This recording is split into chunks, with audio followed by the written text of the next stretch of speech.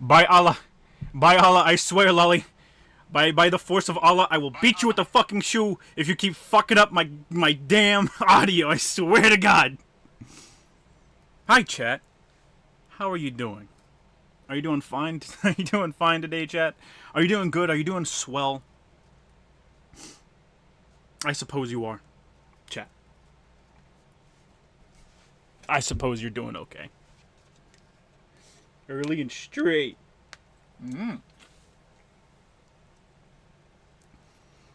Beat Lolly. He deserves it. He always fucks it up. You see the Doki clip? Oh, don't worry. I'm gonna let a couple more people get in here. I've got like the actual... I've got the crux of the Doki clip ready for people to see. We'll wait till more people join in. I think I got a heat stroke, but I'm okay. It's okay. That's okay. I decided to Melania because of you. I'm so disappointed you don't know how to pause the game chat. I'm so disappointed. Don't know how to abuse tooltips. You disgust me, chat. In your opinion, is the Yakuza live action cast not playing the games as big a deal as some people are panicking over? Well, it's not the cast, because like if it was the cast, I wouldn't give a shit, because it's like yeah, at least they're being honest. You know, at least the Kiryu actor is being honest, as opposed to fucking like, what's his face, the fucking guy that plays Star-Lord going like, yeah, I fucking love the Marios, right? But it's the writers, and the writers like, yeah, we didn't play the games or anything like that. We wanted something completely new, and it's like, Hype for Wilds? I hope so. Missed y'all streams this week, but you're right here. What do you mean you missed them? You're right here. Back from a day break from the internet. Good. All the things you can marry 9-year-olds. Chat, Allah is just a stand-in word for God. Whatever you assign to them is on you. Democracy manifest. No, not like 4 million people have seen that clip. There's way more than 4 million. 4 million people have seen like the condensed version of the clip. There's way more than just the clip. Can't pause the game, Mom. You go to your fucking tooltips and it'll pause the game, jackass. Hey, Shoda boy, what will we be fumbling this evening? We're gonna maybe finish Witch on the Holy Night. I was gonna push this back to 8, because I wasn't feeling too good, but I don't know. I'm feeling much better now. What's it on, or do you wait for the Netflix release and have to have the honor not to pirate it? I mean, I'm gonna pirate it, but we'll probably wait for the official release. Chris Pratt saying Koopa like a slur is still funny to me. The Stay Night Steam remake is such a mess. Well, it had the same issue the original quote unquote pirated copies of the game had, which was it was meant for fucking Japan, and if you try to play it outside of Japan, for some reason things are tied. Certain assets are tied to your region, so things would fuck up. So you'd have to change your computer's region to Japan in order to play it properly. It had that same problem, but it was fixed. It was fixed day one. Like before the first day it was released was over, they fixed it up. So it's just funny that they had the same problem it had back in 2004. Iraq on the pedo-maxing arc. Yeah. I really wanted to give the American Silent Hills a chance, but Origins Homecoming have been so boring. I hope the 2 remake is good. To be fair, most people just consider Homecoming the worst of it, like the worst of the Western games. Not Origins, but the Book of Shadows for PSP is like objectively not a fucking Silent Hill game, but it's really, really fun. Like it's like a little dungeon crawler roguelike. It's really fun. Give that one a shot. You should pirate it. God knows you ain't got a fucking PS Vita to play it on. Every enemy from Netflix is getting leaked. It was Ranma 1/2's remake, which looks to be dog shit already. Dawn to Dawn, the Terminator anime. By the way, I'm hyped for that. I didn't know that was actually happening, but I'm hyped for that one. And I think 2 others that I can't remember. Bundle has a $30 Capcom bundle. It comes with Dead Rising 2 off the record, Dead Rising 3, Dead Rising 4, Frank's Big Days, some Street Fighter games, Beat 'em Up bundle, and Dragon's Dogma Dark Arisen. They do. This time with Doki, I've been busy with work this week. I'll show you guys whenever some more people get in here. You support the Muslim god Allah. I've seen that one voice clip. Chat, do you not know what Allah means? It's the same as saying God. Because you can't say God's actual name or he will fucking scorched earth your ass, chat. Can you get Witch on the Holy Night physical? I think you can. You see people posting about people asking for an ecchi patch for the Steam release of Fate, being dumb, saying that they're bad, as if that's not why people want them. No, it's bad. It's the original release of the fucking game. Go fuck yourself. Yeah, I mean, there'll inevitably be like a mod for it, but I think official support should be expected for shit like that. Like, yeah, sure, you get the nice sanitized version of it for the Steam release, where you wipe your hands clean of it. But there are still people that play the games that expect that shit. I mean, 50% of the fucking meme about it is literally just, no, but the sex scene's funny though. So I hope they archive the launch version of Fate Stay Night. It's so fucking funny. They do. They didn't encrypt the developer versions of the game, so you can roll it back to developer versions of the game through Steam. It's so fucking funny. What's wrong with the new Ranma adaptation? I don't like any. I don't like this new thing of like, well, we're gonna take this old series like Ranma or fucking god damn it okay, we haven't watched it in like 3 months, so I can't remember its name. But Ranma and the fucking other one, where it's like we're gonna take this thing that already works like perfectly well, we're gonna remake it with like brighter animation but worse animation, and we're gonna censor it, and then we're gonna fucking shove it back out on shelves, and we're gonna resell this product. I can't stand that shit. If you're gonna do that, at least don't censor the fucking product. Like I don't understand. I just don't understand. And if I had this to think about it, I would say there's probably some Western hands in these development studios guiding it.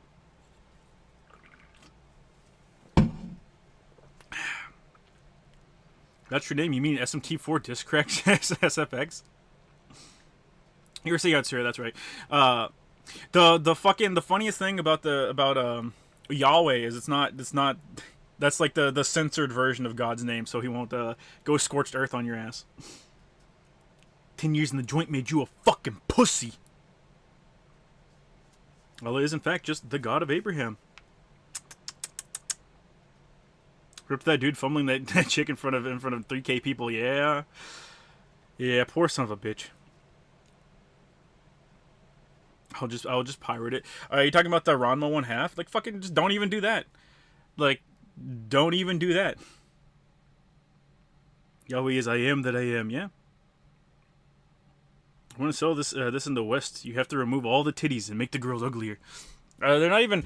They're not making any. They're not changing any character designs. It's just objectively like, yeah, you need to censor this for a Western release that most of these things don't even get. Like I don't know if Yuritsei Yatsura's like first season or first 2 seasons are even available for physical purchase over here. Probably not, honestly.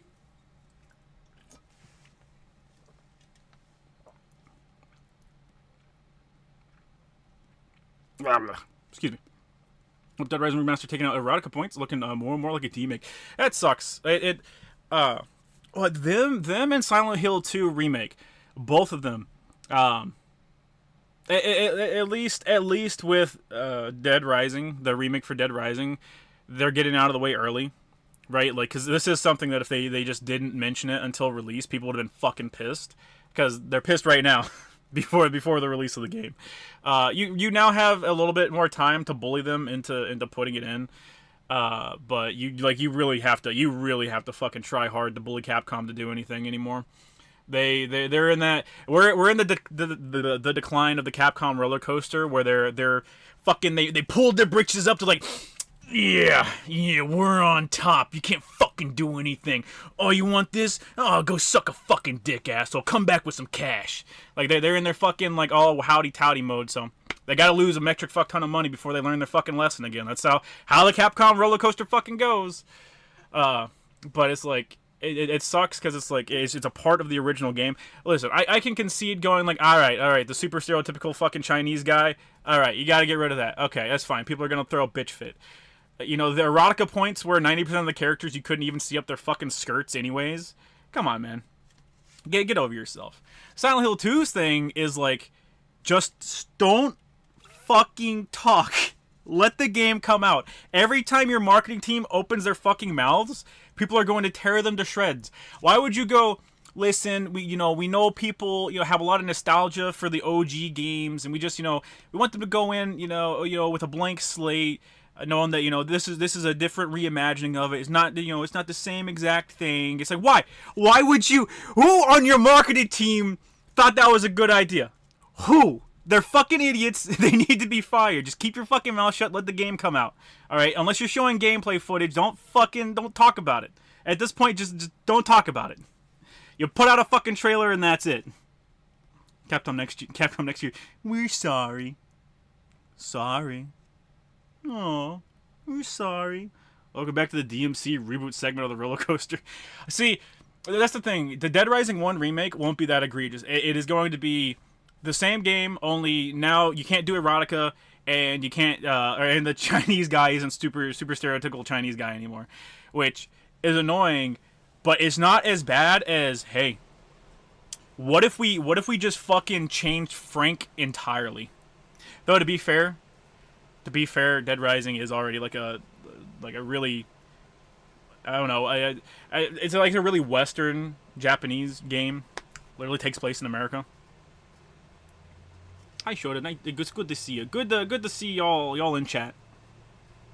Are so many people trying to make RJK Jr. a thing? The dude had brainworms. He did have brainworms, and post brainworms he got worse.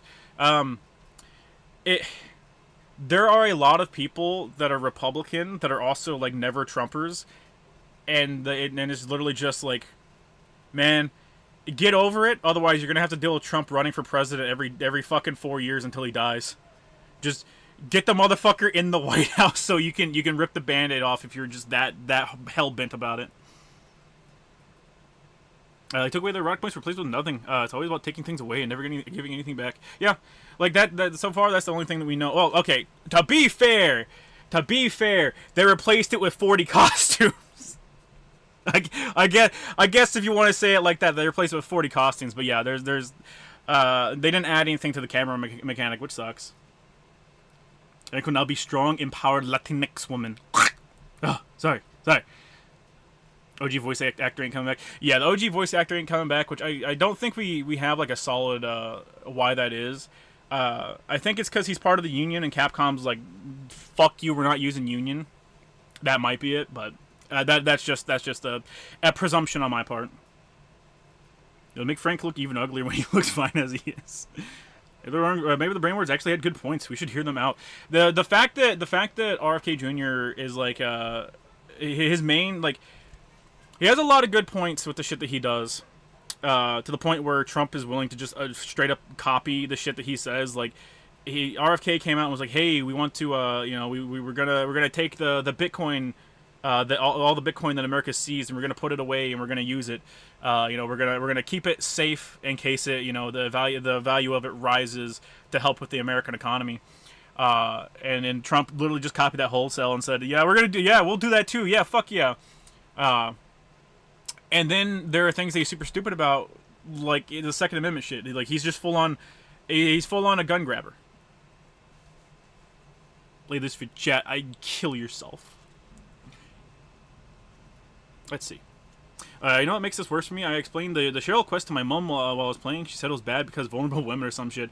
Kind of made me concerned how normal the idea of making soft arrows, soft erotica. Hang on, I'm assuming you meant like soft erotica, a taboo in a dumb, fun kind of media, especially when it's your family parodying the line. Oh yeah, for sure. Tasty. Till I see Frank himself aborting a zombie baby, I'm not gonna say this is a return of DMC Capcom. Yeah. Well, to be fair, it wasn't Dante that aborted the baby. It was fucking Virgil. What a disgusting, what a disgusting fucking game. I hate that fucking game so much. I wonder if Bloober or one of the Team Silent people on the remake made some changes that they know are going to be nuclear, and Bloober's like, well, it's our heads if / when this fails. I think it'll do. I think the game itself will probably do okay. I don't know if it'll.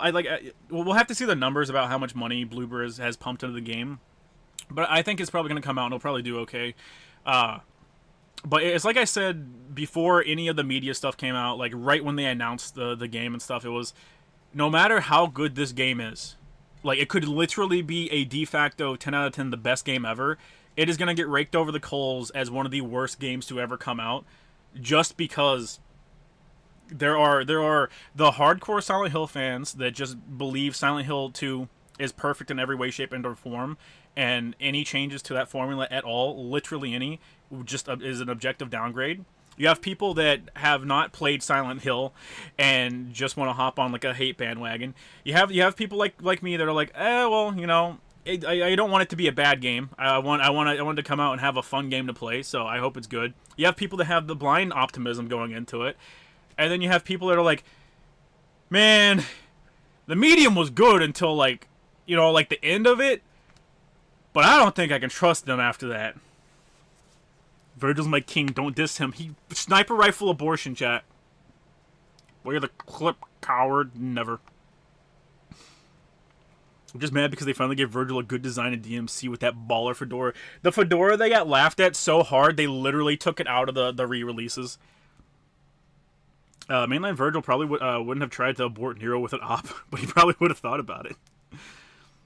You hate DMC. That's why we want you to play it. Why does DI just focus more than often, not just in? Why is DI just focus more often than not just intentionally pissing off fans? I don't know. I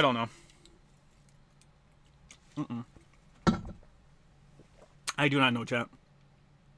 Anyone else's stream stuttering? Let's see. Let me hop over here. I got enough video to maintain open widget. Let's see. Not getting enough video. What do you mean you're not getting enough video? Let's see. Lolly likes to fuck around with my settings because he doesn't quite fully grasp everything. No, that's fine. You didn't mess with that. Yeah, 2. Yeah, that's fine. Yeah, I got no idea why. 6K. It's fine on OBS, so it is a YouTube sided issue.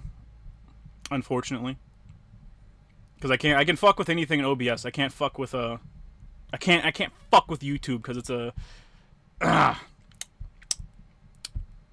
great platform. A wonderful platform, chat. Those are the weapons on Wild so far. Also, what are your thoughts on the monsters? Best Monster Hunter waifu? Why is it the quest maiden for you?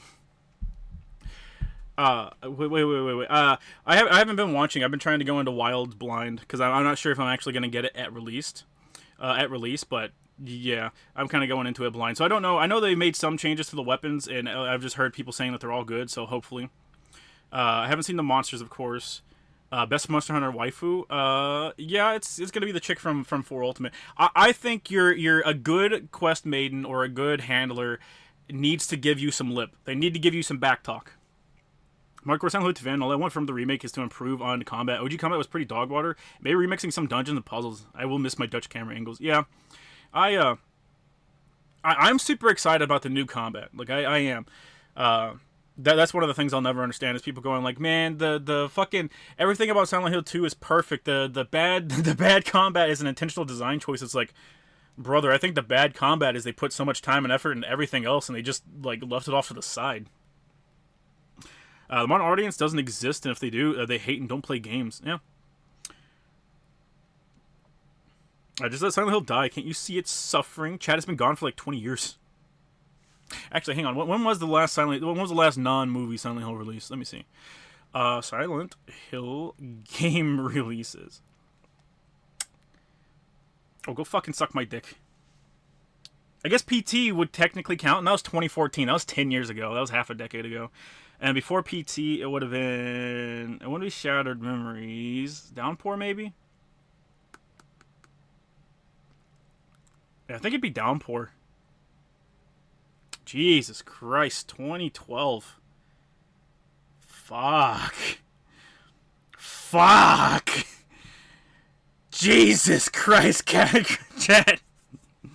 Woof. PTGs, yeah. I got my FNX 45. Ever used it before? FNX, no. We don't need erotica points to complete the rival photographer quest on Dread Rising 1. I think there's one. I do think there is one that he wants some erotica for, which means they probably changed that quest. Excuse me. I gotta stop wasting money on games and started spending on manga. Best decision of my life. By the way, if you're still getting Silent Hill 2 pre-order, Fanatical has it at 20% off. Really? Bad combat isn't good, but bad acting is necessary. Man, chat. I agree. The best decision they made for Silent Hill 2 was just getting a bunch of no-name motherfuckers and being like, oh yeah, get in the studio right now. Downpour was 2012. Ugh. 2's combat was too easy on the OG of the OG games. It was the only one I felt comfortable killing everything. Yeah, well, it was. I wouldn't say any of them are super hard. It's just a matter of you're always fighting with the system itself or the control scheme itself more than anything else, right? Silent Hill 1 is you're playing fucking Silent Hill on the PS1. You don't have access to everything that would make the game really accommodating for you. So that shows that gives you some issues. Silent Hill 2 gives you everything you need. Like, you just have an abundance of weapons to choose from and to use. And Silent Hill 3, Silent Hill 3 never gave me any issues either, I want to say. Probably for the same reason Silent Hill 2, honestly. RX is still traveling across the chasm Matt threw it in. I know. I know. Shadow Rivers is like 2010, I think. Yeah. Downpour is 2012, I believe. Speaking of Suffering, have you ever played the Suffering game? We did on, what was it? Oh, God. Last October, when we were doing horror games all month, we played the Suffering, the first one. It's like Max Payne and horror. It doesn't play nearly as well as Max Payne, but it is horror-oriented.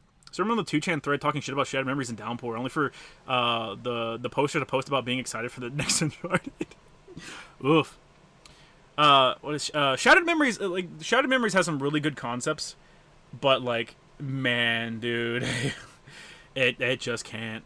Like, the biggest issue about it is the main gameplay loop of the game like doesn't translate very well to the ports of it, because it was a Wii title and it got ported to the PS2, so like it didn't work very well whenever you ported it, because the main thing was, okay, you have your exploration segments, you have your therapist segments, and then you have your runaway segments, and the runaway segments were only the least bit entertaining for two things. A, your answers on the therapist segment would change the monster designs, and B, you're using the Wiimote nunchucks to run and to do your actions, so it gave you something to do.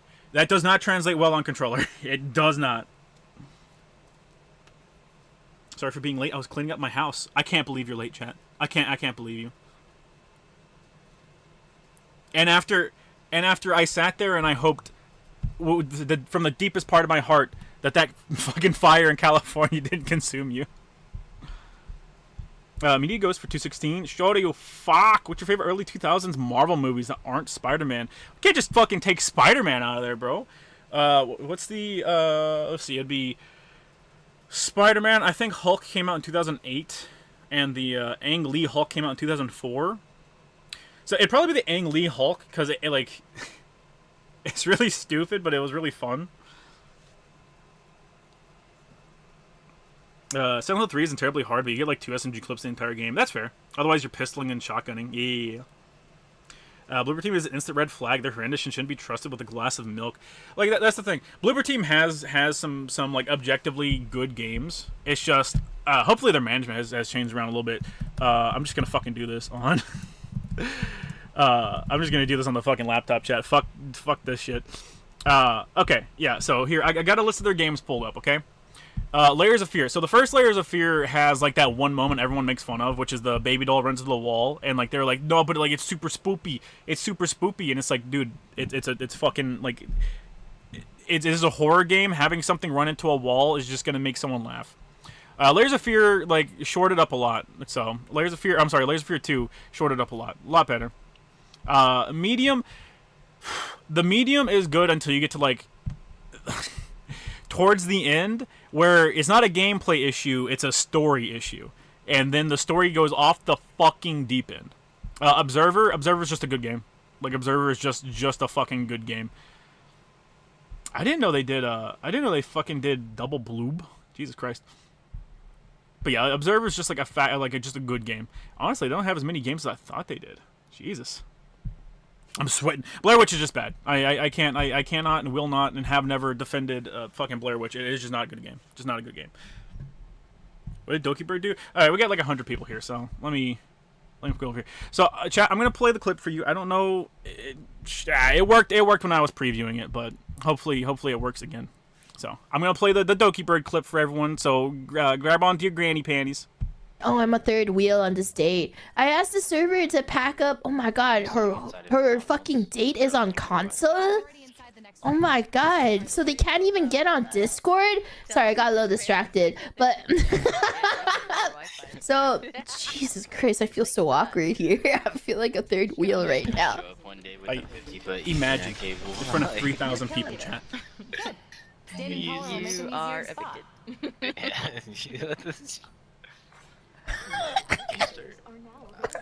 3,000 chat. Bro, this guy is shooting a shot. On this map's weird too. Like,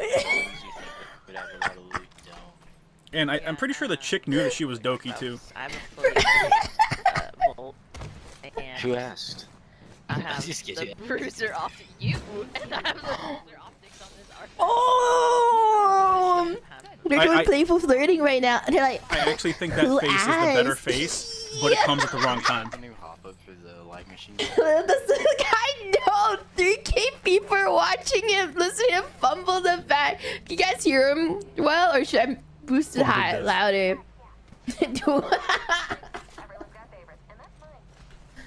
Alright, I'll type something out when they talk Are again. you and Peter still together? Yeah. Next to me playing Warcraft. It's like a reality TV show, chat. A man drowning, fumbling with all his might, trying desperately to get a bitch. Hey, are you and your boyfriend still together? Yeah. Oh, I can't believe.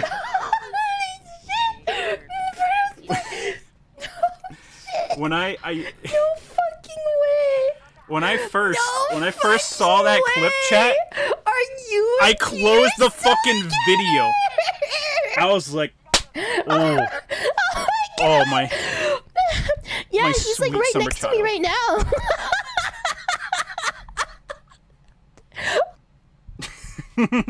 He's like, you shut up. Chat, here's the thing. I've never fumbled picking a chick up. That's the thing. I can always land the chicks. It's the keeping them there and picking ones that aren't batshit fucking insane, right? But that poor motherfucker, chat. That poor motherfucker. And not only that, in front of 3,000 people, he probably didn't know. But there's another part of the stream like that. That is just the condensed as much as possible version of that clip where the Doki face comes from. That is the most condensed version of that clip that you can get. It was an entire game of these two fucking or him trying to flirt with her and her just, I don't know, being normal. And like there's one part where he's talking to her and the chick goes, oh man, Doki Bird's gonna think I'm weird. So I think she knew Doki Bird was playing with them. I don't know if he did, but I think she knew Doki Bird was fucking playing with them. Oh, dear fucking lord, chat. Dear lord. Nuclear fumble. It is! That dude's so cooked. Bro, that dude might fucking kill himself. Just walk up to them and ask for the number. I live in New York. And? Get bitches, chat. It's the keeping them part that's hard. It's not really that hard. It's just, making sure you can ascertain whether or not the one you have is batshit insane. What was the exact context? Exactly that. Doki Bird's playing fucking Apex Legends, and she's shacked up with what is it? I think you can do duos, but you can't do solos in Apex Legends. It's been a long time since I played it. So you no matter what, you're stuck with other teammates. And she was playing solo, so she got shacked up with a party of two, which is those two playing together, and the dude is like so very clearly trying to flirt with the chick he's talking to. And she's, for the most part, she's just being normal. And it climaxes right there where like after doing that playful flirting bullshit that who asked? just kidding. I'm just kidding. He goes, hey, are you and that guy still together? God, chat. And then like the fucking, I don't know if you notice it, chat, but the mics just go quiet. Like that's not even like a stealth, like poking and prodding. Like, is she single? Is she dating anyone? No, that was just balls like on the table. Hey, you single? Fuck, poor guy. Oh shit, today living my best life. Not just yeah. She says yeah. He's playing WoW right next to me. I can't hear her saying anything after yeah, because Doki fucking just breaks. Just fucking breaks. You know he just fucking shot himself. He saw it on trending on Twitter and was like, oh hey, that's that Doki Bird lady that chick I like was talking about. Click. Oh. Well, I guess that's it, guys. Doki's just making it worse. It can't really control people shooting their shot on your stream, to be fair. Balls. He whipped his balls out on the table. They had the hammer ready, chat, just to fucking shatter his entire soul. This is we're conditioned in high school to simply assume that nobody has interest in us. Chat, yeah, it does. No one's ever gonna have interest in them unless you fucking talk to them. You talk to ladies and try and pick them up so that you can establish whether or not you have anything in common. Don't talk to ladies, you can't get no dates. You can't find out if you have anything in common. Hey, sure, I said this a lot, but imagine if for Spider-Man 3 they kill off Peter to hammer in Miles, and for the epilogue they show MJ now married to Paul. What evil did I put in this universe? It won't be her married to Paul, but like I fully believe that like they're probably gonna try and kill Peter in Spider-Man 3. He saw it on Twitter. No, I'm. It's trending on Twitter, so I 100% assume he could probably just bring up Twitter and see it. It's fucking everywhere. Sometime after the clip, he DC'd from the game too. Oh, fuck. Jesus. Ah, they're cats and they're playing poker. You leave the kitties alone, chat. You can get Lolly to interview that guy next. We need to hear his story and how he fumbled straight from his mouth. Forget hammer. It was a knife. Fucking castrated, chat. What if you just hate women, Shota? I mean, you can also be a woman, I guess. Doki Bird just watched this man fumble and did nothing to stop him. Yeah, so Doki's muted the entire time, so they can't hear her. I don't know what she does in the menu at the end of that scene, because it's obviously cropped. But like, I imagine she's going to the menu, making sure like her mic is turned off. Stream idea: Fight Night Champion. Fight Night's fun. Tragic, this stuff isn't regulated to maximum being known in your school or town for some fumble. Now it goes viral. Well, to be fair, he shot a shot on a fucking streamer's stream. That's on him. You just gave me an AI rundown on the stream. I have no idea what to make of it. Oof.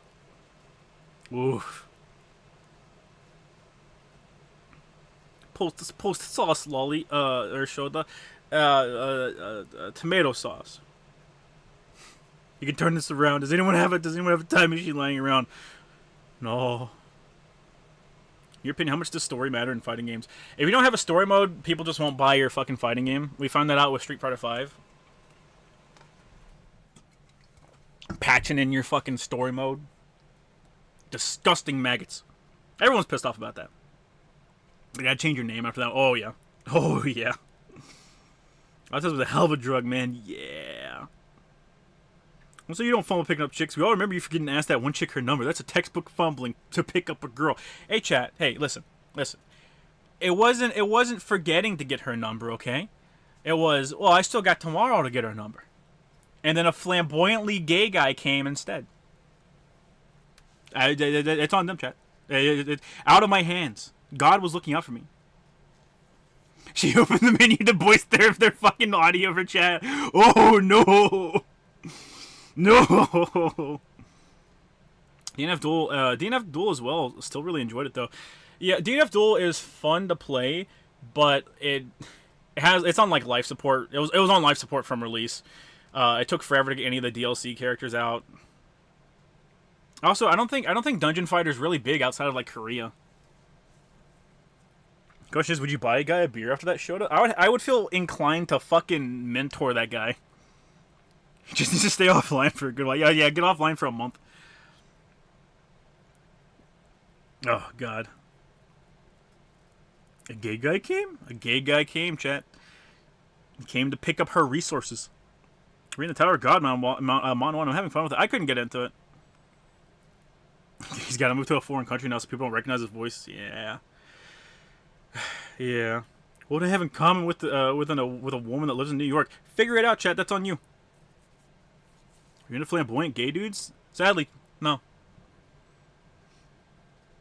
This is weapons grade cope shooter. Been on the Sword and Fairy series. Sword and Fairy, fuck, God,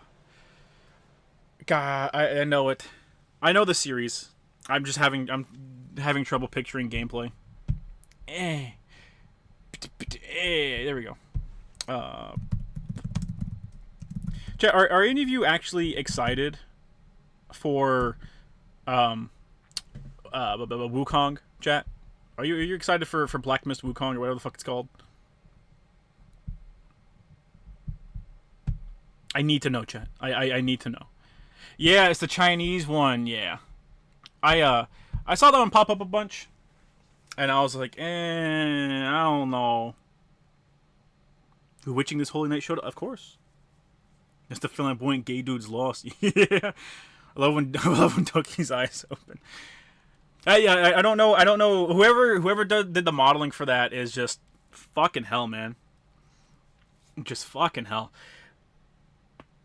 Whoever did Doki's model needs to get paid extra, because how do you make a specific model for, oh man, that dude's gonna blow his brains out on stream, I need to mute the mic. Doesn't look like my kind of game. Yeah, I was gonna say it doesn't look interesting to me. I really haven't kept up. Nah, but my favorite streamer is. The fuck is Wukong? Yeah. So I'll be got my two teams on ZZZ to level 50. My Ellen, Locken, Sokaku, and my Soldier 11, Lucy Piper team. Yeah, I haven't pulled Soldier 11. It's Tenmu Neo. Hear about a GoFundMe for the Bungo Taigaholic for legal action. Only hope Taiga can be at peace. Hopefully, I haven't heard about the GoFundMe for it. I haven't been following the situation, so I don't know. You know how gossip is on the internet. It's impossible for me to. Hey, that's probably what it was. Pause. It's impossible to tell what the fuck is actually going on until like 80% of the way through. Yeah, I like Journey to the West, but not really sold in the game. Yeah, I think that's a good way to put it. Apparently, the Wukong game is not a Souls-like, more of a standard action game. Yeah, it's like I don't know. I guess maybe Ninja Gaiden would be a better way to compare it, because it's like it's supposed to be difficult, but it's not. Excuse me. It's not like Dark Souls, you know. It's like Ninja Gaiden, more like Celia God tier rigger. Apparently. The thing about the model is that it's just Sullen's model with new hair. Yeah, it's Sullen's face with bits of. I don't like the model itself. I like the rigging though. Excuse me. He's either gonna off himself or get the greatest redemption arc. It'll be like what is it? That guy with It was like the guy with the world's smallest penis. How like random chicks will just come up to him and be like, "Hey, can we fuck?" And he's like, "Yeah, sure." You know, it's just like 4 million people saw your Fumble. Come on, we gotta get you laid. Come on, let's go to the hotel right now. Sure, why not? The Delta Force is being made by Chinese devs too. I like the idea, but I would prefer more DMC instead of New God of War for my Monkey King. That's right, that one femboy VTuber attempted to unlive yesterday. Supposedly. Don't make it her mission to help that man score. Bungo Taiga? It's something, like Taigaholic or something. It's a dude VTuber. Someone stole Kojima's. I thought that was a fucking parody, chat. I thought it was a parody article. I'll be honest, I don't like Doki's base model. It just looks cheap in my opinion. I don't like her new model. Like I wanted something. If she was just gonna pivot and just change her entire model, I would have liked it to, like, I don't know, be better. I have a better design to it. I know exactly what it is. It's supposed to be a chimera between the Doki Bird outfit or rig and the Sullen rig. You know, I get it. It's just I don't like it. I don't like the way it looks. The Doki rig was admittedly cheap, but like at least it was unique, and it was like wholly unique in and of itself. If you cringe seeing it, you're legally obligated to suck it. Them's the rules. Oh god. I missed you on Lolly stream. You mean like the stream yesterday? I don't do the streams for. I don't do the 14 streams. Speaking of chat. Actually, hang on. Let me pull it up on. I might have it. I might have it in my fucking. I might have it on the computer. Hang on. Well, no, that's not what I. That's not what I want. That's not what I fucking want. Images. Who the fuck's playing? Irishman's playing The Sims. Odd. Tier list? No, maybe. I don't know. I think I might have it on my phone. Let me see. Browse pictures. Oh, maybe I do. Oh. Let me see. Okay. No, please, guys. There you go. Okay. All right. So this is the old fucking Phase Connect tier list chat. All right. This is the old one. Okay. Now I need to say this right now. Okay. Lumi has been elevated, chat. She has been elevated up there with Sakana. Okay. That is in Sims. She's been elevated to Sakana level because I saw her posting about Final Fantasy 14 and talking about how she loves seeing people's Warriors of Light. Okay, so just know I can't. I don't think does my laptop have Microsoft Microsoft Paint Microsoft Paint no Microsoft Paint. Okay. Oh, it does. Hang on. I can do this for realsies, chat. File, import to canvas, from file. I can do it, chat. I can make it work. Don't turn on GeForce Overlay. It's fucking Microsoft Paint. What are you doing, bro? Picator, Phase Connect. Yeah, there we go. We'll do red. You know, everyone loves the color red. And we'll do this. Thick. Where's line thickness on this fucking? There's brush, I guess. Is it big enough? Is it big enough? There we go. That's good enough. Save. As a matter of fact, we will fucking save it over the image. There we go. There you go, chat. There you go. Drop Pippa further down. There you go, chat. Lumi, through the sheer power of, I don't know what the fuck I'm messing around with in the background over there. Through the sheer power, chat, of whatchamacallit, she has been elevated. Oh dear. There we go. Yeah, there we go. She's been elevated to S tier. I wanted to get that out of the way. My goat. Delete. There we go.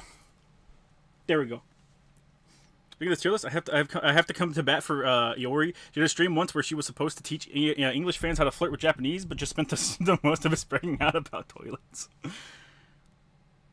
That's so true, chat. Should have just listing his future stalking victims. Chat, those are old stalking victims. Muyu in F tier, disgusting. Okay, when we made the tier list, I gave everyone the chance to defend their Oshis. Okay, it's not my fault that you guys did such a terrible job at defending your Oshis. Okay, if you wanna get bitches, chat, you have to have some honor. Okay, throw a head face for $1. Put the Z in A tier, you fucker. Dizzy goes in fucking D tier, or whatever fucking tier I have her.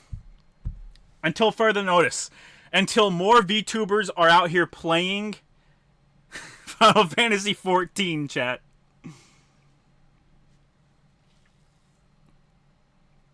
She's risen even higher like Rusty. Riz is my Oshi. Rizzy's dead. I have no idea about this tier list. I'm sorry. Use design's A tier. Otherwise, I say low B, high C. Loki's design is great too. Leah plays that game religiously. Leah likes Final Fantasy 14. Wait, hang on. Let me make sure. Let me make sure I had all the right names, chat. Let me make sure. Pimpker. That's a lot of Cannibal Corpse. I never deleted those fucking pictures.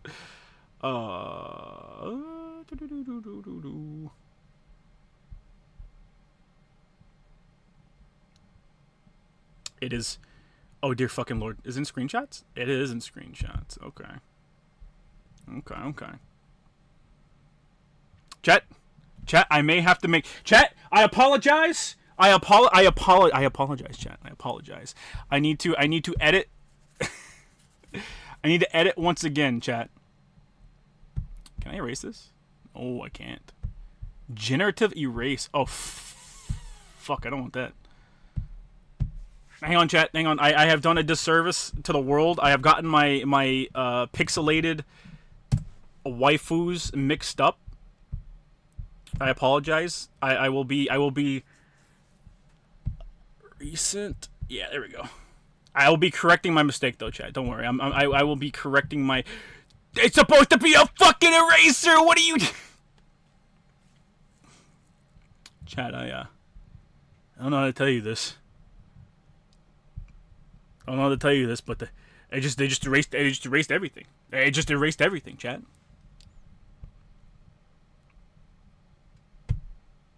I can print. Let me connect it to a fucking printer. Here. This is how we'll fix it. Give me a wider brush, please. No, chat. You're not allowed to see, chat. You're gonna make fun of me. You're not allowed to see. You're not allowed to see. There we go. There we go.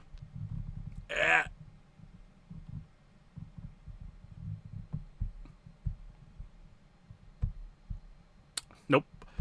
Save, please. Pretty please. Oh, that's right. Didn't change the name. Excuse me. All right, chat. All right. Just so I had to correct myself because I've committed the great sin. Just keep it media source. I don't give a shit. I don't give a fuck. Why is that in pictures? Shouldn't be in pictures. Oh, fuck you. To-do.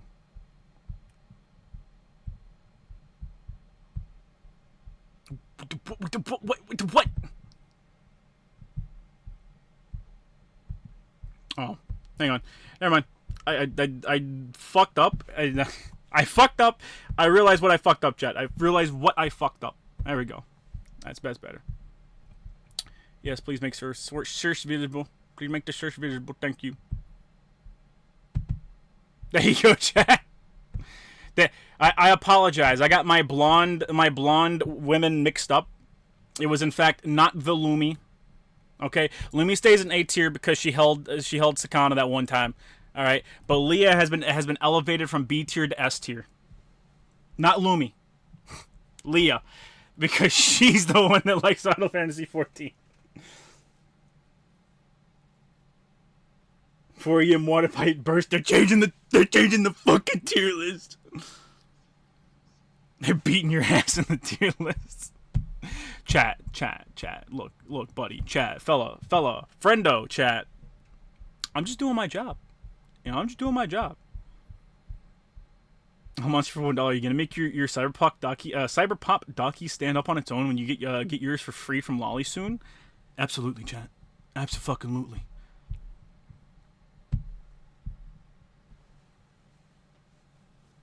Tier list fixed by Jimmy, aged 8. Chat, you can't say Jimmy on stream anymore, okay? That's a no-no. Alright. Look. I imported. I didn't have to, but I imported it to Paint. And unfortunately, I was a silly Billy, and the erase function on Paint just completely fucking erases. Who could have thought? Who would have fucking thought? Real brain teaser on that one. It completely erases, so I couldn't erase the red line. So I just decided, yo, fuck it. Lumi gets ripped out. Lead to S tier. Let's go. She plays Final Fantasy 14. She plays Final Fantasy 14. That's all you need to be in S tier, chat. Saya also plays Final Fantasy 14. She even gets creepy messages from people playing the game. Yeah, well, you want to know what, chat? I haven't seen Saya play Final Fantasy 14. Okay, and you want to know what else? Everyone gets creepy messages from people playing on Final Fantasy 14 because they all want to fucking ERP with you. Sure, why didn't you save it? I did save it. He's also a Danganronpa fag. Oh, you can see that. But Shota, Lumi plays WoW. I might move Lumi down. that might move Lumi down. Pippa took Pippa the Ripper from us. Rage Pig goes in S tier. But chat, you're the Rage Pig. Chat, you're the Rage Pig. always were, chat. Zodiac from One Buckaroo. Woo! Leah love. It would normally, chat. I'm all for hate. Okay, I love spreading hate and dissatisfaction in the world. Okay, but if you're simping for Final Fantasy 14, you get on the tier list. You know, you get getting in the S tier. So I also fucks her dog. You're not putting her in D tier for that. It's cringe. It's cringe. Chat, I don't believe you. I don't believe you when you say she fucks her dog. Chat, what if I told you Dog Fuckers Anonymous has another person to add to the list here in Kentucky, chat? What if I told you we have anecdotal evidence of a second dog that has been fucked in Kentucky? What if I told you that, chat? How would you feel, chat? How would you fucking feel?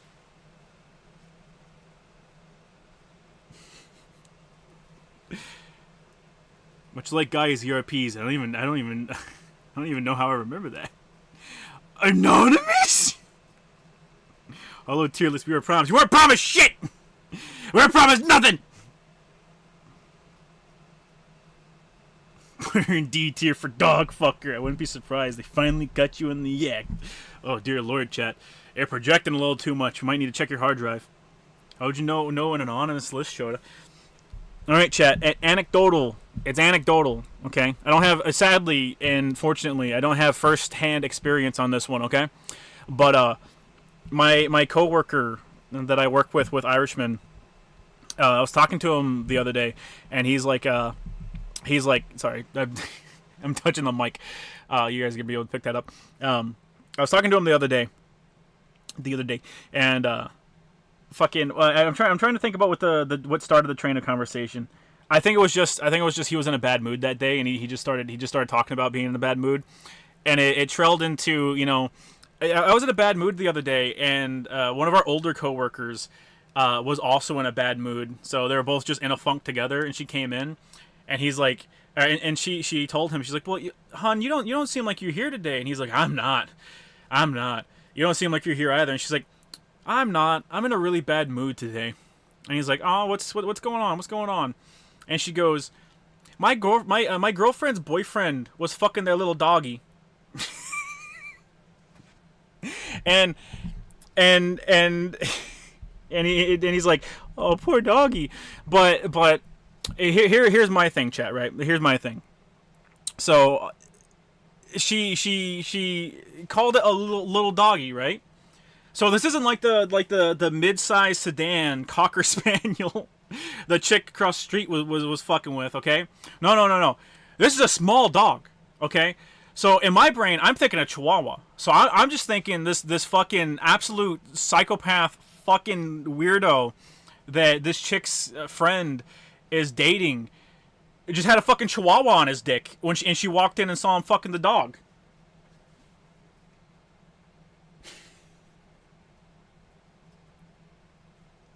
Kentucky's cursed? Chat, if it's in Kentucky, it's way worse. It's way worse in any other city. Any other state. A dachshund? Could be a wiener dog. That was my second thought was, oh man, a wiener dog on a wiener. And then I grabbed my gun and I was like, oh, can't do that one, buddy. Don't need to call the police now. They do. It was this dog, not the Pomeranian!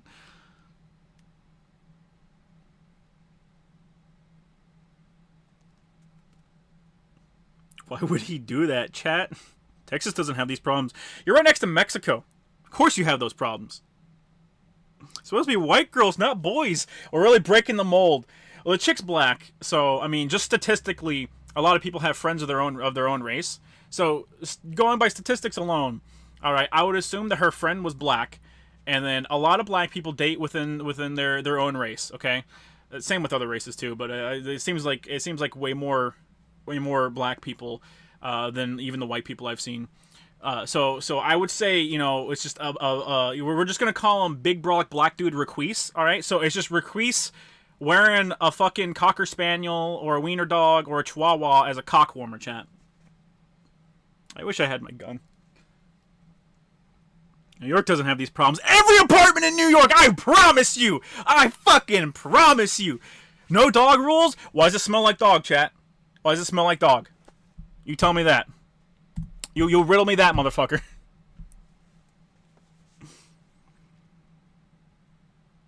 Quote that one scene from Ren and Stimpy.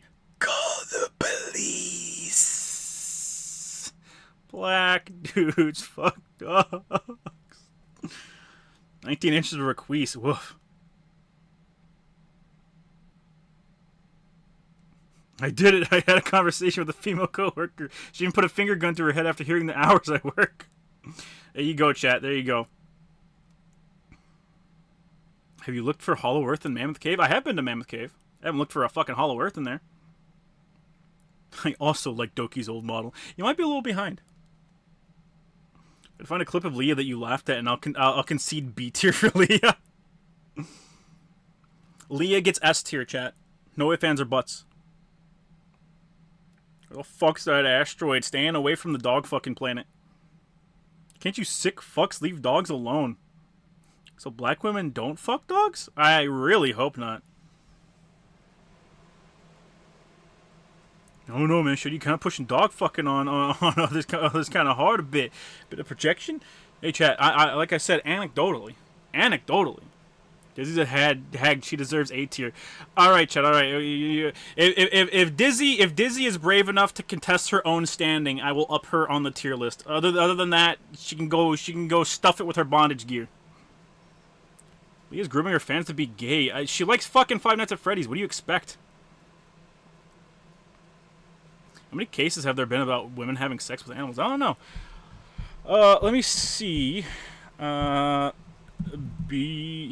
Bestiality cases USA. Let's go with 2023. Okay, we got one for like 2020, I think. Holy shit! Okay. That's a 4-year time gap. Relatively small, all things considered. Okay, and these aren't just arrests; these are convictions as well. Cause like, oh god, what was it? There's that one like white chick on TikTok that fucks her dog. I guess she was on Twitter too, but she fucks her dog, and like they let her out multiple times. I think it was like the third time is when she actually got convicted. But 300 between 2016 and 2020, 317. However, that almost has a fucking 100 on 2011 2015. So it seems like we're growing like 100 dog fuckers being locked up a year. I'm sorry, not a year. Every 4 years. Every election cycle. How about that? Every election cycle, chat. That's disgusting. I fucking hate those people. It's in the billions, Shota. Please don't be in the billions. You're gonna put you on another list for typing that in. Oh dear lord. Oh dear lord. Just leave the puppers alone. Yeah, leave the fucking dog alone. I just got home from a 10-hour workday. I'm sorry I made your day worse. Ontario has the highest percentage of female seats, and ever since it became legal to have sexual relations with your pet, what? As long as you don't penetrate. What do you mean you don't penetrate? What do you mean? You know, Spain, what was it? Spain's rule is, as long as it doesn't quote-unquote harm the animal, it's okay to fuck it. That's Spain's rule. It's a predominantly female-run country, to my knowledge. Chat, you seen the connection? The more power your women have in your country, the more likely it is for animal fucking to be legal. That's all I'm saying. That's all I'm saying, chat. All right, I'm not saying there aren't some dudes out there fucking dogs or cats or whatever animal it is. Okay, that's not what I'm saying. I'm just saying, at least the dudes are willing to go to prison for their lust, as opposed to the women who want to fuck dogs with impunity. Okay, that's all I'm saying.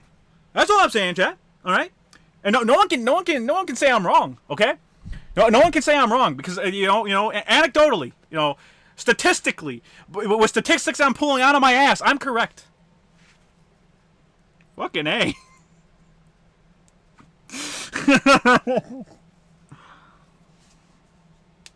My coach who served in Afghanistan said people over there use women for reproduction and use kids and goats for pleasure. Well, after you pop a kid out, it gets a little bit harder, Drunk derangement syndrome creates furry porn. Oh god. What the fuck? can't make laws because of the implication. Bitches be like, men will fuck anything, and then chicks fuck a German Shepherd. Dear Lord. Dear Lord. It's almost to the millions in 2024 showed in bestiality, too many Beauty and the Beast. Women are into dogs and incest. They have no right to complain about our fetishes. Oh God. At this point, I say to these bitches, get a damn vibrator. I don't know, chat. I don't know. Maybe it's like maybe all these women are like what's her face? Are like Kirsch. You know, they're Hitachi wands blew up on them, and instead of being a nice responsible person, they go and instead of being a nice responsible person, and pulling up Amazon and fucking, you know, next day delivering themselves a fucking Hitachi magic wand or whatever the fuck. They look in the corner and it's just, you know, it's all blue, you know, 6-year-old doggo over there, you know, on his last legs, and ain't had the chance to procreate yet, and you know, she just puts her finger to her lip, like, you know, I could save like, I don't know how much how much is a fucking, I'm not typing that one in on the computer. I don't know how much a Hitachi magic wand cost. I should have done price. $70. Yeah. I can save $70. Kirsch fucked her dog. No, Kirsch didn't fuck her dog, chat. Kirsch's fucking Hitachi broke while she was using it, apparently. She didn't fuck it. I don't think Kirsch has a dog. I don't fucking know, man. Like, the Kirsch vibrator broke is so fitting and funny to me. How's your girl, Shota? She want to have kids, apparently. Unbeknownst to me. Well, Blue got his balls snipped and takes his frustration out on the girl. Oh, dear Lord. It's by a toothbrush. Chat, I'm sorry. I am full up of the belief that I don't think a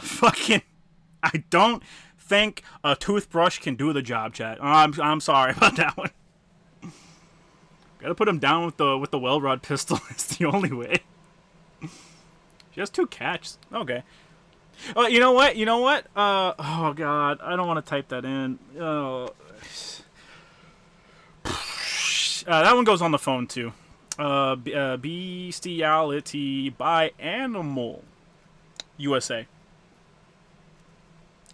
What do you mean legal? What? I don't want to know about the legality. Oh my God.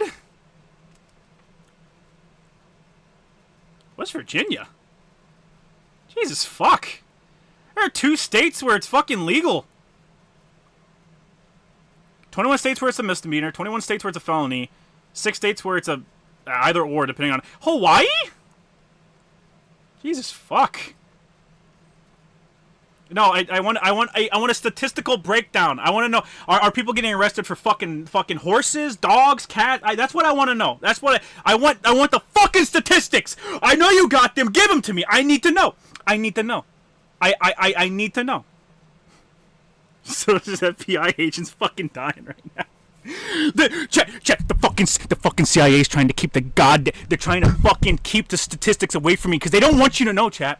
They don't want you to have the fucking power, okay? They don't want you to know how many white women are out there taking fucking stud horses in the back of the barn. They don't want you to know how many German shepherds are being run through by fucking sick, demented women, chat. They don't want you to know, all right? They don't want you to take action, okay? They're afraid of what you can do to combat the growing bestiality craze in America with just a little bit of information. So they won't tell you, chat. They won't let you know. Bestiality was legal in Washington and Mr. Hands happened. Oh, why does someone have to die for you to go fucking animals is wrong? Kirsten's roommate has a dog and she does not like dogs. Came out to today's stream. She hates dog smell. Her roommate doesn't wash their dog then.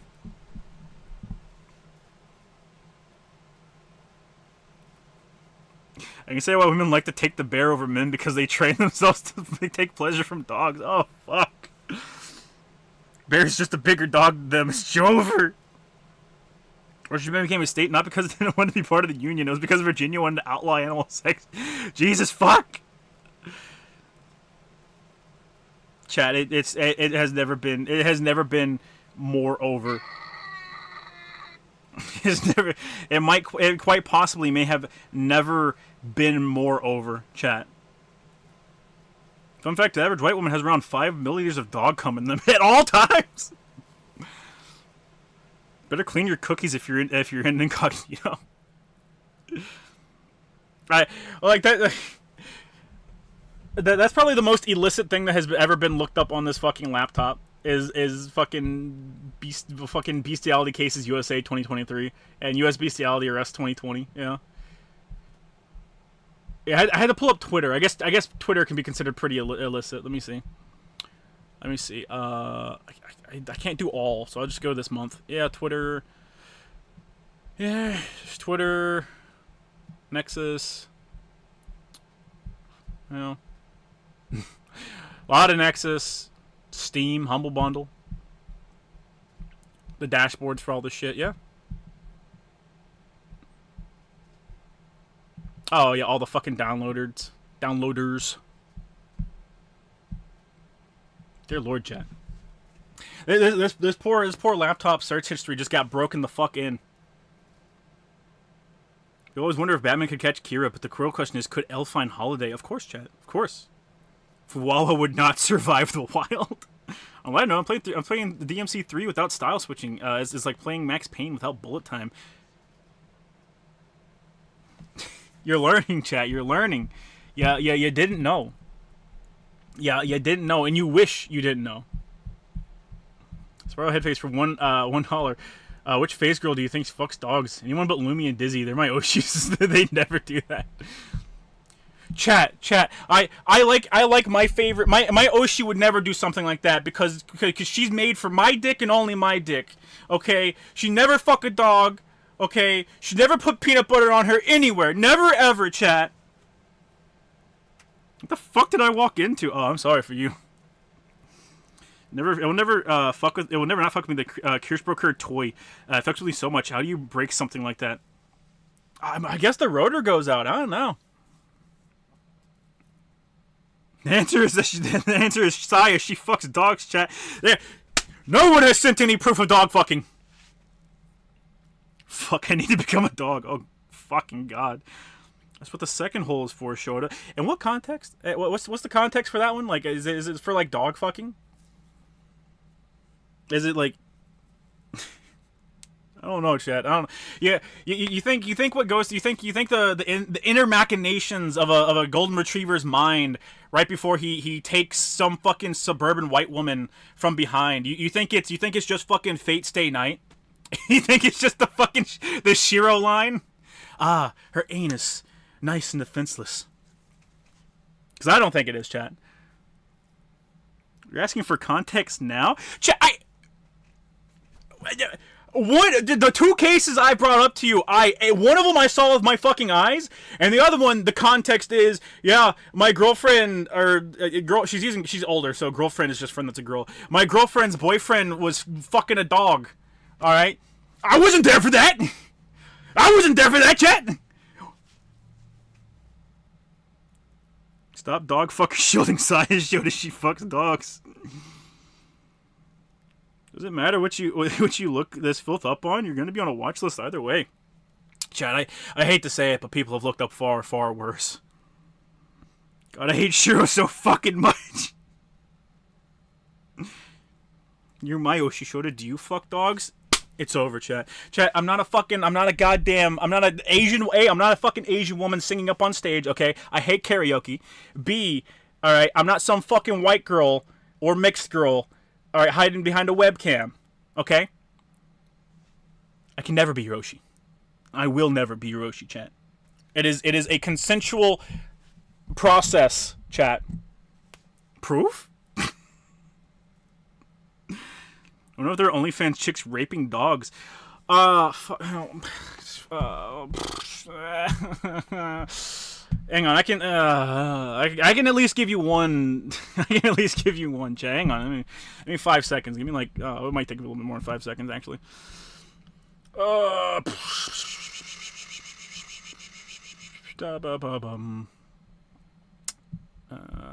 that's right. I can scroll like this. chat, don't worry about what I'm doing right now, chat. Don't fucking worry about what I'm doing. What I'm doing is for the betterment of mankind. Okay. It's not. It's gonna make mankind just objectively worse. Like your life is gonna be way fucking worse, chat. But it's okay, chat, because it's a funny. Chat, Lily is German. That must mean she likes scat. I don't. Chat, listen. I'm not about to be like fucking. I'm not gonna run the gauntlet, chat. You know, I'm not gonna run the gauntlet and be like, oh man, stop fucking the dogs. I'm not gonna run the gauntlet and be like, oh man, bestiality's worse than scat, because they're both fucking awful. They're both awful. The difference is, I don't think scat is illegal. I don't know. Maybe it is. Who fucking knows? I don't think scat's illegal, but I know bestiality is illegal, except for in fucking West Virginia, and I don't remember what the other one was. And Washington before a guy died. Jesus fuck.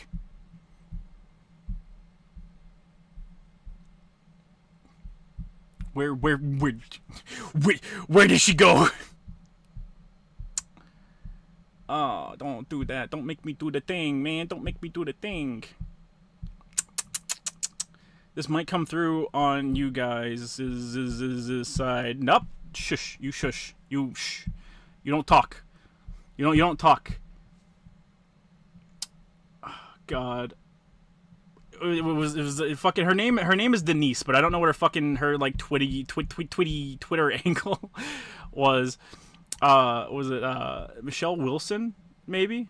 Lori Wilson. Maybe. No, I'm sorry. It was Denise Frazier. Chat. Denise Frazier. You can look up Denise Frazier, and there's your fucking your TikTokers fucking dogs. There you go. There you go. Scat is super illegal in many countries. Scat is very unsanitary. Chat, I'm not fucking saying I'm not saying, you know, go pick up a chick from a bar and be like, "Hey baby, let's just say what we're doing here is consensual, but I slipped a laxative, you know, I slipped a little Miralax in your drink while we were at the bar. And, you know, I want you to give me a Cleveland steamer." I'm not saying go out and get a fucking Cleveland steamer from some chick at the bar, chat. I'm saying I think it's legal, and I'm not putting it in the fucking laptop. I'm not figuring it out. I don't think it is. It's illegal in our hearts. That's fair, chat. That's fair. That's fair, chat. Police report stream. Let's go. Shota can't be your Oshi because he can't impregnate himself. It's simple physics. That's true. That's true. Shota, after scat, who has the responsibility to clean? Oh God. Oh my. Fuck. Was it? Oh fuck. I can't. Fuck. I can't remember. Oh damn it. I think I told the story about the bachelor party where they strung him up. They tied him up for his bachelor party, and they like rubbed ice all over him, and they had the dominatrix like fuck with him all night long until he was crying. I think I've told that story. I haven't told the candlestick story because chat's not ready for the candlestick story. But I'm like 90% sure the same guy that told me both of those stories. He also had a story. It's either from him or it's from someone else. But I've heard the story before. But there was a story about a guy who was like really down bad he was like just really down bad. There was this like 8 out of 10 chick, by his standards, it was like 8 out of 10 chick that he wanted to fuck, and like they met up, they were going to fuck, and he's like, man, she stunk to high heaven, you know, stunk to high heaven, but it's like, man, I just want to get my dick wet, you know, I just want to fuck, okay, so and I'm just gonna fuck because I want to fuck, and he's fucking her, and she just shits. Like he's not doing anal or anything. He's just fucking her regularly, and she just fucking shits all over the place, and you know, I assume in that situation, you send them home and you toss out your sheets. So chat, the scat responsibility of scat falls on whoever's house or apartment they're at, chat.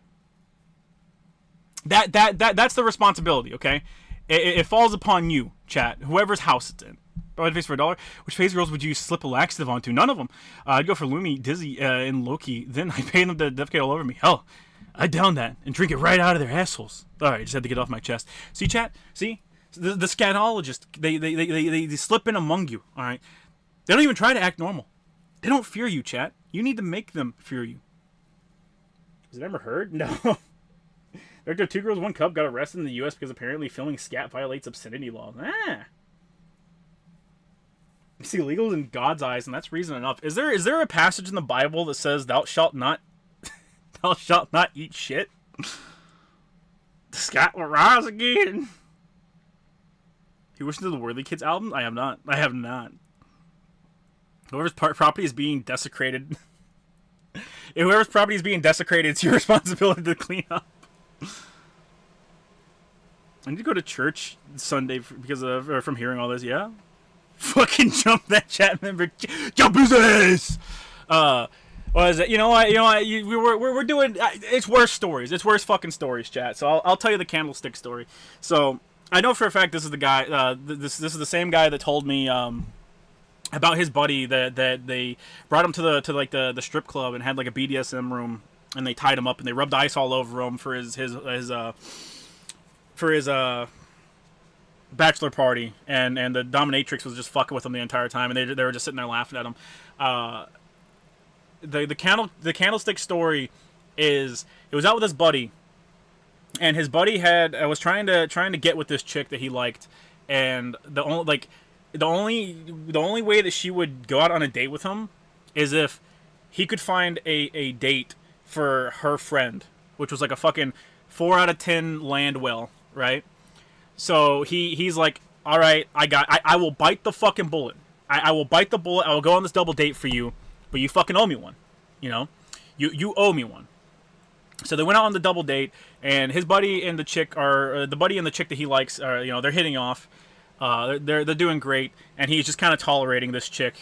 But they go back to the buddy's, his buddy's girlfriend, fucking the chick he's trying to fuck. They go back to her apartment, right? And so his buddy and the chick start getting it on, and this fucking Landwell is she wants to fuck, she wants to fuck, and he's like, no, I really don't want to, and she's like coming on super duper, like super fucking strong, and he's like, he gets the idea in his head. He's like, man, if I fucking just tell her no, she's gonna throw a temper tantrum, and my buddy's gonna lose this chick, right? Like my buddy is just gonna fucking lose this chick because this goddamn wing woman just wants to get laid. I gotta take one for the fucking team. So he's like, yeah, yeah, let's do it. And he's like, but I'm really shy. So we have to turn the lights out. We have to turn the lights out. And she's like, oh, that's fine. So they turn the lights off, right? And I guess I missed the part where he was like trying to think of ways to get out of it, but he saw a candlestick sitting on the countertop. So the lights are out, and he goes down on her, and then he's like, I'm not sticking my fucking dick in there. I'm not doing it. So he grabs a candlestick. He fucks her with the candlestick, and then his buddy gets done, and he grabs him. He's like, "Yeah, we need to go. We need to fucking go. We need to go now. That's the fucking what a brother. What a brother. I think it falls under not eating unclean things. Oh god, get having kinks have my own, but animals and bodily waste is just where you draw the fucking line. Yeah. I heard the story somewhere else. Your friend's a fucking liar. It was probably, you probably heard it from me before. I probably told it before. I didn't think I told it, but I guess I did. He deserves all the drinks.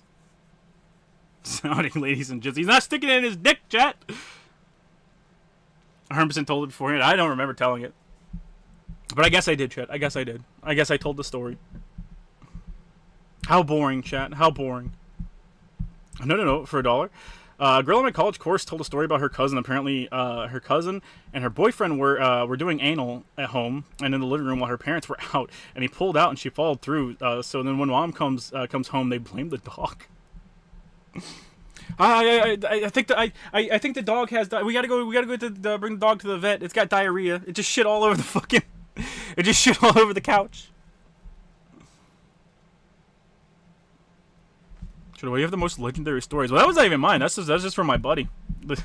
You work security long enough, like you'll meet people that either have crazy fucking stories or are just batshit insane. Almost for $1. From the late Bob Saget. There's shit everywhere. There's shit on the wall, on top of the toilet, on the window. It's everywhere. Oh god. It was like an S-Link mission. I can't wait for Persona 6 to take place in college so you can get the candlestick mission chat. The social link upgrade. Always shit before anal. Yeah, you know, chat, you know. There's a process. There's a process to this stuff, you know? Was the girl at least attractive? The one he pulled the candlestick on? No, he described her as like a 4 out of 10. 3 or 4 out of 10. Not the best. No, for $1. Finishing the story. Finishing the story after blaming the dog. The mother had it put down.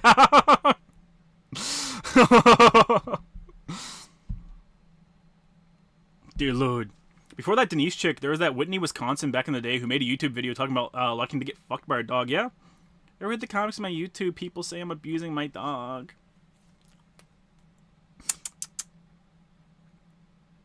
Poor pupper. Yeah, poor fucking pupper. The dude did one good thing, and that was see it to the end. You just gotta keep working the candlestick, chat. Just keep working the fucking candlestick until your buddy gets done. Then you fucking hop the fuck up and leave. If I remember correctly, he said he like once they were done, or once she was done, I guess he took the fucking candlestick and rolled it up underneath the couch or the table and hoped they wouldn't notice. And then they left, and then his buddy got a call. From the chick saying that he had fucked her with the candlestick. When she know it wasn't his cock? Chat, you know, I would like to think so, right? However, I don't know if that lady got much action if she's like sandbagging her pretty friend, you know? I think she was desperate, so she didn't care if his dick was cold. She probably would have fucked the dog, chat. Or the guy in security, and he would watch Family Guy episodes on YouTube. I showed him some sites to stream the full episodes, but he liked watching chopped up episodes on YouTube. I'm pretty sure I told this story too. But when I was a deputy, when I was a deputy, we had this guy that worked for us, and he was watching inmates. It was night shift. He was watching inmates, and he had come across. He had come across. I guess one of the chicks was like. Trying to flirt with them through the cameras, you know. She'd never, like, obviously it's through the cameras. You don't know who the fuck's in the box at any given time. But she was like, you know, popping her titties out and shit like that for him. And he was using the intercom in the room to whisper to her and be like, oh yeah, you're real fucking beautiful. And also this is a room of what were our cell sizes? Like between 12 to 15. I think if we put more than 15 people in there, it was technically illegal. So there's a room of like 12 people, and he's like fucking whispering sweet nothings to this bitch, fucking flashing her titties to the camera. And it was the person down our female wing could hear it over the intercom. So she brought it up to our I think it was our sergeant. No, I don't know. She brought it up to one of our higher ups, and you know they went back. They watched over the footage the next day, and they sent me down there like, hey, you need to send him to the box right now. And you need to take over for him. And I was like, okay, sure. So I went down the max wing, and I covered for him. And they yelled at him because obviously, you know, he's fucking. What he's doing is illegal. You know, it's illegal. So they yelled at him. And when I got to his computer, and he's watching. I think it was on Kiss Anime, but you know, and this is a guy I think in his like 50s, 60s. He's an older fucking dude, and he's watching I think it was High School DxD or something like that, and damn 12 people per cell, chat, per cell. You're not allowed to have more than that. Each wing has a shit ton of cells, but he was watching like High School DxD or something like that, and a buddy came down from one of the other wings and was like, dude, like, you hear what's happening? And I was like, yeah. They had me tag out with them, and he saw the High School DxD stuff, and you know, he reported it to our I think it was the captain, sergeant or captain, but he reported it to our captain, he's like, yeah, Shota can back me up, and I was like, listen, the guy's doing some fucked up shit, but it's not technically porn. He's not watching porn on the work computers. Like, technically, it's not porn. It's not, okay? It's not a porn website. It's not porn. All right, I'm washing my hands of this. He's already doing fucked up shit. You got him on that. Yeah, good enemy taste at least. Oh, speak for yourself. How old are you? In your early 30s, 50s? No. I wonder if anyone here knows the insanity that was Naughty Fairy. Yeah, I'm sure a couple people do. Sergeant was going shit on his anime taste. What would you do if you found a 10 out of 10 girl and she likes you, but she used to do things with a dog she used to have? Chat, if I ever come in contact with someone and they're like, yeah, I used to fuck my dog, I'm gonna at first I'm probably gonna vomit in my mouth, and then I'm getting the fuck out of there. He's basically watching softcore porn. Yeah, but it's not full porn. It's not actual porn. Dante and Virgil as kitties. A good palate cleanser. Female persons should only have female guards and vice versa. Fire that guard. Oh no, he wasn't down the cell. He was in the camera box. He was in the fucking camera box, which is different. Watching high school DxD on the workplace fucking gig chat. What's a naughty fairy? Why do I feel like I don't want to know? Chat, that's not how the naughty's spelled. Right, stay away from that person. Hell yeah. We're slowly approaching the point where, how do I become a deputy? Apply. you just apply. We're slowly approaching the point where it's like, all right, you have a good relationship with your dad. Okay, that's good to know. Dads are good people. Did you have a dog? Oh, this isn't gonna work. We gaming tonight? We will be. Gonna pretend that person doesn't exist. Old man was watching it for the plot. Chat, isn't that the best? You just do a stream title, Life Can Be a Bitch, but man, she can make you remember the good times. It's all the stories from your old jobs and events in your life. The problem is, like, some of the best stories I can't tell. like some of the best stories I just can't tell for one reason or another.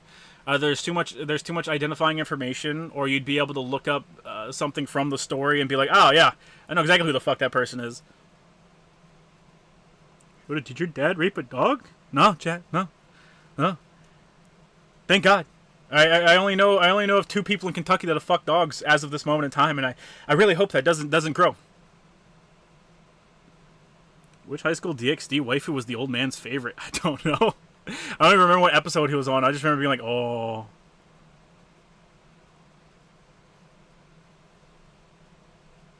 I think you need post certs for deputies? What do you mean? You don't need any certifications. You can just do it like right out the box. You start, like, you can start there. It just depends. Depending on your town, there will be different stuff going on. Like different things you need to do. Some places it's just you take your whatever test they have, and you qualify, and then they pick you up if they need you. So I mean, I'm sure some of them probably want you to have like prior history with an actual police department, but I don't know very many. Police officer standards and trainings. They'll get you the training you need. Like they'll get you the training. Deputies aren't they're not held to the same standards. But I've been shocked with every different fucking instrument they're allowed to use in prison, and I've been pepper sprayed quite a lot. Sure, what's Trump doing with his campaign? Flailing about. Yeah, Trump had like so much shit to use against Biden, and now he just refuses. He just refuses to use it. He's gooning on the job, Chief. He's gooning. Why? I don't know. Pepper spray story? Oh, that's just your training. You gotta anything that you can use on someone else. In order to use it, you need to have it used on you. I don't think it was actually required. It was just one of those things of like, if you ever get in any legal trouble, because criminals are very sue happy. If you ever get in any legal trouble, being able to go, yeah, here's the history of me getting hit with a taser, rack belted, you know, the whole shebang, pepper sprayed. As if you can like look back on a history of that, then you can go, because you do get certifications for it. You can go, yeah, I do know what the fuck it's like. So it was an authorized usage. Go fuck yourself.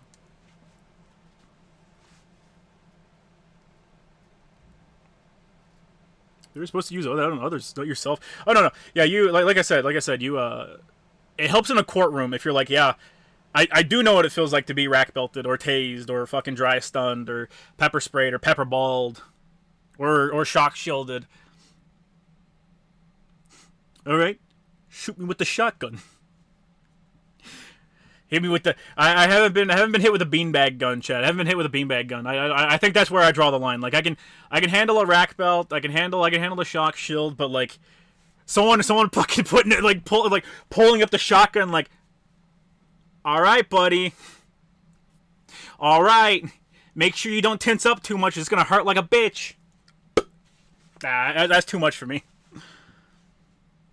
What does pepper spray feel like? It fucking burns. What do you mean? It burns, and everyone will tell you the same thing. Whenever you go to take a shower, you need to take the entire shower bent over, because a the water's gonna reactivate it, and B, like if you just take a shower fucking standing up, it's gonna sit there and it's gonna go down your face, down your body, and it's gonna hit your fucking genitals, and it was gonna burn like a motherfucker. You got zapped before. It wasn't fun. Oh, no, not at all. You're getting into a nasty fight with the prisoner that you can tell? I mean, I got into a bunch of fights. It was basically one fight a night. I think the one I got the worst of it in was just my glasses got broke. It was back when I still had glasses. And it's funny because my glasses got broke whenever we went in on him. He was high on, I don't know if it was fentanyl, but he was high on something. It was probably PCP. He was already a big dude, and then he was hopped up on fucking enhancing drugs. He was a big motherfucker. But my glasses got broken when we. Pretty sure I still had them on when we went hands on. I still had them on. I got dry stunned by my commanding officer by accident. I still had them on, so it had to have been when we went to the ground. And when we went to the ground, my glasses fell off and they got broken. And then that's the same story I've told it before, but that's the same story where we had our guys in the east and max wings. They ran up from their respective hallways, and they got to the doorway, and like one of them went under. I'm pretty sure I had him. So there's the guy to my right. I think he went under the guy to my right to help hold him down, and the other guy just fucking swan dived over top of everybody to get on top of him, and his glasses fell off, and they were about to be smashed, and he's fucking holding them, and he goes, if you break my fucking glasses, you're not gonna fucking make it out of here, and he like everyone stops, like the room just completely and totally fucking stops.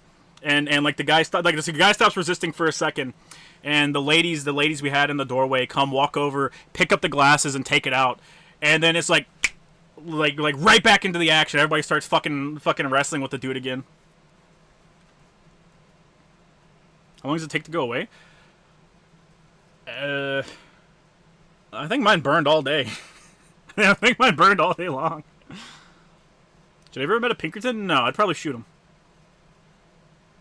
So I don't feel taking a beanbag around before. It looked painful. Yeah. Yeah. Was it regular pepper spray or military grade? It was above public use, but I don't know if it was military grade or not. I can't remember. They have they have a way that they tell the spiciness. They have like a heat index for them, and I can't remember what the fuck it was. I never used it. I was like, I'm not carrying fucking pepper spray. I'll carry the stun gun, and I'll get qualified at the gun range. That way, if we ever have a riot, I can use the fucking shotgun. Other than that, I don't give a shit. Got tased in high school because of a fight. I woke up in the hospital. Shadow's nickname was the mitochondria because it was the powerhouse of the cell. They one thing that was there, I had a really good rapport with everybody. The main thing, if you ever work you ever work with criminals, the main thing is basically they really like consistency, and they get pissed off when stuff isn't consistent. So as long as you're just consistent, you dole out, you come in, you're the same exact way every single day. You know, your patterns don't have to be the same or anything like that, but like the way you act towards them is the same every single day. People fucking love you. They just don't like inconsistency. Fuck, where was I going with that? But they, I had a good rapport with everybody, and they gave me various nicknames, and they like none of the nicknames were bad, like right, like none of the nicknames were bad. They never were like it was like small dick shorter or anything like that. They called me oh, well, I can't say any of the names because they all were plays off of my last name, but they gave me respectful nicknames and stuff. But they're like, yeah, if you ever catch anyone like calling you by a nickname, tell them to knock it off. And I only ever had to tell them one. They called me by a nickname, and I was like, you're not allowed to do that. Sorry, can't do it. And he's like, aw.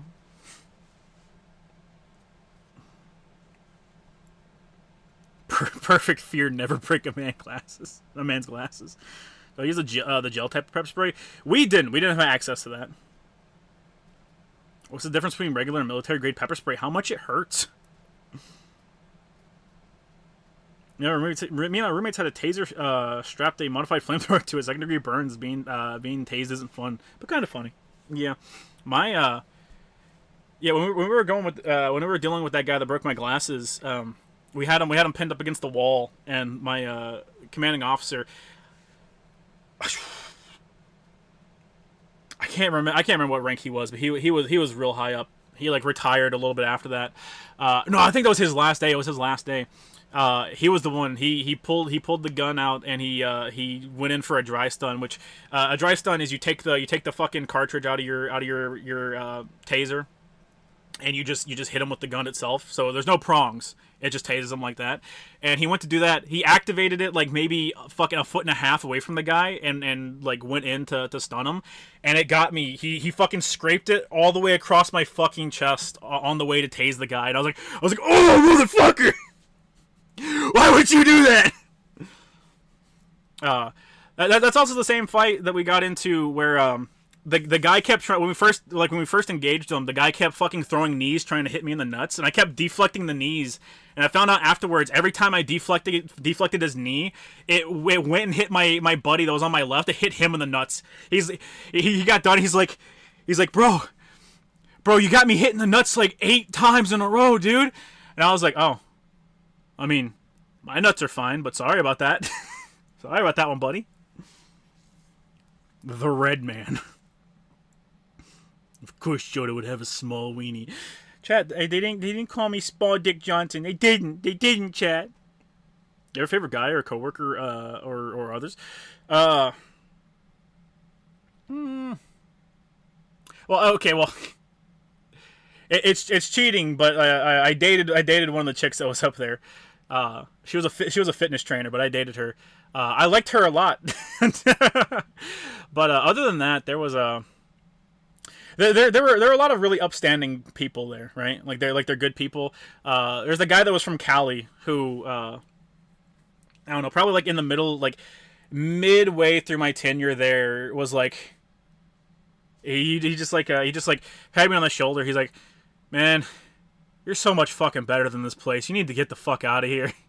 Don't spend your life in fucking insecurity or law enforcement or anything like that. It's a fucking hellhole. Get the fuck out. You can do so much better. You're so much better than this place. And I was like, thanks. Kept kicking him in the dick. Why? Why'd he keep kicking him in the dick? The Red Man gets his revenge on the white men and women. Ever have an inmate situation where one of them tried to jump you? No, I did have a situation where I got in trouble for unauthorized use of force because when we went to do razors, you hand out razors and stuff like that. They're all disposable razors, but you need to check every single razor, and you need to make sure you have all the actual razors that go into the shavers. And I sat there, I went through there, and one of them was missing, and I had it on the table. And I was like, what the fuck? I'm like, all right, whoever has it needs to come out and fucking put it on the table. You know, I was like, if we find it now, I don't have to punish anybody. If I have to come back here, I need to start punishing people. So go ahead and find out where it is. And the guy came up from behind, and I just fucking slammed him on the table. I slammed him head first onto the fucking table. And he had the razor, but like he wasn't gonna do anything with it. He's like, ah. He's like, what the fuck, man? And I was like, oh. Like, maybe don't sneak up on somebody whenever they're explicitly saying, hey, I'm looking for this fucking weapon. You have a prisoner you hated the least? There are plenty of dudes that were cool. He kicked me 11 times in a row. That's on you, man. That's on you. Back in high school, I had a cooking teacher that mostly talked about his other job. The same field of work you do showed up. But sadly, it was a long time, so I don't remember much. We had a science teacher that, like, worked for the government, and I swear to God, he was high 24/7. He had to have been, dude. He had to have been high 24/7 because he would say shit like you know, we don't, like, you can't observe the fucking atom. You know, you don't know the atom actually fucking exists, and shit like that. And he's a fucking science teacher. Yeah, and it's like, are you trying to imply that the atom is made up? Like like we didn't make the atom bomb or some shit? It was fucking, like, it was hilarious because that guy also got into an argument with another guy in class about Dragon Ball Z of all things, and he's like, I don't have no fucking idea how the conversation got started on it, but the guy, the teacher was like, no, it was Dragon Ball Z Kai. It's Dragon Ball Z Kai. Dragon Ball Z Kai came first, and then it's Dragon Ball Z. It's Dragon Ball Z Kai came first, and another, it wasn't even me, it was another dude in class. Because I knew the guy that was like, you know, there's no way to prove the atom exists. I knew better than to argue with him. The kid in class is like, no, it's fucking Dragon Ball Z, and then it's Dragon Ball Z Kai. Like, it came afterwards. What the fuck are you talking about?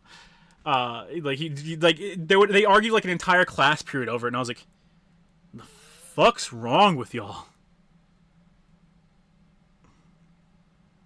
I had a teacher that got busted for growing weed in his basement. Oh. Are there any misconceptions you noticed since you worked there? You mean like from the outside looking in? Not really. Well, I mean, everyone got treated really fucking well. Like, that's one thing you notice is, like, people are like, oh man, fucking jail and prison is fucking shit. You know, there's abuses of power all over the place, and it's like, no, everyone was treated really fucking well. The people that got treated the worst are the people that work there. What is it? When I first started, when they were doing orientation, like, they made an entire fucking thing about it where they're like, if you work in this field of work, if you work in law enforcement, everyone hates your fucking guts. Everyone wants you dead. You're always locking up someone's family or someone's friend or something like that. You're a piece of shit. They fucking hate your guts. Like, no one fucking likes you, and you will face shit for it. Just everyone hates your fucking guts. And if you're not ready for that, you need to walk the fuck out the door right now. But they were technically right. Imagine how he talks about evolution while being high.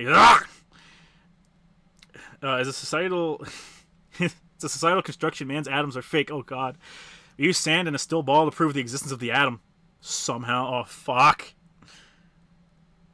Technically true, since we need a special equipment to see an atom. That teacher's crazy as fuck. I wish he was my teacher. Yeah.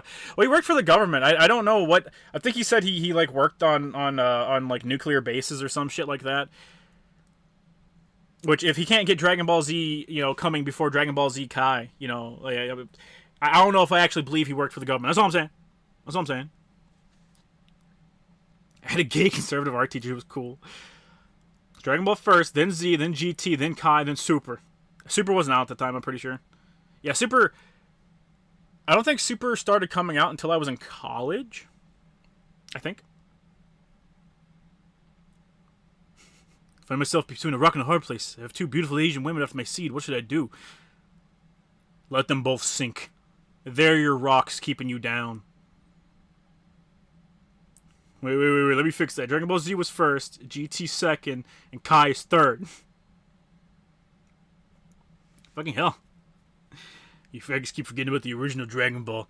I don't think this guy... He thought Kai came first. He might not know. He might not know Dragon Ball came first. So I part in 60 days in the 60th guard... fucking Jesus Christ. I saw a part in 60 days in the 60th guard found out one of the inmates was a fake, and he let the whole room know from his monitor. Jesus fuck. Suzuki, is that you? Is Kai any good? I prefer OG. Super was in high school for me? Possibly. Archie got in trouble because he was wearing a MAGA hat. Oh, Jesus Christ. You're old because I was in middle school during... Jesus Christ, you're old. I was in middle school during Super. Now I'm in college. Ugh. Is this security or cops? That was when I was a deputy. I had plenty of stories from being a security guard, too. Ironically, the stories I can't tell are from when I worked security guard. I get into fights every single day as a deputy. Like, obviously, it's just... People don't like it. People, believe it or not, people don't like being arrested. That's crazy, Chad. You know, I know. It's surprising. I know, surprising. I got into fights every day, but they would end pretty quickly. Like, you know, they fight you and then this goes, oh, well, I'm arrested. It doesn't fucking matter anyways. Whatever. It's done. It's over with. They get it out of their system and bam, it's done. As a security guard, it's just people that are fucking pieces of fucking shit. You're just always in contact with pieces of fucking shit. There's no other way to describe them. Just the scum of fucking humanity. Also, what was your GSSR? You talking about fucking Fate? You know, are you talking about Fate? I picked Saber off the ticket if that's what you're talking about. I like Kai's opening. I really don't like what Kai did with I really don't like what Kai did with the Boo Saga in particular. Cell Saga's fine. Cell Saga is fine. I don't like what they did with Boo Saga though. I was out of high school when Super came out originally. I was about to start working at the boutique I currently work at. Work at a boutique? That means you know hairstyles.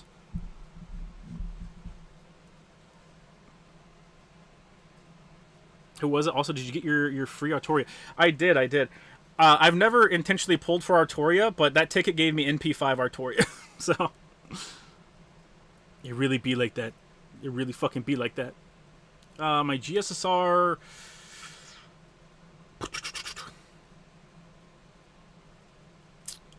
I got the 5-star Ushiwaki Maru on one of them, and I forget what the other one was. I forget what I got with the other ticket. Or the other pull. Because Vic Mignogna has a great voice. Dragon Soul still slaps. Yeah. I also picked the King for the GSSR. How could I not choose her?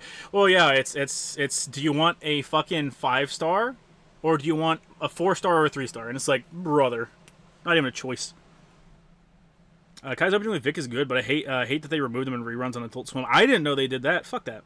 Fucking assholes. Need to rewatch old Full Metal Alchemist. The 2003 Full Metal Alchemist. I like all Full Metal Alchemist. It's a different experience if you watch Full Metal Alchemist 2003, Full Metal Alchemist Brotherhood, the movies, and then you read the manga. All of them are different, which I respect. All of them have something that they do that is really nice. They have their own unique spin on them that doesn't feel like like they're spitting on the series like other things tend to do sometimes. Arturia spooked me while I was rolling Summer Scotty. No, I don't have Summer Scotty. Yo, you poor son of a bitch.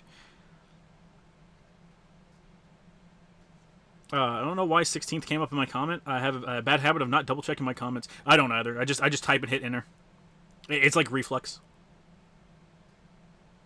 Fucking hell, I've gotten a Spook SSR like 4 times since playing. I've gotten a lot of Spook 5-stars. Could have gotten a 1-star with the ticket. What 1-star? What the fuck? What 1-star was on that banner?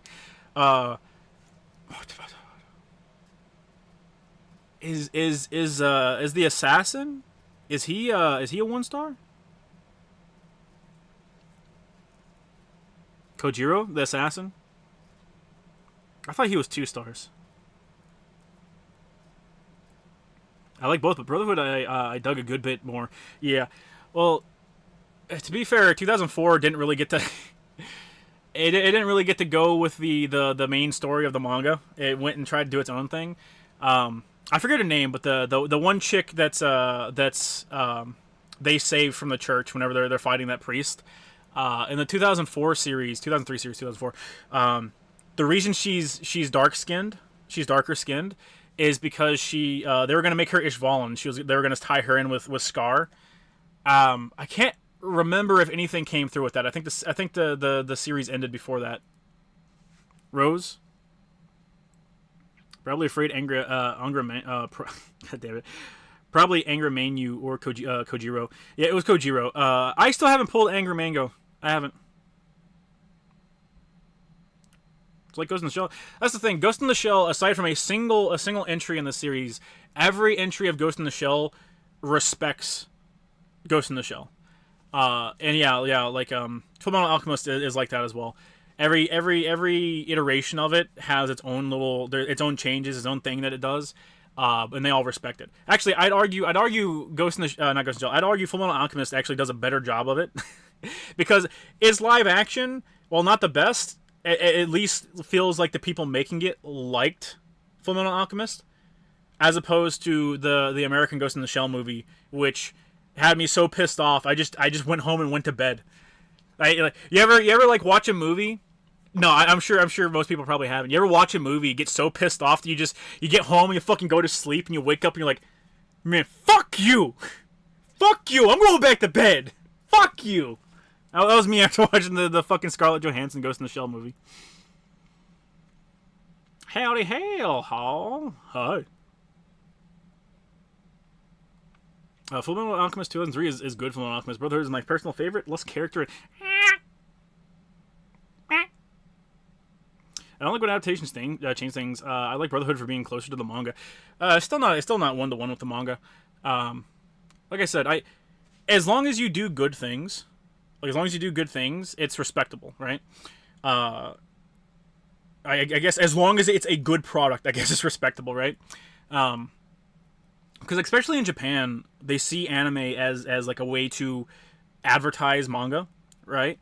So these different series, taking these different iterations or taking these artistic liberties with series isn't as big.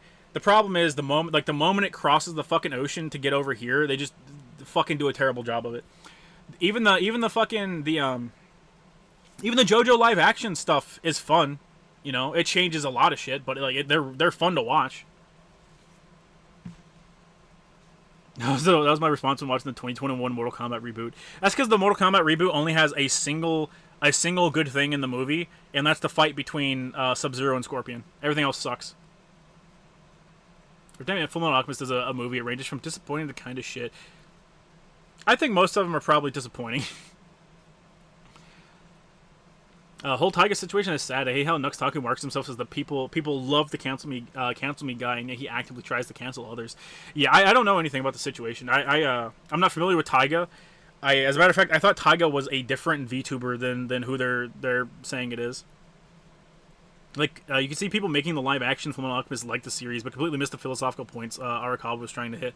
Yeah, well, I think it's more a matter of they knew they probably weren't getting multiple movies. Or they went into it thinking they weren't getting multiple movies. So they just did what they could and they had fun. And they were like, alright, just a fun movie is probably going to last more with people than a hyper-rushed movie that tries to be philosophical but falls short. I remember everyone saying the One Piece live action was good. I watched it and was baffled by how people were calling it good. Well, most of those people calling it... Well, I can't actually say that because a lot of people that like... a lot of people that like One Piece, they... also gave it a shot, but yeah, I don't ever think that I would sit there and look at a series and be like, oh yeah, just it's better in live action or it's acceptable in live action, right? There's just so much you can do with animation and with art that you just can't do in live action. You just can't. Also, 2 Saber Lilies on NA. Oh yeah, NP2 Saber Lily. I've got her. I've got her like NP5 10 times over, but no Angry Mango. That happened to me after watching a playthrough of SR Reboot. Not quite the same, but holy shit, that made my blood boil. SR Reboot. SR. Happened to me recently with one of the recent Star Trek shows. I was so disgusted. I was doing a whole rewatch of Enterprise as a palate cleanser. The live-action Ghost in the Shell wasn't rage-inducing for me. It was just forgettably boring. Well, the thing is, of all the live-action Western movies to get an adaptation, right, and to do your own thing with the adaptation, Ghost in the Shell was their chance, right? Ghost in the Shell was their chance to do their own thing with it, because the author of Ghost in the Shell explicitly states, like, yeah, I want everyone that adapts it in a different medium to do something unique with it, to bring out what makes that medium so great, you know? The philosophical nature of the original Ghost in the Shell movie is amazing. It's amazing. But it's also, what makes the movie so good is the absolutely beautiful animation, and just, what makes that movie so good is every single aspect of the Ghost in the Shell movie, and its sequel, Innocence, as well. Like, everything about that movie is fucking perfect. The animation is beautiful. The soundtrack is next fucking level. There's so much love that was poured into that work, and it strays super far from the nature of the manga, but it created a fucking masterpiece. It created it created a masterpiece. So I would, if I was Shiro, I would 100% be like absolutely okay with it. And the anime takes more after the movie, but it does its own thing, you know? The second movie does its own completely unique thing. It tackles different, it keeps with the nature of the movie and being far more philosophical, but it does its own thing with it, right? And the fucking live action movie just takes the first Ghost in the Shell movie, slaps a shitty coat of CGI all over everything, puts terrible actors in every role, and says, here you go, bitch. Hope you fucking like a shittier version of the first movie. That's what that fucking thing does, chat. Saints Row, Shiro. The Ghost in the Shell Scarlett Johansson movie had her in a bodysuit, though. It did. Chat, you can just, experience the manga, the fantastic manga. The beautiful manga by Masamune Shiro. And you can fucking experience the movies and the anime. All of them are better.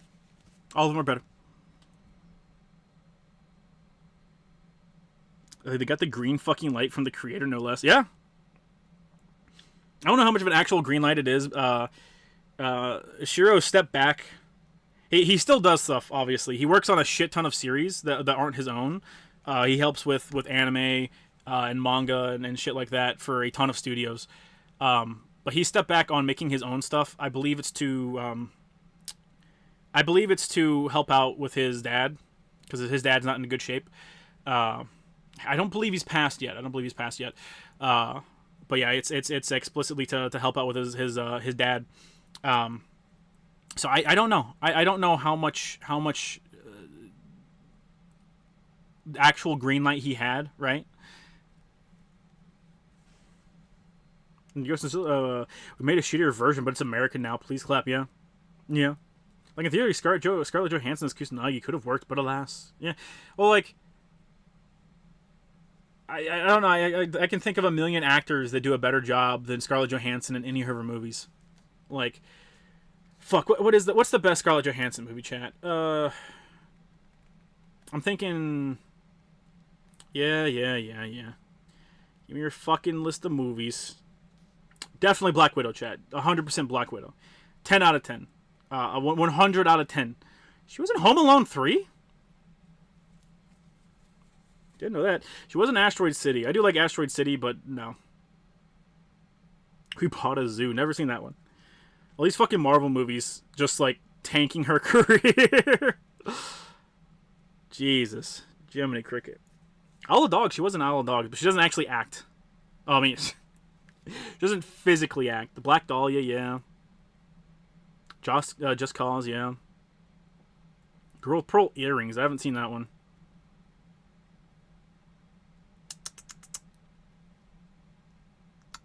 She was in Jojo Rabbit. Yeah. God, I fucking... Seeing the poster for Ghost in the Shell pisses me off. She was the voice in Her. Oh, wow. Who was, Oh,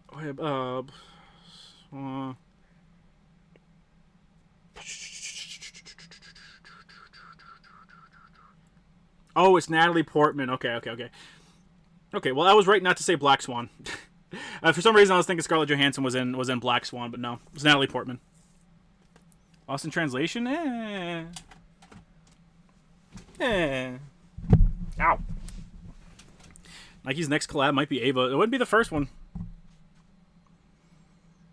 I saw some elderly dude renting the Ghost in the Shell live action movie from the library, and I just straight up stopped him and told him that he was treading on holy ground as a blasphemer.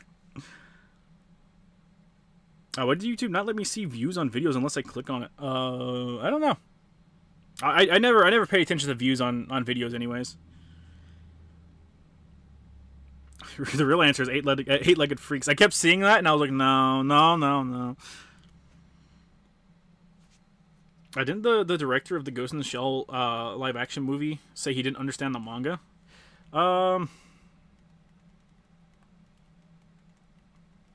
Who was the... I can't fucking remember... I can't remember the Ghost in the Shell live action director. Let me pull it up. Let me pull it up. Rupert Sanders. Probably. 2017. Jesus, fuck.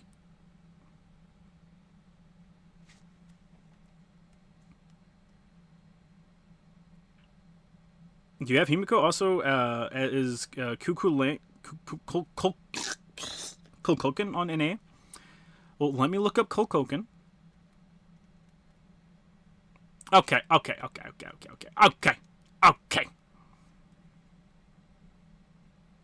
Oh no, she's not. She's not on NA yet.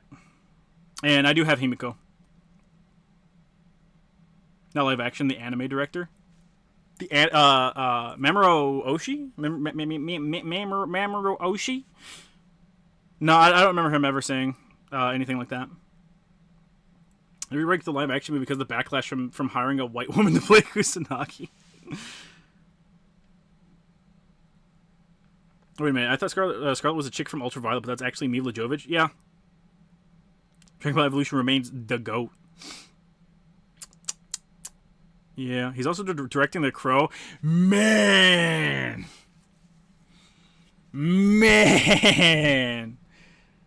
Brother. She's my girl along with Calamity Jane, but I don't have fucking Scotty. Maybe on the next GSSR. But actress could have been a better Kusanagi. Any of them.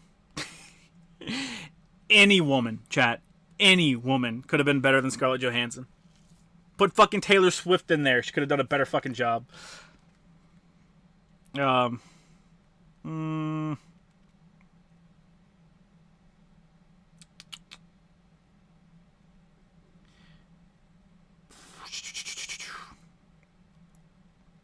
It's kind of hard because like my first go-to is like an Asian actress, right? Like that's like my first one. I'm like, yeah, I'd probably want to be an Asian actress, but I can't think of anyone young enough that I think's really, really good as an actress. Okay, I take it back. Anyone except for Awkwafina. Anyone in the chat see Snow White and the Huntsman? Oh fuck, maybe I did. Should I put on the wig and pull off a more convincing performance? Yeah. I think Dragon Ball Evolution with one thing. It brought back Toriyama out of retirement because he didn't want Evolution to be the last thing released. Yeah. Brought him out of retirement and gave us the voice of Zamasu. Wait. Yes. Yeah, Zamasu. Asian friend's hot sister. Uh-oh. The bitch who did Velma. Yeah, that's all you need to know them as. The bitch who did Velma. At least the director for Evolution apologized, and the actor for Goku got to be in the anime. It wasn't the actor for Goku. It was the actor that played Piccolo.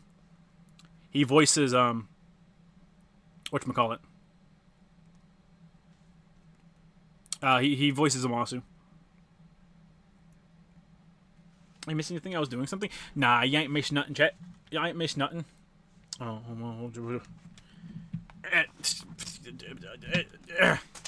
on the ground. Beep beep beep beep beep beep beep beep. Hang on, chat. Do something on my side. Do something on my side. The actress of the female and the boys. Oh, I guess.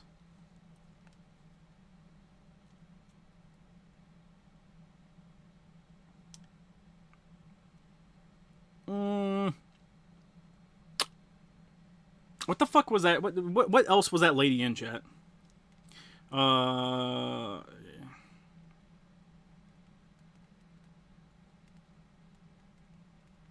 Beep beep beep beep beep.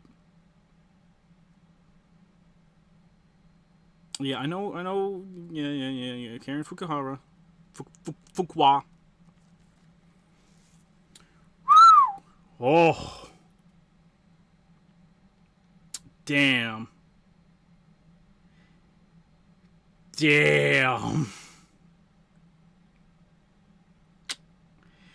Okay, listen. Listen. A lot of these things have above average reviews. Okay? But damn. She did Suicide Squad and The Lost. And Stray.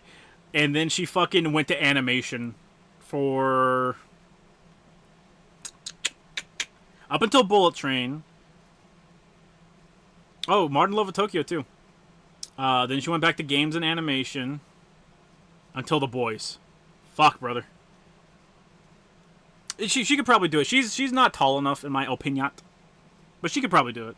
Awkwafina bitch was in Kung Fu Panda 4, and the people who made Kung Fu Panda 4 said Kung Fu Panda is a movie series that shouldn't be taken seriously. God, what was it?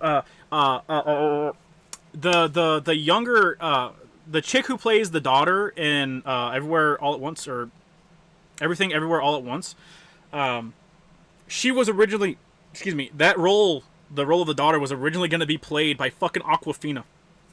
Can you imagine Everything Everywhere All at Once, but fucking Awkwafina plays one of the main characters? It would be awful. Unwatchable. Ever hear of Gacha changing poll results? Had that happen to me in ZZZ recently. Hear of Gacha changing poll results? I haven't. I have not.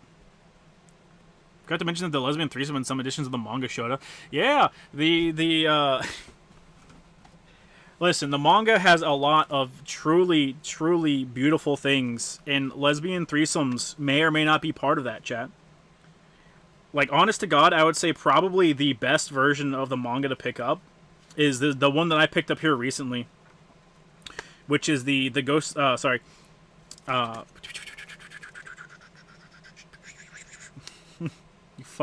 You fucker. The Kodansha bilingual comics version of Ghost in the Shell, translated by Frederick L. Schott. He did the original translation of the manga, but this retranslation of it is a bilingual comic, of course, where he retranslated it to be even more accurate, and it also has the original Japanese translation next to it, and on top of that, it's uncensored, because a couple of the releases of the Ghost in the Shell manga have been censored here in the West. I would 110% recommend that. I think that is probably the best release of the original series. See the black cat? She was cute. We also need a white Domino. Domino is normally white. I haven't seen black cat though, I don't think. What you been up to? Nothing. Oshi, yeah, remember Oshi does nothing but peek. Yes. Yes. You should read Rosengarten. Chat. That sounds like some commie speak, chat. Sounds like a bunch of fucking commie speak in here, chat.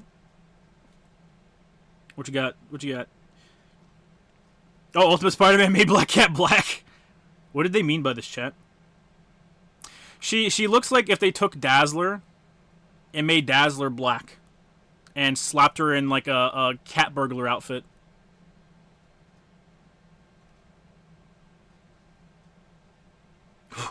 Excuse me.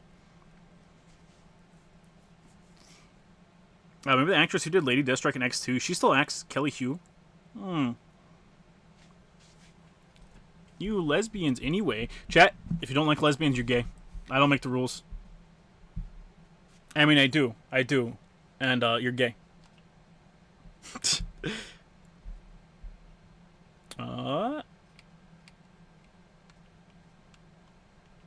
Yeah. There we go.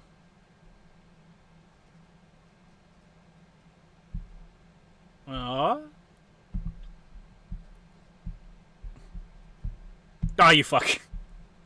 What a bitch. Alright, there we go. My friend recently got into anime and learned about the English translation drama. He lives by the place where they record all of the voices. We had to talk him out of bombing it. We're running a train on her.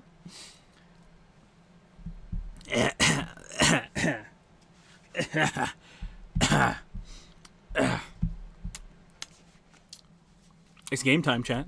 It's video game time. Once long ago, saw a beautiful bird fly overhead. And we make fun of Fujos. Round and round it circled the distant blue sky. How high it flew in this era when humans, not birds, reigned supreme. And yet the bird was completely uninterested in humanity's endless desire for expansion. A creation of even higher homes, with the smoke bellowing from industry's chimneys. This novel isn't done. Jesus fuck.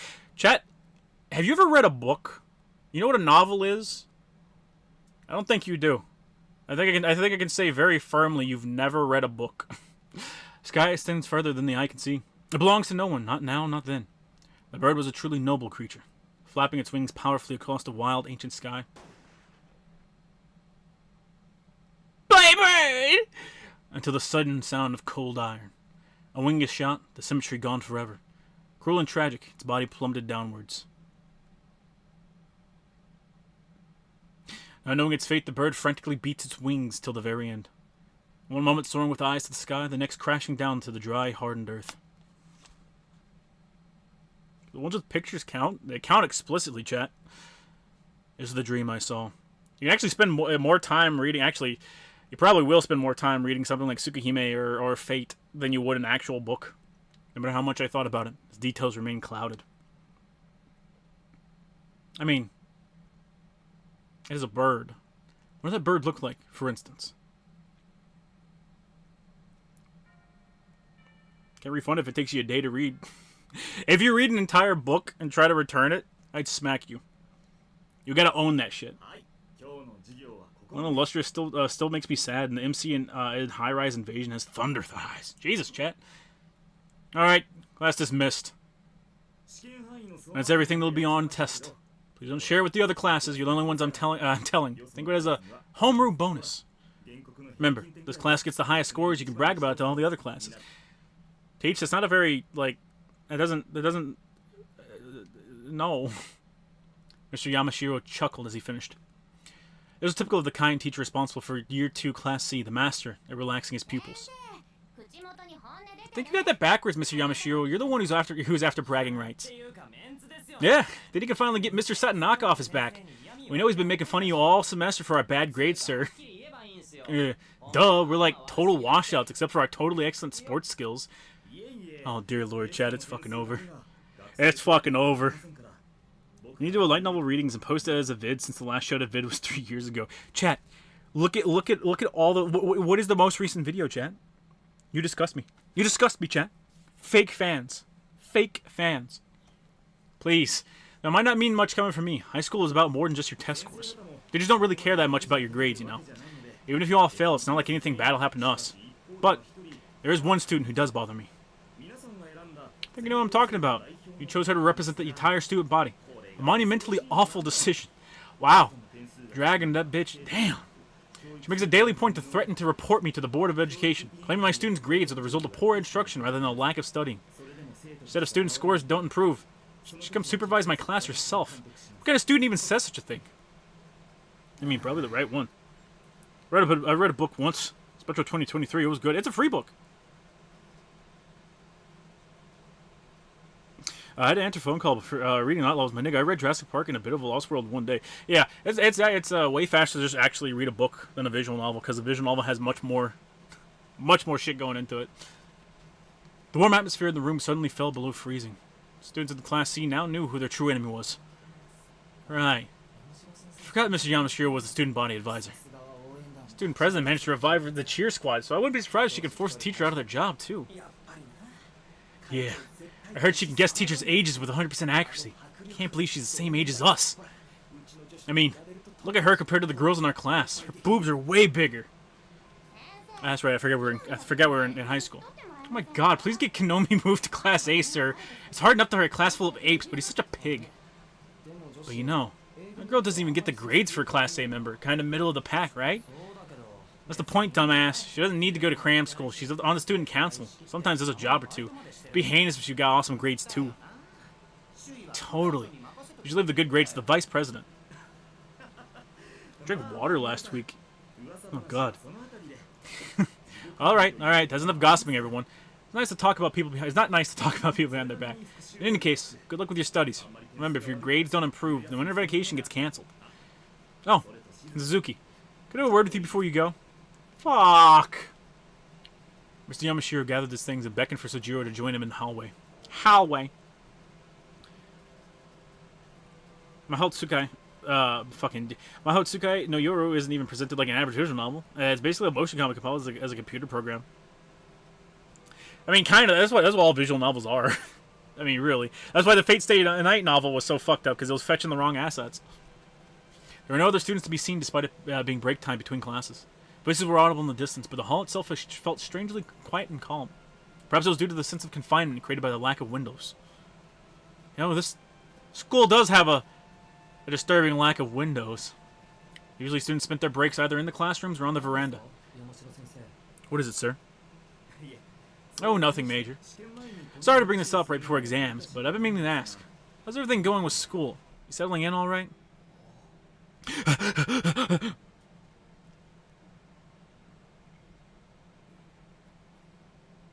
We finally got to go home. Now we got to deal with this shit. This level of concern from a teacher startled him. Sojiro felt reassured. It was only natural. After having had to deal with such difficult personalities lately, Mr. Yamashiro's trivial questions were refreshing. Yeah, I think I understand the basics of school life for now. And I made friends, too. Good. Glad to hear it. Students in my class tend to mouth off, so don't take them too seriously. I'm glad you're able to fit in. Sojiro's eyes shone brightly in appreciation. In Aoka's words, Mr. Yamashiro was brutish, forgettable, downright detestable man who did not even deserve the title of teacher. But Sojiro found him considerate in his own way. Take it easy with your part-time jobs. We give students a lot of time off before exams. But don't push yourself too hard. You make trouble with exams. Oh, and you have trouble with exams. Just ask the other students for help. Don't need to suffer in silence. If the school has anything, it's plenty of people to talk to. The wave of his hand, Mr. Yamashiro was gone. I remember reading a book in middle school about a kid surviving on an island with a blind old man. I think you're getting The Giver and Hatchet mixed up. The pure artist Sojiro gave him a solemn nod as to say he accepted the advice of his so-called forgettable teacher and went back into his classroom. Which one was this? It's in the title. It's which in the holy night. The school doesn't use Windows based. Not in the hallway. Oh no, they use Linux. And then, come again? You want my advice about girls? Sojiro had not wasted a moment in putting Yamashiro's advice into practice. But Sojiro, I'm bitchless! Yeah. It's like I've hit a wall with them. I thought about it and thought about it, but I realized I'm no good at figuring them out. Sojiro averted his gaze out of shame over his lack of insight. The K? I remember that story. The giver gives me PTSD, please stop. Could have fooled me. I thought you were a man with the ladies. Well, came to the right guy. Follow me. Oh, fuck. Oh, God, he's gonna sandbag us so hard. Shocked as he was, Kinomi grabbed Sojiro by the shoulder and pulled him over to the wall. Kinomi had nearly burst out laughing when Sojiro, with a straight face, had admitted his difficulty with girls. But he realized it was the first time Sojiro had ever turned to him for advice.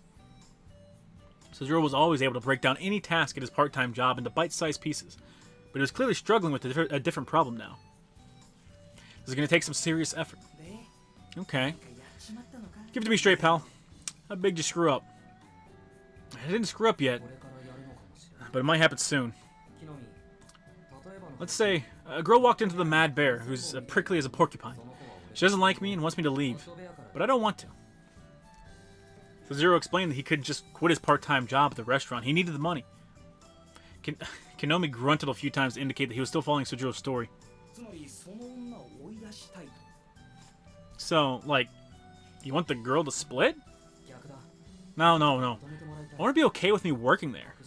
Because the thing is, I sort of don't not like her. Sojiro furrowed his brow. Kinomi could not help but laugh at his friend's lack of manly resolve in his answer. Girls were the one area where Hosuke's skills and experience were triple those of Sojiro. Now I see. That's just the art of flirting, man. I want to get along with her, right? Getting along with someone's not the art of flirting. I'm just gonna put that out there, buddy. Sojiro wasn't sure how to respond. Wait, no, wrong voice. He nodded slowly without really understanding the implication of what Kinomi had said. But I don't know what to do. How can I get along with girls my age? Jesus fuck. Brother. Talk to girls in our class all the time. Honestly, you make all the other guys look bad. You're natural at it. Just keep being your usual clueless self and I'm sure you'll be fine. Being raised on the mountains makes you a Mr. Mysterious. Gotta use that unique identity to your advantage. Really? I don't think being unusual is such a good thing, though. Like, how do you talk to someone who hates your guts? People in class are nice, but I'm dealing with a thorny beast here. Oh, or maybe a hedgehog's a better metaphor. Don't be a chicken, man. You know what they say? Tiny thorn can stop a lion. She'll come around. Chat? She's not coming around. She's not coming around. Sojiro's brow sunk deeper still. This is a show to chat with chat. Which one am I, chat? At least abstract metaphors are too much for me. You need more concrete material to work with. Come on, dude. You have to put in the work to get on a girl's good side. First, ask about her hobbies and stuff she likes, alright? Then go from there. Think about what she wants. Alright, never mind. I know which one I am. Then think about what she wants, not what you want. You gotta blitz them from where they're weak, as they say. I like to at least think that I give better advice, chat. You mean, don't be too direct? Slap her ass, talk about trains. You got it. And then comes the most important part. Bribery. You gotta shower her with presents. The supply matches the demand. She'll accept your gift. Even if she doesn't like you, alright? Then you got her. She'll feel like she owes you one. You know, because of the implications, right? Kinomi then proclaimed with an odd sense of pride that this approach had resulted in only failure for him. Brother! There's one problem, Kinomi. I get the girls like being taken out to dinner, but you can't afford it. I know. I got you covered. I'll let you in on a sweet little secret. An easy way to get you some cold, hard dough. Oh god, Chad, he's gonna have a sell her ass in an alleyway. Oh, fuck. They slid from the side of the classroom deeper to one corner. To in front of the lockers where no one ever stayed for long. It'd be days before Sojiro realized the suggestion he was receiving was the illegitimate kind. The kind he should not have shared with anyone. The later half is ass advice. You know, you get her some presents, you know? Then she's gonna feel obligated to go out with you on a date. Preferably on a yacht. Out in the middle of nowhere, you know? Then she can't say no. Because of the implications. Chat, I think he wants us to rape somebody. That night. Dinner to the mansion was a feast of bread. Ah. He's gonna have his self mess. Soft slices lay stacked at the center of the table, surrounded by variously cooked colored jams. Wait, variously colored jams. I don't know where I got cooked from. In a bowl was a salad, mainly lettuce, with a small plate of unevenly cut ham. Sojiro may have had no frame of reference for what an average family dinner should be, but he could tell this was most certainly not normal. In truth, it was a first-rate case of laziness. Oh God, she can't fucking cook. Ugh. Chat. Women these days, they don't know how to cook, okay? All they know is eat hot chip, lie, and try to kill you, okay? I swear to God, America, Japan, and America are heading for a dark, dismal future. What a chocolate spread. I think I did like a normal voice for her last time, and now it's back to like slightly effeminate. Did I tell you to buy some more, Alice? I've been locked away in my room all day. And more importantly, you're the only one that eats the stuff. No. She has no intonation. More importantly, you're the only one that eats the stuff, so you should buy it. For these two girls, however, this dinner seemed to be completely normal. They had a system of irregularly taking turns being in charge of meals, and tonight was Alice's turn. Normally, she'd spend as little time and effort as possible, only truly applying herself when there was something to celebrate. I will not be fed bread in my own house! This mansion is a prison! I thought Alice was dead. No, they just fought. They tried to kill you. Trying to kill you part's kind of hot, though. It is kind of hot. Damn. Of course, Sojiro was none the wiser to Alice's unique approach to food preparation. For him, it was a plain, lackluster meal. And when it came to dinner, not saying anything to each other was another staple of their meals. The sounds of cutlery, the scraping of chairs, and the tick-tock of the clock were the only things to be heard in the sunroom. Ah, she's looking at us! Sojiro himself had already eaten. At this moment, he was watching the goings-on from the drawing room. Your part-time job starts at 9, right, Sojiro? See you later then, don't mind us. Okay. I'll, get going then. Fucking weirdos. No one feeds me bread! Sojiro donned his coat with a goodbye nod. When Sojiro glanced again at the sunroom. The other one's looking. He momentarily locked eyes with Alice. Or so he imagined. Chat, she's shy. We have her in the bag, chat. We have her in the fucking bag. Alright? Whenever we make eye contact, she quickly looks away. Chat, we are so fucking in there. We just gotta go for the easier one at this point, chat, alright? Either one of them could kill us, so we just go for the least amount of work. It's all we got. She's been ignoring him all day. And not just refusing to talk to him, she had avoided him so much so as to not look at him all day, until this very moment. He could understand if he was annoying her as the outsider in the mansion, but he felt no animosity in her gaze just now. Maybe she was just glancing in the general direction of the drawing room. Sojiro looked nervously at his surroundings for a moment before heading to the foyer. Oh god, she booby-trapped the fucking house! Alice only let her gaze return to normal when she was completely sure he was gone. So much drama. Akko was appalled by Alice's brazen display. So much so, her immaculate veneer of apathy crumbled. What's that, Akko? Still upset over tonight's lack of chocolate? Hey, fuck you! I would be. But I'm so over expecting other people to pull their weight. No. What I can't stand is your attitude.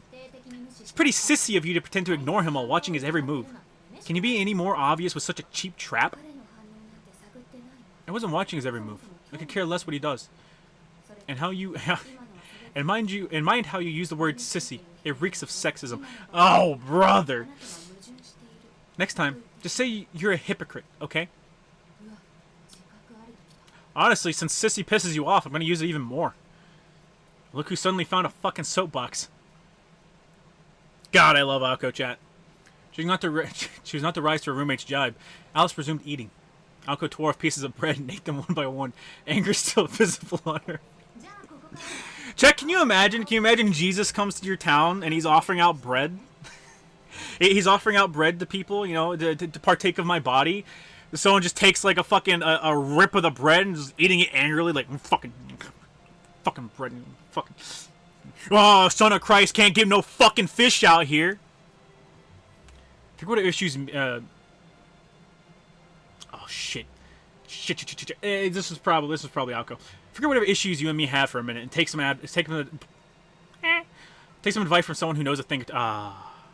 Yeah, this would be awesome. Thing or two about messing with that boy. Maybe we need to cut on some slack. Hypothetically, let's say it turns out that he's a mage too. Then would you be okay with him living here? Sure. Surf the web, surf the web. Fuck you.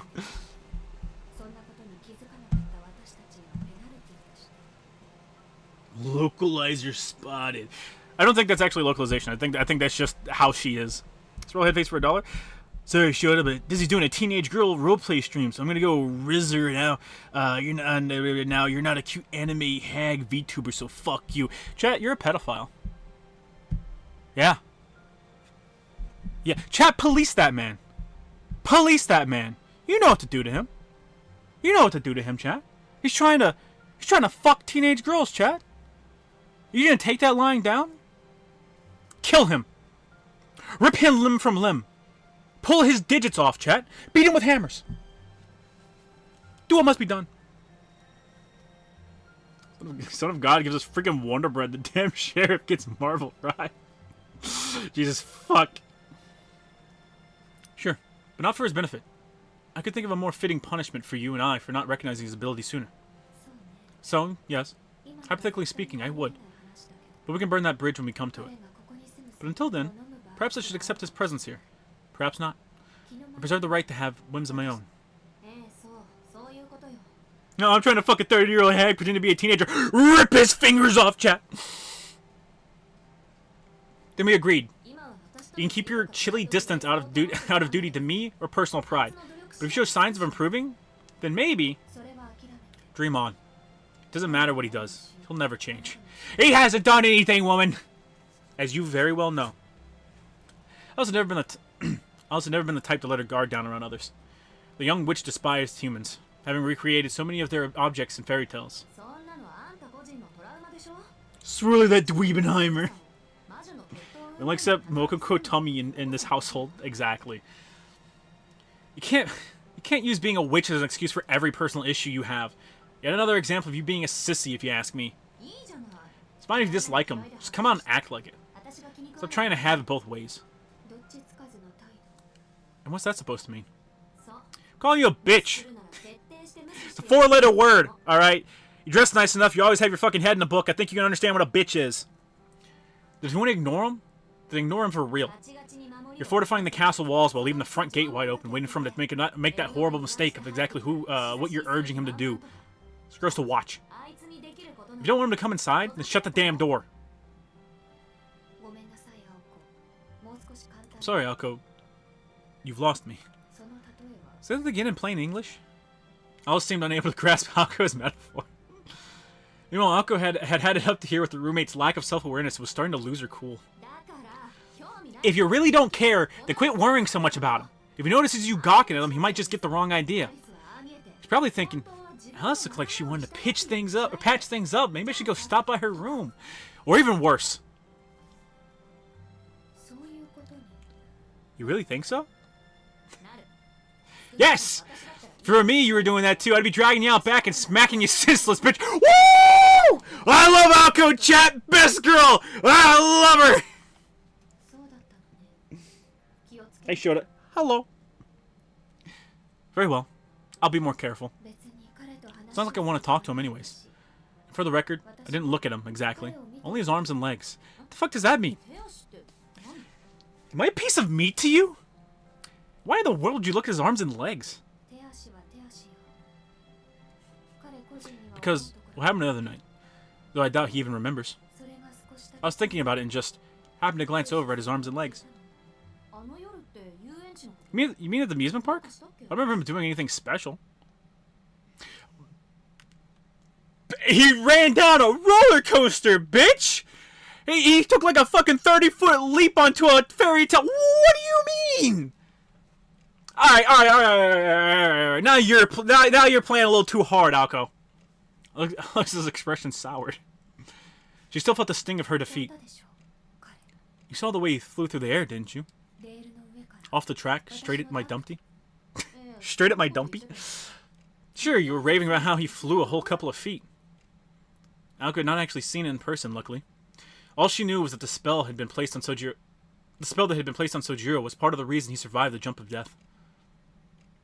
Alice, on the other hand, had observed the whole scene from the clock tower. It only lasted an instant, but it had burned itself into her mind's eye, more than when her precious moon had fallen at Alco's hands, and Flat Snark had come tumbling down. Straight at my dumpy. Straight at my dumpy. How lewd. She's really fun to play in multi-blood, too. Yeah, I like playing Ushiwaki Maru in multi. I'm happy, wait, hang on. I'm happy about the fucking, Type Lumina expansion. I don't care if people don't like it, chat. It's good. So that's it. You want to get back at him for what happened to Dumpty, don't you? Or do you?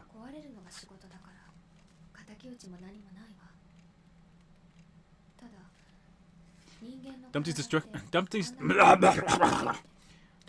was purely business. Feel no need for retaliation. I was just intrigued to observe the movement of a human body. You sent Dumpty to kill him, Alice, you fucking bitch. Yeah! As it goes. For someone with as little human interaction as Alice, Sojo's leap must have appeared quite remarkable. Chat, little Asian girls can't hoop. Little Asian witch girls can't hoop.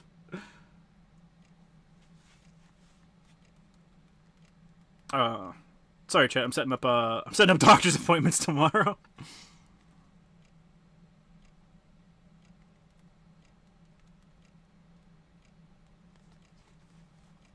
Particularly because his legs were orders of magnitude less capable than those of an animal in the forest. And yet, even with such feeble legs, with those meek arms of his, he managed to fly through the open... I think I'm doing the wrong voice.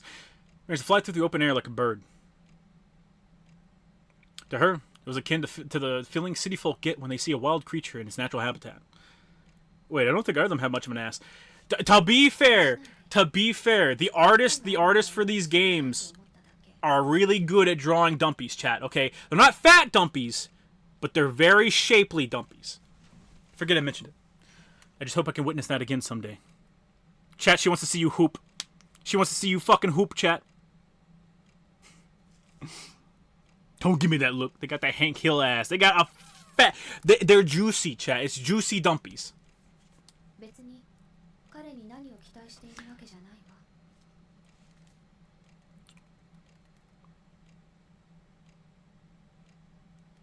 There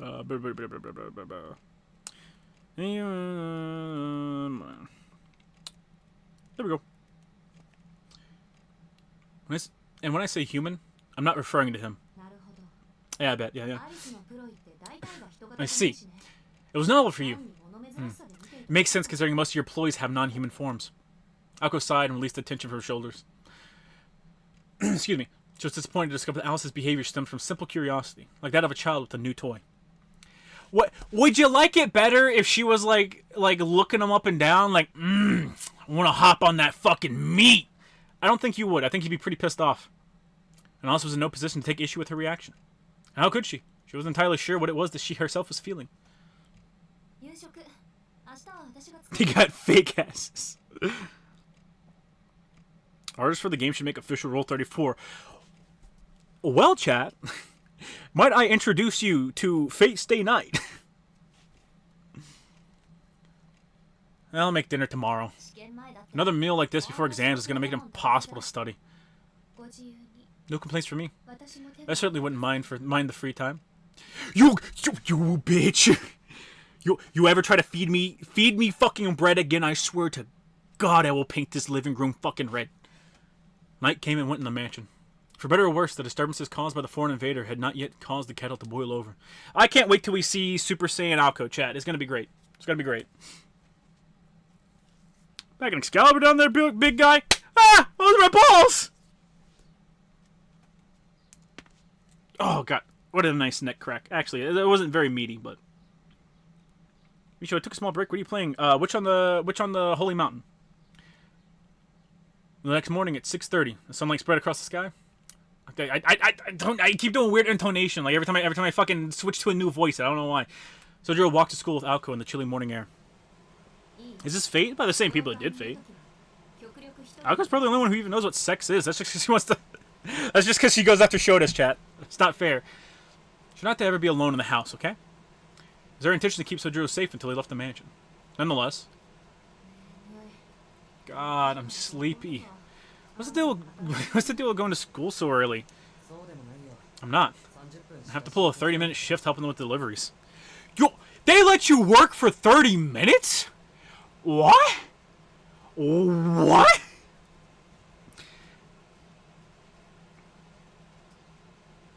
I'm going to Japan tomorrow. You'll enjoy it. Excuse me. Q-Cook didn't mention this. Insert bait here. His worth ethic was a little too strong for a student entering finals. Are you sure you're not pushing yourself too hard, Ozaki? You don't need to keep tabs on me, you know? Oh, don't you worry. I'll catch up on some sleep in the student council's room when we're done. Promise I'd walk you as far as the front gate, and I plan to stick to it. Like, what if there's just a fucking mine? Like, what if it's just, like, an actual, like, anti-personnel mine just sitting there? But internally, Anko was worried. What traps did a roommate have in store for him? She couldn't imagine Alice had planned anything to go down in the woods, but she wanted to be safer than sorry. The least she could do was accompany Sojiro to school. That much was she was firmly committed to. Visual novel looks kind of old. Is it from the 2000s? It's a remaster of one from the 2000s, I think. MiHoYo is technically older than Fate, although the game originally came out in 2012. Oh. Any traps that presented themselves could be dealt with on the spot. Well, not dealt with so much as destroyed, since that was Alco's forte. That'd be enough to keep him safe for the time being. As for when you get out of school, all we can do is hope that Alice is short on free time today. Okay. If Alice was willing to put all of her energy into a new trap after the first had failed, they're as good as dead anyways. But Alco would cross that road when she came to it. All depending on how deep Alice's dislike of Sojiro really went. It would have to be enough to make her abandon her pride as a witch, something she had protected fervently until now.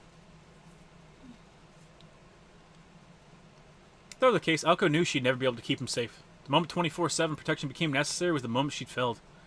Her character led her to focus on what she could do in the here and now, ignore the rest. This current plan of hers was her best attempt at doing right by everyone. Just safe edgy shit showed. If you were a real man, you'd play Bible Black. Chat. I like reading visual novels because they're novels, and they tell good stories, and they have nice pictures, alright? If I want to read any porn, chat, I'll go play Nekopara. Okay, we're up to 3,000 hours on the visual novel right now, okay? We can go even further, I promise you. He left behind the Kwanji estate.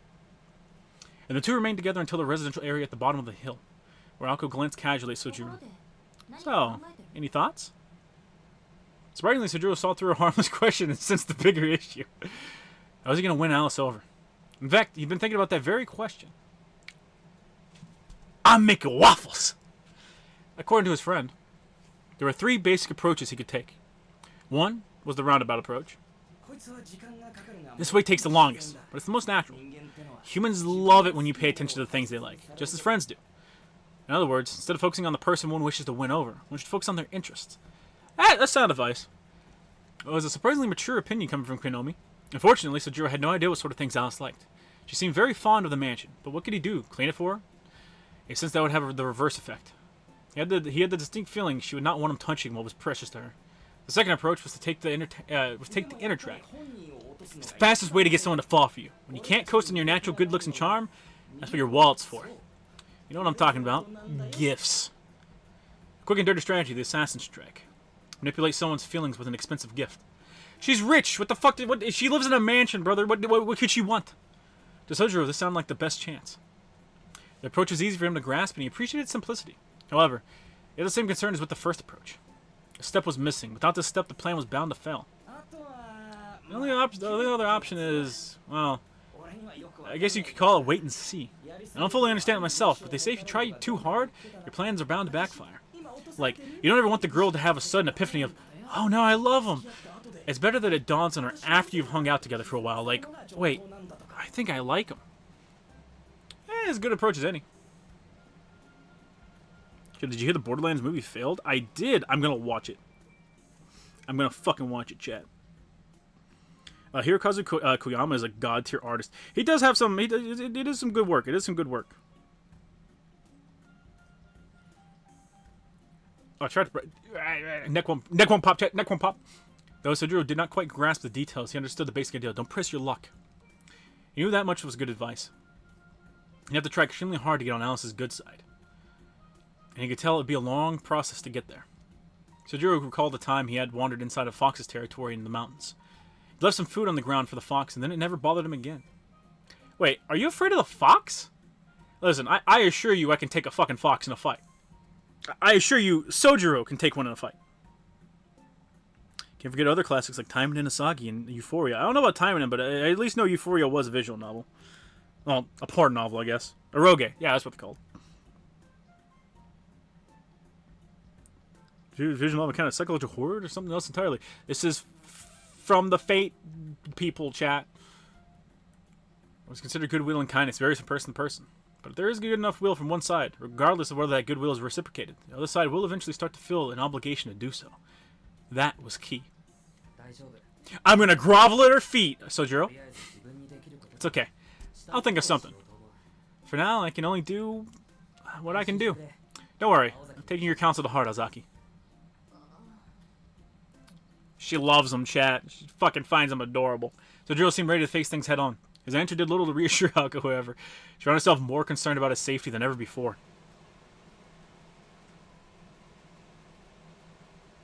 But can you take the Fox Lady Tenma in a drinking contest? Absolutely, chat. She'd be fucking dead. Her heart would give out before she could even get me drunk. Looking for a broom like the ones at school? Hi! It's the you're shorter than I thought. I was gonna say it's a short girl. Yeah, the cheaper the better. Don't you live in an apartment? Who needs a broom in an apartment? Well, you know, I've been waiting to clean things up a little. I could use some trash bags too. I live in a fucking camper. I got a broom and dustpan. What the fuck, bitch? Are you supposed to be broke or something? Oh, I am. Whatever. When he's my broom, then I'll lend to you if you want.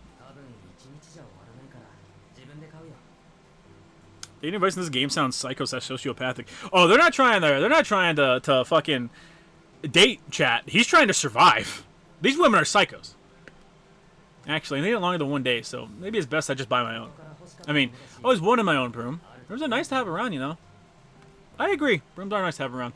I like Sojiro. He's a man's man, chat. You know, like I can imagine Sojiro standing in the fucking the hardware store. You know, he's at Home Depot, right? He's just standing down the fucking aisle with all the toolboxes. Actually, they keep the toolboxes up front now. He's standing near the entrance of the Home Depot. He's looking at the fucking all the toolboxes. He's like, we got Cobalt. I mean, you know, Cobalt's, you know, they're not bad. You know, it's pretty good for the price. But I'm broke. So I can't get that Craftsman. Oh, damn it. I guess I do have to go with Cobalt. Blue's a nice color, though. Yeah, you can't go wrong with blue. Everybody likes blue. Yeah, and name one person who doesn't like blue. Sojiro was on his way home from his part-time job after school. By the way, Chad, I use Cobalt tools. Musashi. Is she making me food? Is that the fucking Fate? Is that the Fate crossover? They're getting Musashi. Ah! Ah! Ah! How Sony censored the design.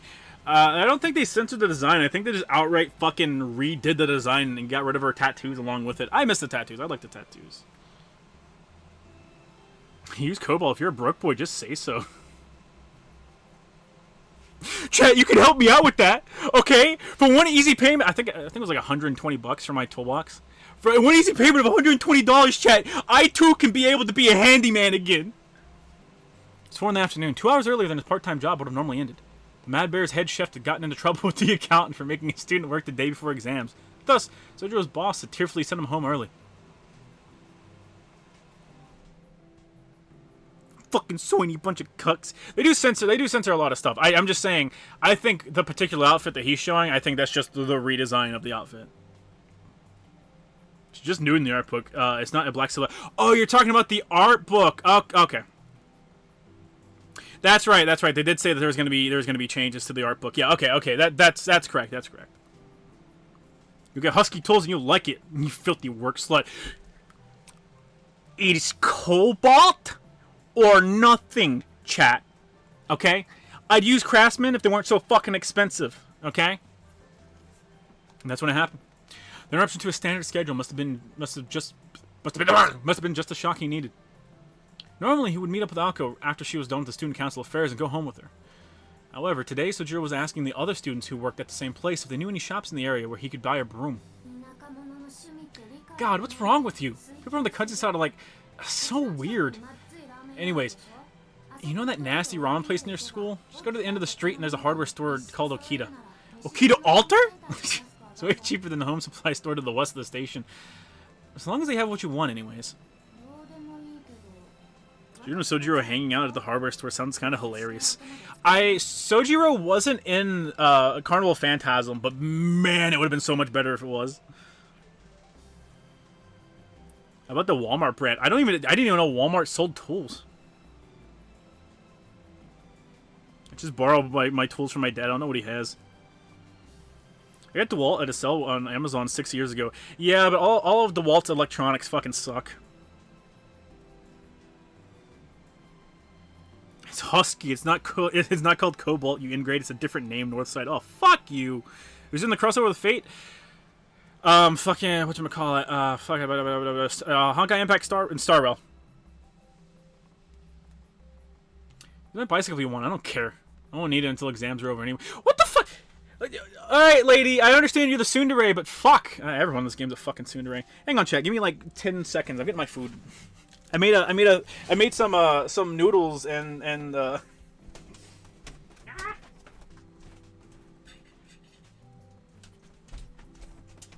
I know, Chad, I know. Worst time to give in to hunger, you know?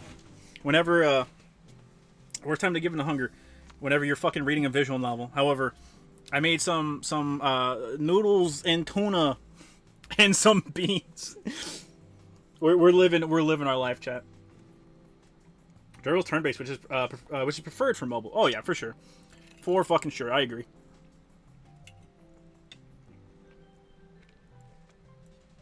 Excuse me. Most mobile games though, like function with a like they have like most action mobile games like ZZZ function pretty well with a like a controller attachment. Also, they Star Rail, I know for sure, and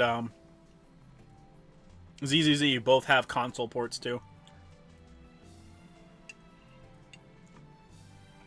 The flavored noodles?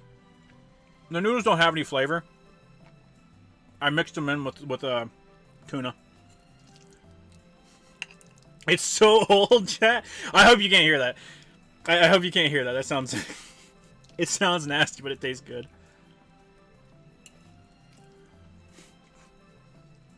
I just like, I was like, oh fuck. I need to set up for the stream. I'm not gonna have time to eat, so I just like set it on the counter. Just stared at it longingly from the other side of the house. So like, shut up. Fuck you! Stay in your own lane, chat. Started eating like a college student. Struggle food for the win. Chat.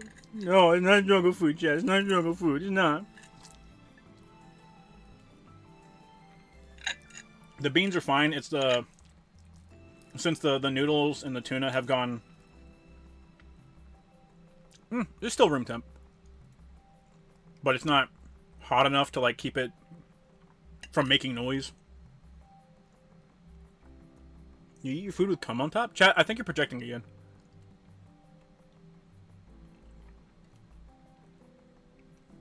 Tuna's good for you and tastes good too. My preferred way to eat tuna, because I don't like tuna very much, but my preferred way to eat tuna is through tuna patties. Like fry them up. That shit's fucking delicious. I think most meat is better with a little bit of crispy to it. You eat hot tuna? Yeah. Do you like cold tuna? Sojiro expressions just look at disbelief on how Shody eats such slop. Sojiro's eating worse, chat. He's eating so much worse.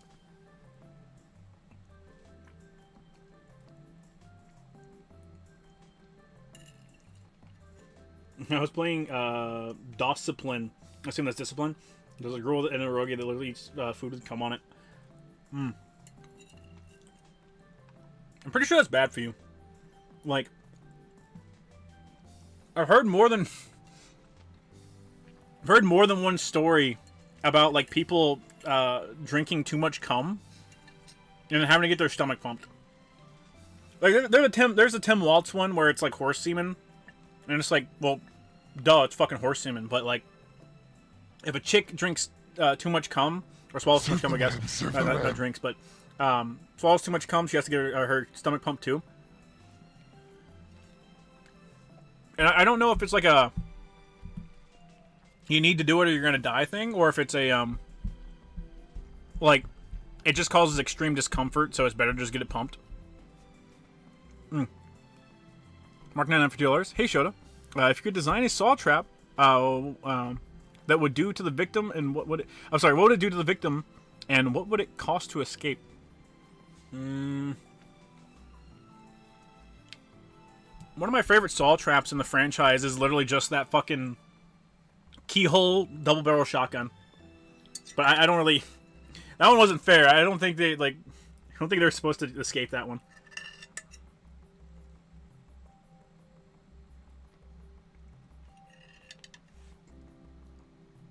Wasn't there an AV chick that died from that?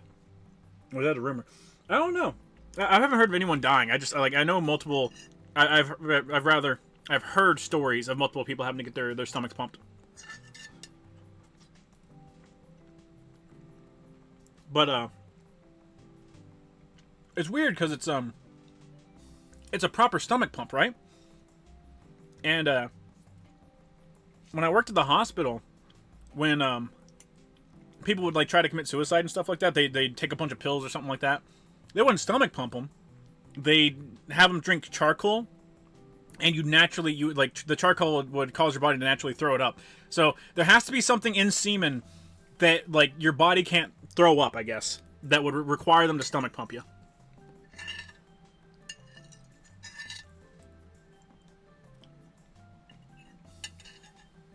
So conflation's real. Tim Waltz did a whole gallon of it.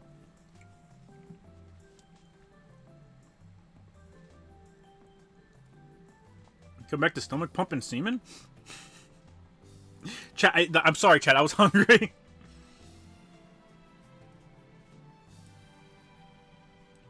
You expect to pop into a cum pumping out of the stomach night? It'd be like that. Like alcohol poisoning. Yeah, I guess. Came back to the tuna talk and somehow it turned into a stomach pump. Speak to chat. Why did Tim Waltz drink horse cum? I don't know. No, chat. I like that they tried to do that whole "you're weird" thing, which I mean, like, entirely like your entire social media campaign is housed online, brother. Like, you're fucking failing. But they tried to do that conservatives are weird thing, and JD Vance fucks a couch, and then it immediately got brought up. It's like, oh damn, that's crazy. Yeah, well, you drink horse semen. Immediate backfire.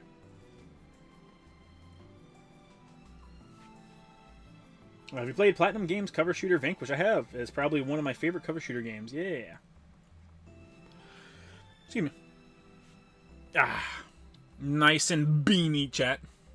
Zer's eyes lit up as if he had met his savior. But biking uphill to the mansion, let alone with a package to carry, was not a pretty thought. Have you not? What?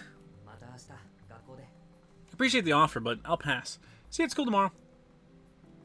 Saying farewell to his co-workers, he headed to the hardware store. He needed a cheap and sturdy bamboo broom and a large dustpan to go with it. I want a bamboo broom. All I got is, well, mine's plastic, but I had wooden ones before. If possible, a pushcart and stick for the splint would be nice too. And stick for a splint. Stick for a splint. What would he need a splint for? As it happens, Sojiro wanted quite a few things.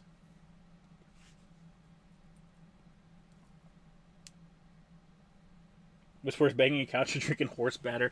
Oh, I'd fuck the shit out of a couch before I ever let semen go anywhere near my mouth. Chat.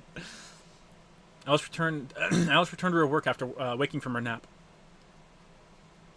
The Koenji estate had an annex that housed the library. The library was filled with books handed down to her from her mother. So it was Alice's territory. So it was Alice's territory, such that even Alco dared not enter. If the mansion was a witch's abode, left behind by the times, the library was a fairy tale quarters lost to the ages. It was a natural sanctuary for the young witch who could command the employees to do her bidding. She relied on her memory to recall the location of each book on the many shelves, and then she saw it. Upon raising her head, she was met with the most unusual of sights. Her elegant eyebrows bristled in distaste. From that moment on, she failed to accomplish anything she had planned for that day. She was instead forced to stare at the strange sight outside her window, eyebrows fixed in that position until sunset. Sojiro, buddy, baby, maybe run the idea of cleaning up the yard past Alco before you do it. So Kamala's VP pulled a Chris Pontius from Jackass 2? Supposedly, and Kamala pulled a Chris Pontius on every guy she's ever worked with. Ah, well. Moving into the grand mansion on the hill had not brought any major changes to Sojiro's day-to-day life.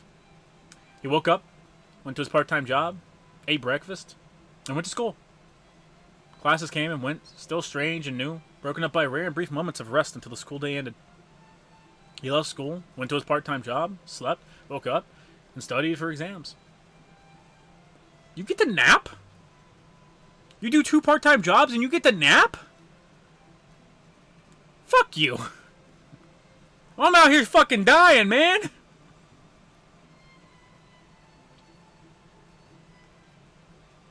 Oh, well, I guess they are part-time jobs. They're not full-time.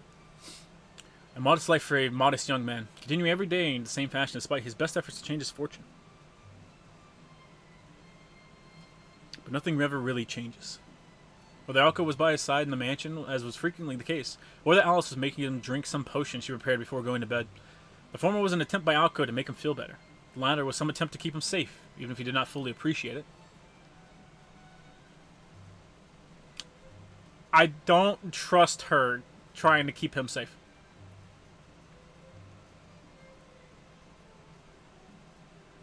How many jobs do you have now, Shota? 3, unless you count the streams. If you count the streams, then technically it's 5. Then, one day, a day like any other, while Sojiro was pouring himself some tea as he worried over the lack of change in his life. Oh, by the way, his relationship with Alice was the same as ever. Oh, fuck. But there was one major change this morning. He was drinking black tea instead of green. Though there was all sorts of different types of tea to be found in the kitchen, a newcomer to the world of tea like Sojiro could not tell one of them from the next.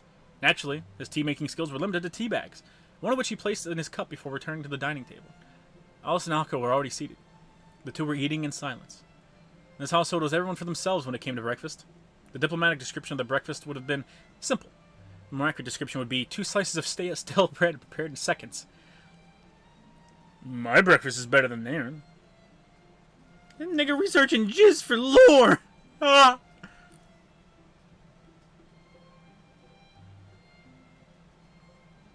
Yeah, how much is herbal feeders, toilet seats, electric heaters, trash compactors, juice extractors, shower rods, water meters, walkie-talkies, copper wire, safety goggles, radio towers. Well, what's this about? What the fuck is this about? Has there been any word about the remake of Dead Rising for going to get... has there been any word that the remake of Dead Rising can get rid of the erotic genre of the photo minigame?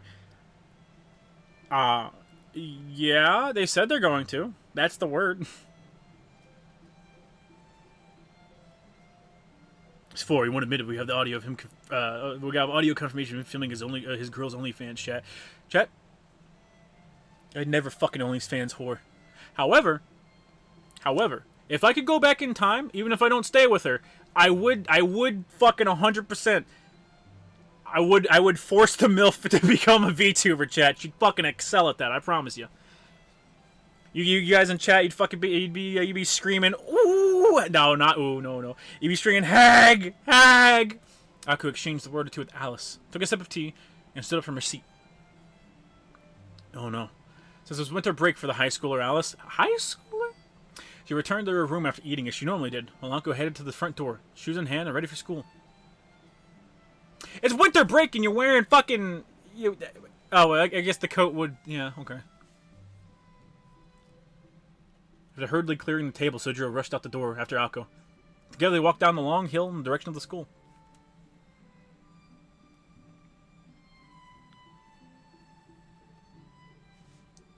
They spent 3 days following this very simple routine. Who cares? You're not getting points for sexy images nowadays. Yeah, well, I think a bigger problem is like those like erotic points that you got were never anything super duper suggestive anyways, so they shouldn't have felt a reason to change it. And when they didn't replace it with anything, unless you want to count costumes, but they didn't enhance a system there. They also would have to change the photographer mission as well. So any word on you know who? School dinner and evening had arrived. Buttered bread roll in one hand. Alice replied with a simple silent shake of her head. Thought so. The enemy must be considering their next move too. Have you figured out where the mage is? Her response was exactly the same. Without showing the slightest sign of dejection, she continued to chew the roll and took a stab at her salad. Okay then. I'll help you once exams are over if you can manage on your own till then. I have to help that idiot study, so my schedule's pretty warped. Alright, chat. Alice, outside of her fucking, like, winter clothes, that turtleneck, it's working, okay? That's a very nice outfit. I wish more women wore black turtlenecks and pearls. I just hope they keep the hidden SMGs around the wall. Yeah.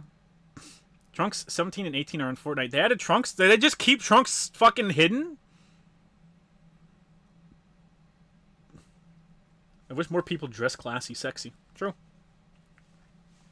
Alice's face grew dour, as if she had something to get off her chest. Don't give me that look. You're on winter break. You can spend all day working on it, can't you? Oh, so my time's not valuable, bitch? Alice was indeed on vacation and could spend all day, every day, on her work as a mage.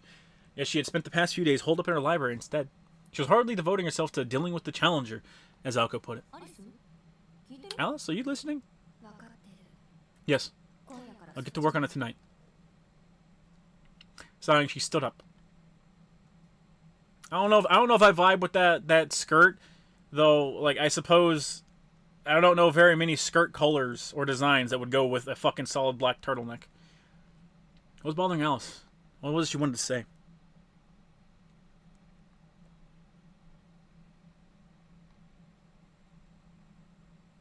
The young witch took her leave from the breakfast table without offering a single clue. Deuce, where's that in Fate Hollow attack? Attacks real. Fuck you.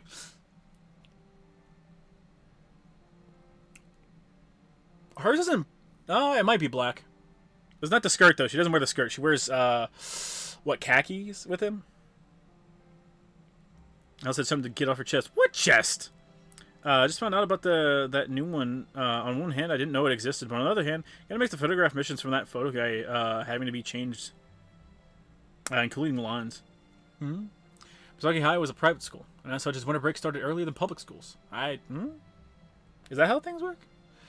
And the end of term ceremony was in mid-December, followed by a brief respite before the next term began. Of course, that was if and only if they overcame the classic obstacle of lying between them and an extended break from school final exams. Maybe if you wore a sweater, Alice, you get some dick from Suzuki. Oh God. Gray skirt with stripes. That goes with a black sweater. That's basically what she's wearing. It's a black skirt with gray stripes. Thermos of hot tea eliminated the need for venturing down to the kitchen. An electric blanket kept away the winter cold, and a crab-shaped pastry staved off any dinnertime hunger. Does Alko even play the fucking guitar? Like, I'm seeing she's got an electric guitar and acoustic guitar. Okay, yeah, nice, whatever. But like, is she ever gonna play it? I really feel like Alice wouldn't let her play it. Oh fuck! How do I get rid of? Nope. No. I'm afraid of pressing circle. Those are links Alko had gone to. Circle. Okay. No. She has 4 pairs of house slippers. She's got one of those like. Well, it's just a bowl, but she's got one of those bowls that you like put your keys and your jewelry into on their fucking coffee table. I guess that's a trash bin she's got next to her desk. That's like, it looks like a wooden box. She has a poster of some woman, looks like, playing guitar, and then some woman in a fucking scarf that vaguely looks like a fucking Final Fantasy character.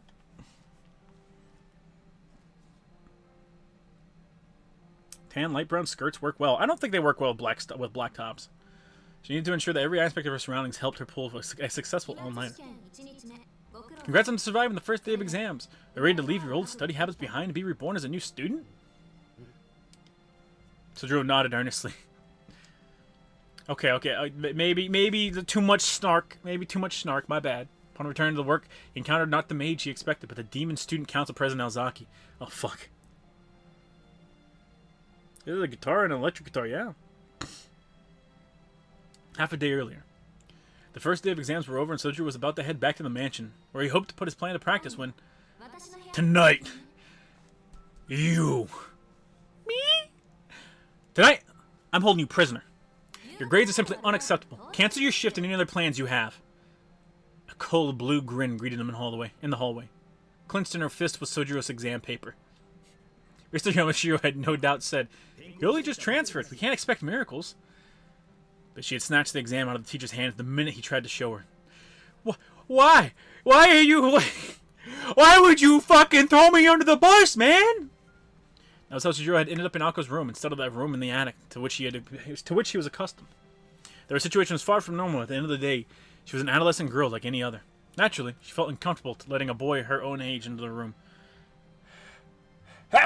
Yeah, excuse me. However, his grades were truly something that called for desperate measures. Fuck. That sneeze fucked me up, chat. I explained why her mood was even worse than normal today, and the vein in her forehead was pulsing visibly with anger. Uh-oh. See, she's got a black pair of pants. Damn, damn. I need to finish my own studies first. I need to finish my own studies first. You can use that table in the meantime. Oh. Algo turned her back to him and sat down at her favorite desk. Sojiro was left standing before a cheap-looking glass table. Alright, okay, alright.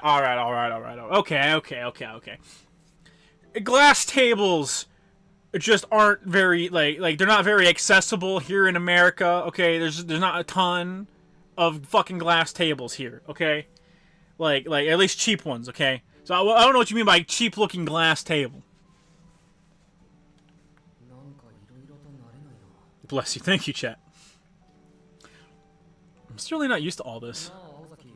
What's that blue thing over there, Ozaki? Restless, Sojiro found his eyes drawn to the guitar propped up in the corner. Yeah, really dark blue, but it is blue. It's thin, blue, and intense looking. It's got your name written all over it. Don't tell me it's some kind of weapon. It's a musical instrument. I understand you've never seen an electric one, but you must have seen an acoustic guitar in the music room. Keep talking though, and you'll see soon if it works as a weapon. Sojiro plopped himself down onto a cushion, struggling to suppress the desire to retort that it was a weapon after all. Don't play the victim. Usually you're as oblivious as an old and deaf dog. Let's get you worked up this time. Now, to be fair, you keep telling me every room in this house is a death trap. And now I'm in your room. So. In fact, it was Alko who was oblivious for once. For his part, Sojiro could not figure out why he felt so restless either. Suffice it to say, they were both pretty clueless in the moment. Is it the way I decorated my room? My furniture is totally different to the stuff in the drawing room, so I understand if it seems a little weird. I brought everything from home, except for the bed. It's been 2 years since I moved here. But I still don't feel like me, and my stuff belongs, still don't feel like me and my stuff belong in this big old house. But she misunderstood the real reason for Sojiro's nervousness. Alko seemed satisfied that she had resolved Sojiro's anxiety for the time being, and returned to her studies. She flipped through her notes and textbooks, as if fast-forwarding a tape. There's no opening for an outsider like him to intrude in her high-speed study session. It's Alko's Goon Cave. Yeah. This is the part where I turn. Is this the part where I turn your uterus inside out, Alko? Oh my God! You did not just say that. Okay, we can ease into it. It's fine. Repelled by her intensity, he retreated to his table. He was at least sensitive enough to pick up on her desire to be left alone. It was a testament to Sojiro that having his needs utterly ignored was now second nature to him, to the extent that he could happily go about his business. I guess. Yeah, I guess. Yeah, I can close that, I think. Minimize that. I can open this and be pissed off. I'm certain. 2 hours passed. I want you to bet she has a secret stash of Yaoi Shotokan magazine somewhere. Oh, God. It's not even secret, chat. It's on her desk. Then, as the clock neared 11, Alko's speed and concentration began to slip. Seeing his window of opportunity, Sojiro seized the moment to strike up a conversation. Azaki, can I talk to you for a minute? What is it? Wait easy. Yeah. She spoke hesitantly, not bothering to turn to face him. Aww. She continued to flip the pages of her textbook, albeit at a slower speed than before. Huh?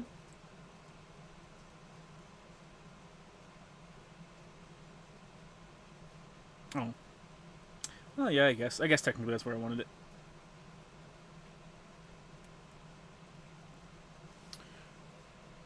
Yeah, there we go.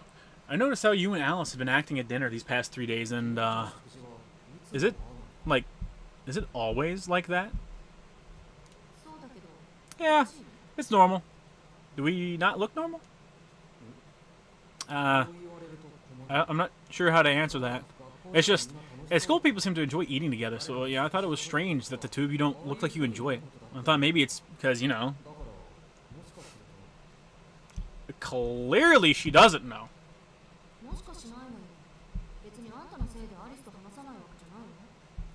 Not their pictures? Yeah.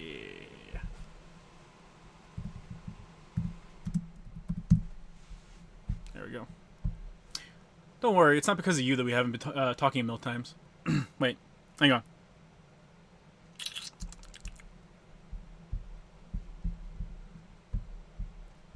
Hang on, chat. Doing something. Doing something, chat. There we go. There we go.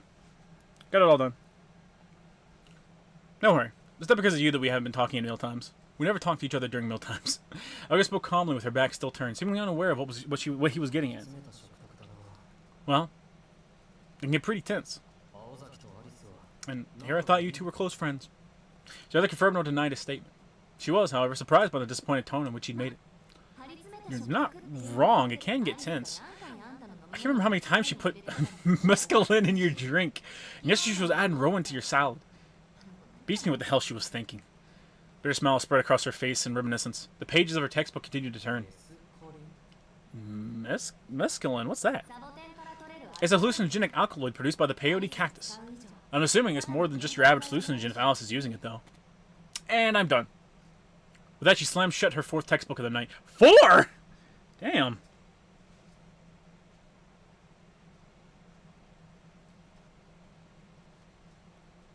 Glass tables aren't meant for percolating? Oh, God.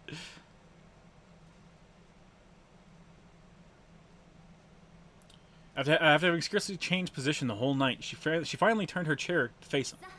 Turned in her chair.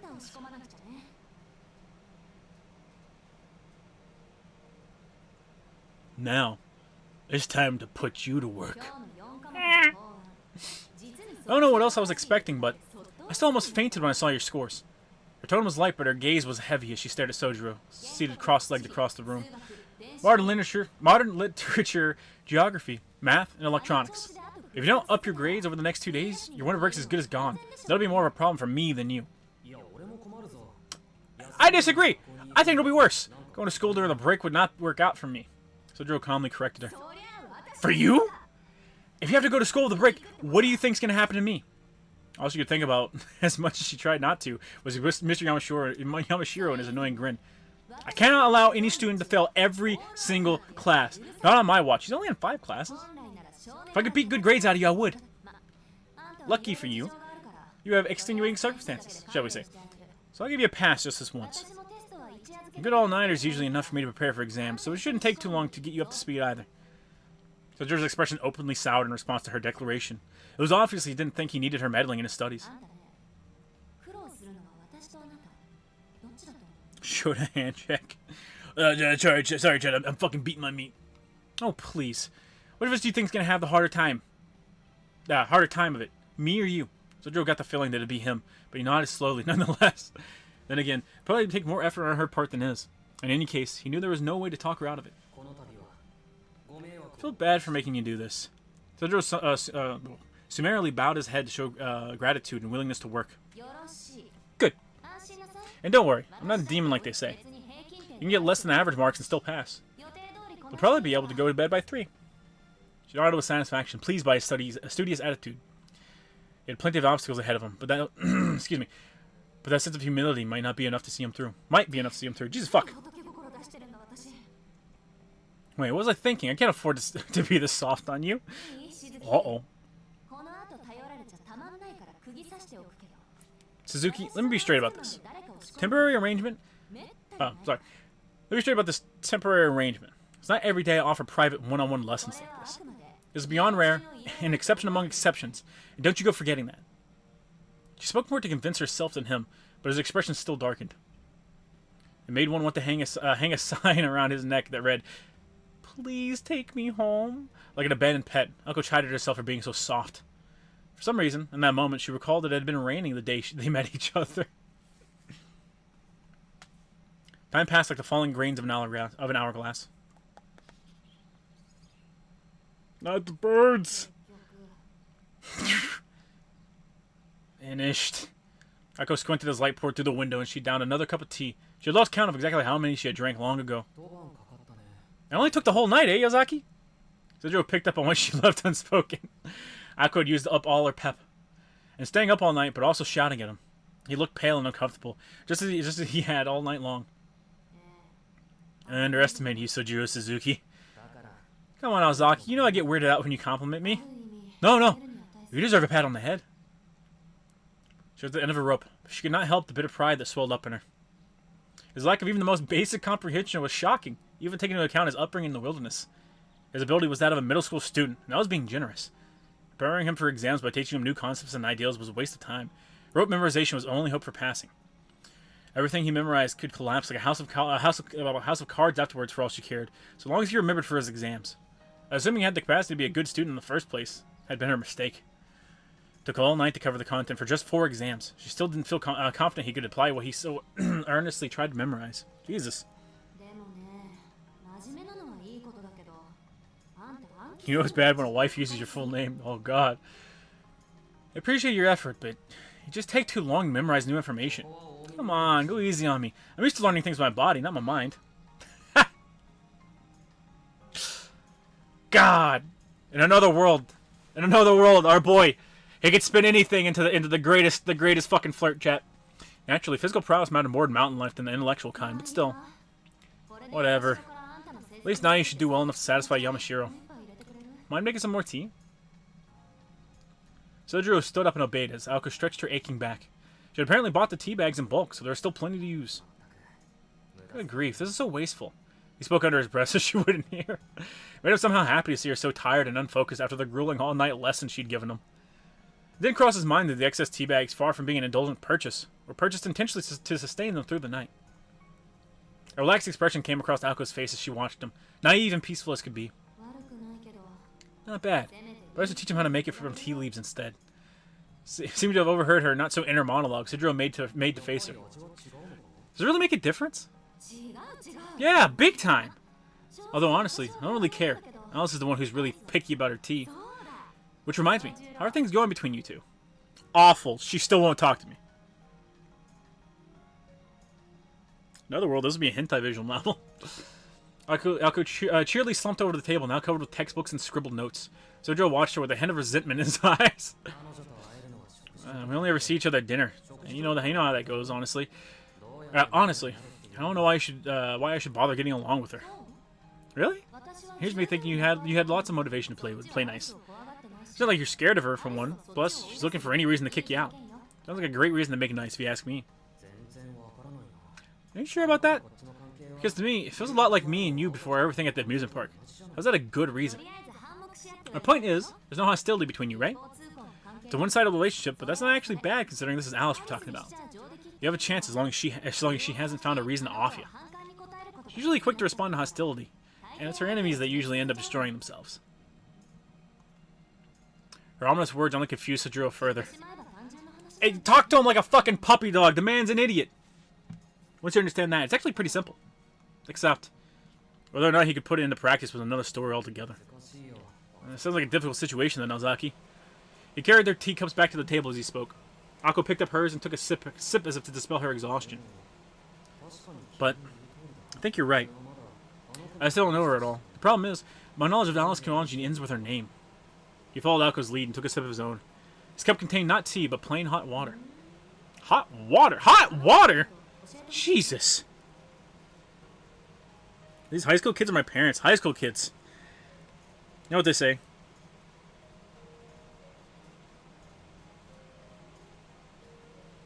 My guy says the most sexual thing, completely none the wiser. He's so stupid. God, I want to ride him until my vagina turns into ground meat. What? What?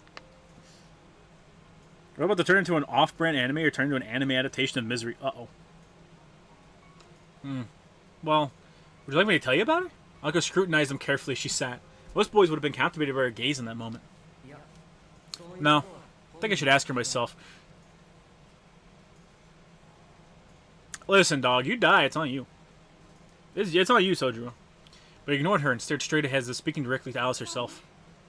Fine. You really want to do this her way, don't you? Speaking of which, what exactly do you say to her in the guest room? I know she and I have an agreement, but I've never known her to just ignore a visitor for half a day. He thought back to that moment. He could recall only 2 or 3 words he had exchanged with Alice after awakening in the guest room. He didn't recall the conversation being anything special, but he couldn't bring himself to casually share it with Alko now. After all. Hey, what did you say that had such an effect on her? Alko eagerly pressed him for the answers. Sojiro frowned, unsure of what to say. He didn't know what the interaction had been like for Alice, but for him it had felt special, sacred almost. The question was, why and for whom was he so concerned? Come on, just tell me. I can tell you're dying to let it out. Her disconcerting smile moved even closer. Sojiro did not look like he was able to stay silent much longer. As he would eventually come to realize, Alko Ozaki had a sometimes troubling propensity to gossip. Well, I can't tell you what we talked about, but I will say that she wasn't as flirtatious as the way you are right now. After how strict you were earlier, I didn't realize you had such a friendly side. He stared directly into her eyes as he spoke. Jesus fuck, man! Alko nearly leapt out of her seat in a panic. Now that he pointed it out, she realized their bodies were practically touching. So you noticed, huh? I was just using the most effective way to break you, of course. And besides, the moment you leave my side, all hell seems to break loose. Alko stood up as she lashed back at him. You got me there? I haven't felt so focused in years. Too bad this was just an exception among exceptions. Well, look at you, Sojiro. Before you know it, you'll be acing your exams in your relationship with Alice. I will, Ozaki. Don't you worry. His cool response caught her off guard. Hey, Chet! He's smarter than he's letting on. His cool response caught her off guard, and for a moment she was at a loss for words. She meant it sarcastically, and yet he responded with a warm smile.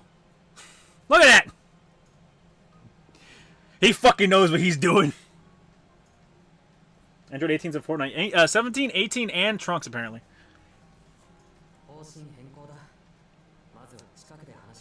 Bro's trying to kill her through dehydration. She's fucking drenched, chat. I'm gonna change my strategy. First step, engage her directly. Can't stay mad forever, as they say. Alko remained in a state of silent shock as he spoke and rose to his feet. She couldn't help but feel a reluctant respect for what seemed to be his newfound confidence and competence. I'll go home by myself today and speak to Alice. You have a student council meeting after class, right? He was right. It was their last meeting before winter break. Normally, he'd have waited until the meeting ended, or else gone straight to his part-time job.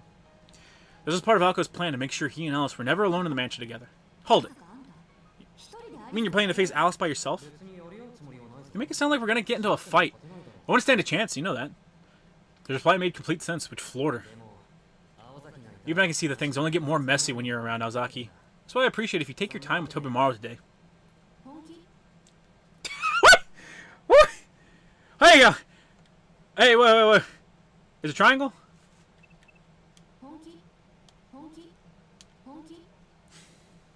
I'm sorry, chat. All I heard was honky? Are you serious?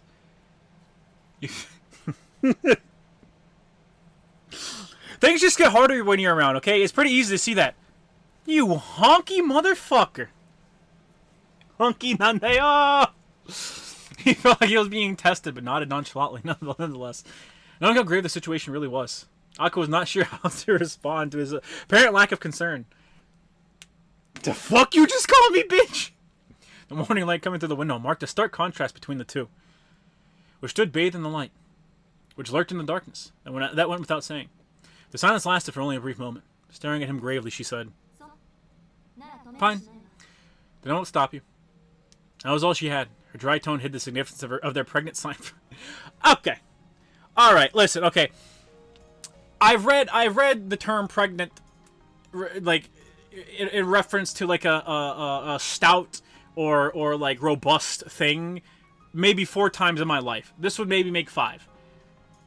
There's got to be a better way to spice up, you know, to add some flower to your language than fucking pregnant.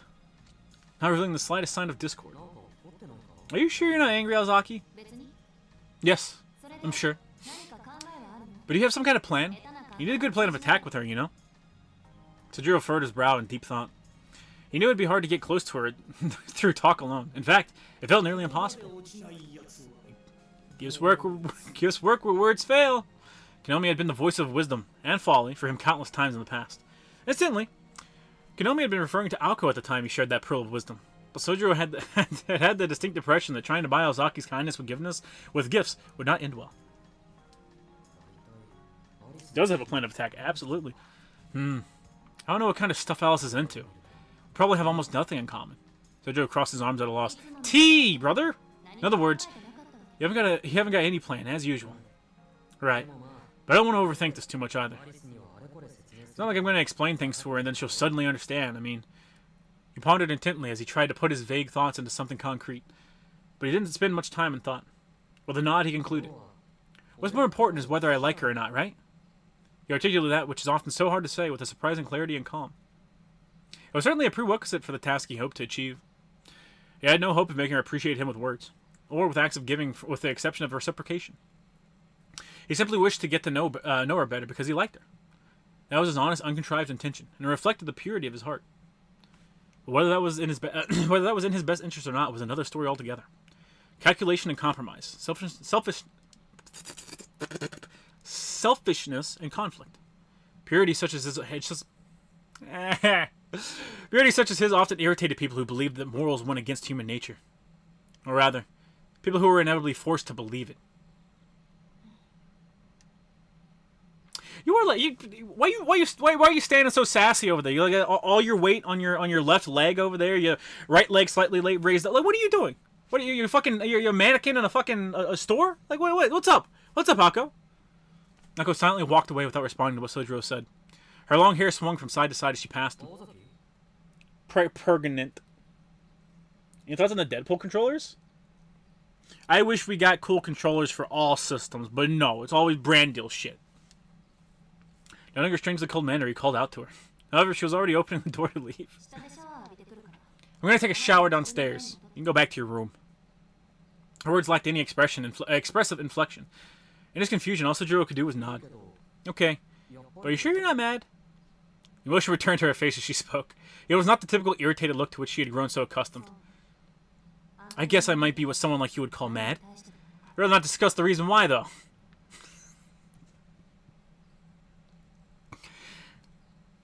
Is it because I said I liked Alice? Because I think she'd be a really cool friend. Poor Sojiro did not even realize that he himself was the reason. She looked at him. For an instant, he witnessed an emotion on her face which he had never seen the likes of before. See you around. This might be the last time we meet, so I should say goodbye. You take Alice far too lightly, you know. For you, that's a strength, but for us, it's pure poison. The door slammed loudly shut behind her. Her steps were audible as she walked away on the other side of the wall. The corridor must have been nearly freezing without any central heating, but Aoko seemed perfectly comfortable. Stand up for your boy. Ah!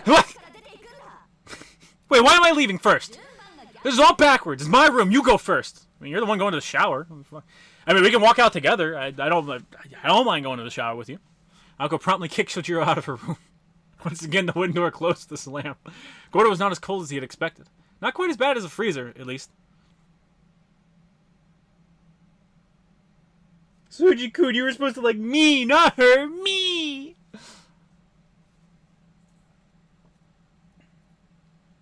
She's trying to puff out her hips or ass. Yeah, she's like doing the mannequin pose. Oh, you like Alice, huh? You like Alice? Why are you puffing out your chest like that? You like Alice? Second day of exams ended, and Sojiro was on his way back to the mansion. The road grew steeper and the woods thicker as he made his way up the familiar slope. People in town called it not a hill, but a mountain, simply because it took over 20 minutes to climb. This didn't sit well with Sojiro, for whom a mountain was something that could not be overcome so easily. The road was paved for one thing. And the canopy, well, the road was paved for one thing, and the canopy overhead let in plenty of sunlight to guide the way.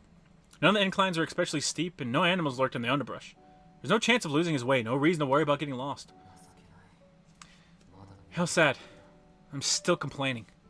Sojiro quietly reprimanded himself for getting wrapped up in his... I love this motherfucker, chat. I love him. I do the same shit. I love him, chat. He's literally me. In the past few weeks since moving here, he'd been constantly comparing the town with his former mountain home. Normally, he'd not get upset over it, but in recent days, since meeting Aoko, as it happened, he'd become rather hung up on the differences. The reasons for this eluded him, but he knew that Aoko was a force that could not be stopped. This naturally made him want to quicken his own pace. The mansion where they both lived was the okay, antipathy. Okay, I get what it means. First time I've seen that word as well. Of her lively personality. It stood out like a sore thumb, even in a town like Misaki. Some people said it was haunted. There were no ghosts per se, but it was inhabited by magicians, so their claims were closer to the truth than they could have possibly known. She's gonna pin him against the bed, isn't she? Oh god! Oh god, Chad! Okay, it's not fair, Suzuki. Fair? I'm being held against my will! Speaking of which, I wonder, between ghosts and magicians, which would be more surprising? Lost in contemplation as he was, the boy failed to notice his own lack of familiarity with city life. With city life played into the equation. In any case, none of this pondering changed what needed to be done. Tomorrow was the last day of exams. That meant he only had a little longer until Aoko stopped taking responsibility for his safety. If possible, today was going to be the day when the mansion's owner accepted his continued residence there. She's gonna fucking kill us, Chant. So Joe slipped between the trees encircling the mansion and walked down the naturally tree-lined avenue that led him to the front door. Here goes. Taking a deep breath, he stepped across the threshold. The drawing room was where he expected to find Alice. However, he found himself face to face with the most unexpected scene. A few steps in, he arrived at a large foyer extending from the mansion's entrance. But one thing was clearly out of place. The foyer of the mansion was like a hall in a medieval castle. It was illuminated by the cold winter sun casting down through the skylight, unaided by artificial light. The wind tiles smelled of the outdoors. And there was Alice, dressed in all black, huddled against a column so enormous it resembled a sharply cornered... I guess. Cornered tree trunk. The mansion was quite literally supporting her frail body, like a mother's lullaby or a gently rocking cradle. The heavy atmosphere within this old building suppressed even the slightest stir, almost as if warding away the disturbance to her slumber. As I'm gonna say, even I haven't had a very good history with like waking chicks up. So maybe just back up, just back up, bro. Just walk away. Just walk away. Go home. This can all be over. Just walk away. Pranker Suzuki now. For the background arts are really nice. Yeah. Snap, crickle, plop. I know I'm dying, chat. There, she slept in the shadows of the home. There's a reason I'm going to the hidden away from outsiders. Her sleeping figure was enough to mesmerize anyone who laid eyes upon her. Sojiro instinctively looked up at the ceiling out of sheer awkwardness. He wanted to surprise her, but not in this way. Her slender frame lay asleep by the fireplace. The scene was as beautiful as a painting, yet hard on his heart at the same time. Yeah, damn, my chest is starting to hurt. Sojiro, that's all, you're having a heart attack. She cast magic on the fucking... Oh, God, Sojiro, no! Her slumber seemed breathless. She was too still, with not even a hint of movement. And yet, slumped against the frigid column under the cold winter sky, happiness appeared to be her blanket. A passerby would not be blamed for thinking she was in that most peaceful state of eternal slumber. Death.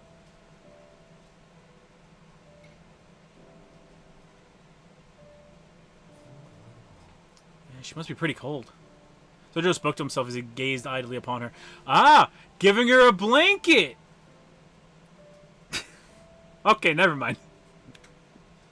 Never mind. Ah, you're right, Sojiro. Good idea. We'll get her a blanket. I didn't think about getting her a blanket at all. God damn it, Sojiro! She must be pretty cold. Sojiro spoke to himself as he gazed. Wait, whoa. Bring her a blanket or something. He didn't so much as cross the boy's mind. Instead, all as it sounds, the first thing he thought was to go prepare some tea. That works too. That works too. He made sure to be as quiet as possible as he opened the drawing room door. On the table, waiting for him, were 3 pills. They were the medicine Alka required him to take every day when he arrived home. Gulping down the vaguely sweet pills and continuing on to the kitchen, he selected a box of tea from among the, many in the cabinet and brewed enough for 2 people.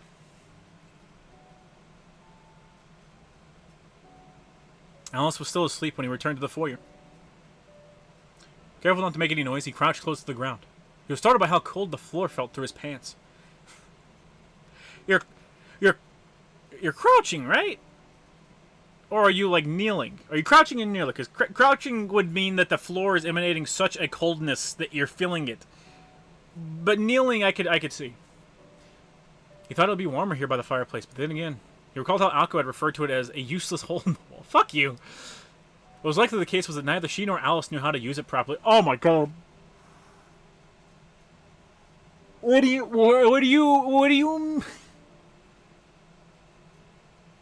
What do you mean they don't know how to light... It's a fucking fireplace! You light a fucking fire! What? Oh dear Lord, Chet. After taking the teacups from the tray and placing one in front of the other, one in front of each of them, Sojiro carefully pulled his textbooks on classical literature from his satchel. I better get to work or else Zaki will get mad at me again. You can still see her angry face from this morning. Girl failures to the max. I was gonna compare it to something anecdotally. No woman I've come across knows how to like change a tire or air up a tire, right? None of them do. Even though it's super simple. It's like, okay, well you don't know how much air you need. Well, it's always on your door. It's always gonna be on your door panel. That's how much you need for your tire, right? It's on your tire too as well. It's easy to find. Changing a tire is super self-explanatory, but like, fucking lighting a fire, man. Damn. The reason for her anger was still as much a mystery as the usual look you saw briefly come across her face. In any case, one thing was certain. He needed to start studying for tomorrow. They're not feminine tasks, Shota. It doesn't matter! They have to fucking survive! Light a fucking fire! Here's Aka's instruction. Today's exams went well enough, but tomorrow's would be an even more formidable challenge. After how angry she was this morning, he couldn't expect her to help him again tonight. It means I'll probably do poorly, and then she'll get mad at me again. I'll make grades have anything to do with her in the first place. He complained under his breath as he cracked open his textbook. It's a fireplace! Place the fucking fire! You're wizards! Do you not know how to cast a fucking fireball? I know Alko does! She did it 80 fucking times in the amusement park! Apparently he intended to spend his time in this fashion until Alice finally awoke. The sound of pages turning was the only audible noise in the grand hall. There was no ticking of clocks or rustling of leaves to disturb her sleep. After a few hours, Sojiro quietly rose to his feet. The light that filled the foyer was beginning to turn from white to red. Time to go to work. He glanced again at Alice as he stretched his stiff back. She slept in perfect stillness, just as she had this entire time. Sojiro arched his brow in speculation. He had no idea what her normal sleeping schedule was like, so he had no idea as to whether he should wake her. Never mind. Ozaki will be home soon anyways. She'll be fine. As if reaching the end of a long train of thought, Sojiro gave a quick nod of his head and took his leave of the mansion. Women are literally built different. Today was a shift at the Chinese restaurant in Masaki's shopping district, the Mad Bear. I guess. Alright. Okay, I know it says fit me, but I like fight me way better. The uniforms have been made by someone with an obvious preference for garish colors. The orange apron was emblazoned with a cartoonish polar bear slashing a walk in two with his powerful claws. Oh, fuck, I'd pay money for that. The design resembled warning signs about wild animals seen in mountains and stood out in Misaki for its one-of-a-kind originality. This was a Chinese restaurant, the Mad Bear. Aside from its name and logo, the restaurant was the type of cheap, hole-in-the-wall drive that could be found anywhere. It faced competition from the ever-increasing number of chain restaurants, though it had managed to last longer than the other dining spots, having received rave reviews on a regular basis. The Mad Bear prioritized the personal touch, focusing on its local clientele, and thus made a point to offer home delivery. I like it. I like it. It earned the affectionate moniker QKS, the Quick Killer Stop. Making these deliveries was Sojiro's responsibility for the time being. Places Masaki within cycling distance fell under his domain. Anything beyond that was handled by a more experienced staff member on the legendary 50cc King Salmon motorbike. But anyway. Slept all day for no reason. She's just like me, for real, for real. Chat, remember, Rin didn't know how to record a show for Shiro and Fate Carnival. To be fair, that was a joke about how she's so rich, though. You never guess what Buddy and oh my god. You never guess what a Buddy and Yashirogi told me. When delivery workers are not out on the deliveries, they spend their shift busting tables or washing dishes. The dinner rush was yet to come, and Sojiro and his fellow delivery boys were shooting the breeze while washing dishes in the back. Hey! Hey, jackass! Where's the fucking apron with the bear? I want the polar bear! Yo, Suzuki! I'm listening, Konami, I'm listening. The two were elbow deep in a giant sink as they enthusiastically scrubbed. At least, that's what they pretended to be doing while they gossiped. He said it's not just a Japanese place, you know? Kiniya? Here at Imperial Metropolis and fucking Masayan? Here in Masaki got orders too. I mean, if you want that much meat, just go to Shitachi. Man, who the heck orders raw meat and an entire salmon? I tell you, there's some weird shit going on at that place for real. Maybe they pet alligator or something. I've definitely never heard of an order like that before. What's an alligator? An alligator's an alligator. You really never seen one? I mean, I've never actually seen one in real life either, but even I know what an alligator is. You know what? I'll leave my tape for the world's most terrifying animals episode on Africa. This was a familiar pattern of conversation between the two, especially now Konami was used to Sojiro's lack of general knowledge. Their banter was interrupted by the delivery phone. The manager snapped up the receiver and quickly jotted down the order and address. Once he hung up, everyone in the kitchen did their best to avoid making eye contact with them. Nobody wanted to go rushing out for a delivery on such a cold day. Suzuki, this one's a little far away, but I want you to handle it. The manager singled Sojiro out for the task, seemingly unfazed by his staff's laziness. Here's the order, and it's an unusual one, so keep it to yourself, okay? Manager tore the sheet with the order and address written on it from his memo pad. Sojiro took one look at it before a grimace quietly spread across his face. Please be bread, please be bread, please be bread, please be bread. Boss? Yeah? Manager stared right back at him as if he could tell what it was he was wanting to say. Look, I know what you're thinking, but I've been in this business a long time. This is far from the strangest thing I've seen. It's no big deal. Now let me get the stuff from the cold storage. Sojiro stared in admiration as the manager, dressed in black, marched out of the kitchen in his all-business way. There's nothing free from the odd occurrence now and then. Why does the address go back to the mansion? Yeah, I didn't alligator once. I've had alligator before. It was okay. If I remember correctly, I think it was a little too gamey for my taste. You're late. It was after 10 at night.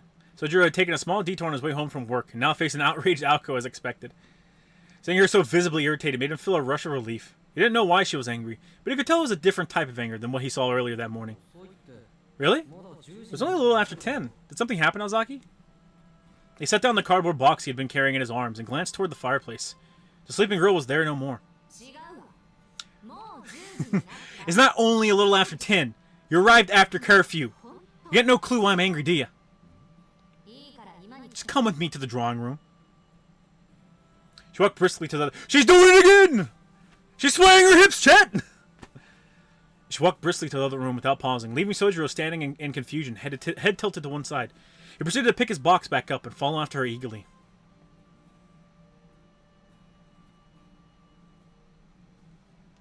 He removed his coat and hung it on a hanger as he entered the living room. Apparently today was one of those days where Alice kept herself locked away in her room. On the table were the familiar pills. It's partly my fault for not being more clear about this, but you need to come home on time. Your curfew exists for a reason. I'll hand him the pills and a glass of water with an expectant look on her face. I already took the pills before I went out, and I feel fine anyways. I don't think I need any more pills today. Excuse me? You think this has anything to do with how you feel? Let's get real. These pills you take every day when you come home, they're poison. Slow-acting poison, mind. And they take half a day to kick in. If you don't take more pills before that happens, the older poison will kill you. That's how much rope Alice is willing to give you. Get it? So drink up. I'm enjoying this just about as much as you are. And until I think of a way around this, you're going to have to deal with it. Now, maybe I misheard you for a second. Did you say these pills I've been taking this whole time are actually bad for me? Sojiro took the pills from her and gulped it down. Jesus fuck. The fact that it was poison gave him no pause at all. And as for his roommate's tyrannical behavior, he showed no signs of... What the fuck? He doesn't poison the cancel poison. You two are really taking the old-fashioned approach, huh? Sojiro's face relaxed into a smile upon finding the funny side of the situation. Akko was utterly dumbfounded as to how he could be happy at a time like this. I was running late on the way home because I dropped by my old apartment to get all my stuff. You could have tried calling me if it was such a big deal, you know. Your stuff? Wait, is that everything? Sojiro nodded emphatically as she pointed incredulously at the cardboard box in his hands. It's stupid to pay rent when I don't even live there, so I thought I should move everything out. But I arranged it so I can go back any time within the next 3 months. Rent? Oh, right! How could I forget? I'm sure Alice will be thrilled to hear about this. No! No! No! Fuck, they're gonna make him pay rent too! Fuck! A smile blossomed across her. Fuck! Across her face, as they say. It was the open, bold-faced look of a child who just came up with a mischievous plan. Sojiro shook with fear as he thought of what that smile might bring his way. You sure don't have much. That one cardboard box contains all your worldly possessions. You're killing my boy. Really, they are! This is why you don't talk about rent. Yeah!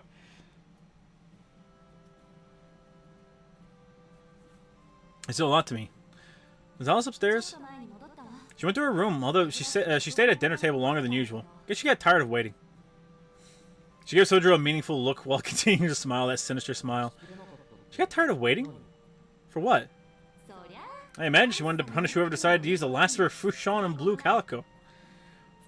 Fuck! Wait, I don't know that name. I think Fushan... Is that the brand of tea I used? Sure is. To be honest, even I was shocked when I first walked in. I know how she fell asleep all over the mansion, but I've never seen her prepare tea first. I woke her up to see if she was okay, and she was just as surprised as I was. We couldn't imagine who would do such a thing. Sojiro clapped his hands together as if remembering something important. He had forgotten to clean up the tea before leaving. The regret written from forehead to chin delighted Akko immensely. I see. How mad was she? Pretty mad. Robin was all aflutter about it too. Well, I'm mad at myself too, if that helps. Can't believe I forgot to take them back to the kitchen. Sojiro harshly scolded himself for his failure. No, dummy, she's mad at you because you sat down and watched her sleep. What? Oh, I didn't think she'd mind that all that much. Well, we do mind when you watch us sleep, just so you know.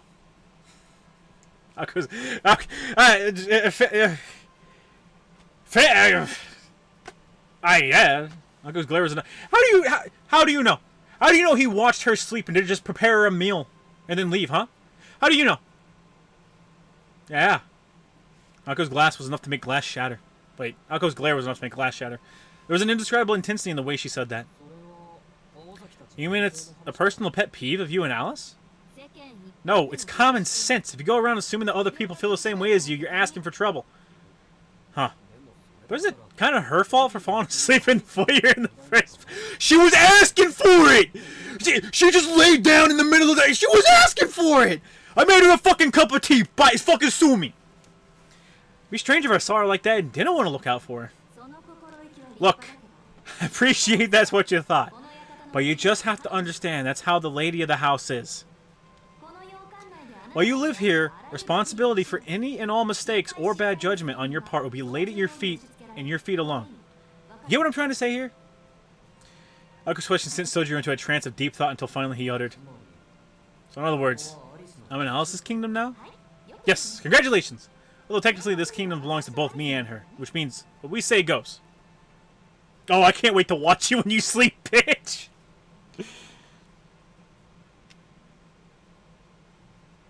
Jiminy Cricket chat. This is bullshit. Officer, she was asking for it. Look how she was dressed.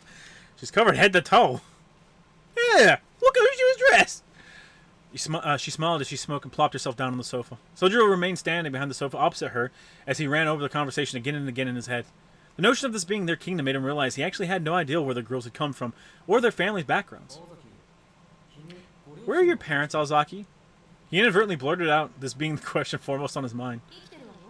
They're alive and well. They own a place in Tokawa, 4 stops from Misaki. Excuse me. I learned everything I know from my grandfather, who's retired now and lives with them. Wait, they can just retire? I thought they had to die. Huh. Sounds like a pretty normal family. So Drew, I'd imagine something more outrageous for a family of magicians. Sure, as far as my parents go, my father sucked as a mage. My grandfather says it skipped a generation, so I get double the power. But I'm not so sure about that. I think Alice has more of the type of family you're imagining. She's from England, you know. Alko offered nothing more, as if to suggest that that was as far as she was willing to reveal for now. So Drew had insisted on talking to Alice directly rather than hearing things secondhand, so chose not to go back on his word by pushing the topic further. Ask her if you want to know more. Now you know why she loves English blends of tea so much. Speaking of which, why'd you use tea leaves today of all days? You should have stuck to the tea bags. But you said the tea leaves taste better. And also, that Alice is picky about her tea. Akko was momentarily at a loss for words. He seemed so oblivious most of the time, but apparently he was attentive to some details. At least selectively. He just like me, Chet. For real. Just forget it. Anyway, I think you may get home by yourself tomorrow. They accepted my proposal for a mochi-making festival in the new year, so I'll be pretty busy with that. Sojo nodded in acceptance. In fact, he'd already been planning to do so before she even asked. I'll be fine. What about you? You haven't slept since yesterday. Oh, I took a quick 3-hour nap earlier. I'll be fine. What about you, for that matter? I hope you didn't forget about our session tonight. Ah, not another session. If I ever lived with a girl like Alko, I would literally put her head through a wall. Doubt. Alko's grandpa is dead, but that's not really much of a hindrance for a mage if they're determined enough. True. She meant the all-night cramming sessions, of course. Needless to say, Sojiro was more than likely to struggle given the heat, too, and not slept a wink. All he could do was give a relieved smile. He thought back to the days just after he transferred here, when he watched his, when she watched his every move from the sidelines and showed a startling amount of concern for him. I didn't forget. Besides, it's tougher than you on me. I was like, fuck, damn it! Shota, pay attention to punctuation. Besides, tougher than on you than me, Ozaki. I'm still glad that to be your exception among exceptions. His cheery response grated on her a little. Wow, you managed to forget everything except the most irritating little details, don't you? She heaved her shoulders in exasperation and dropped her head as an excuse to look away from the beaming smile on his face.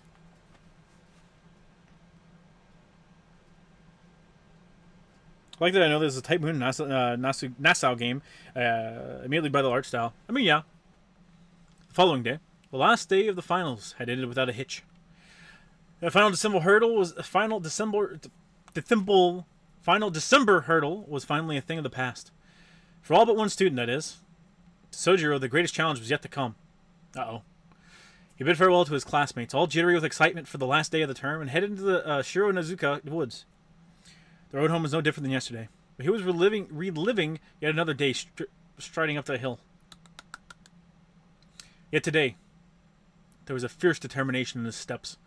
Today was his last chance, and he wanted nothing more than to talk to the girl. He didn't care if she was cruel to him or ignored him, nor whether Alko was being truthful when she said that she could trap him in a mirror land or something like that. All he really cared about was having the chance to speak with her face to face. I've been here 3 months, bitch! Let's talk! But nothing's ever that simple. To tell the truth, what he found upon finally entering the mansion was not wholly unexpected. She sure sleeps a lot.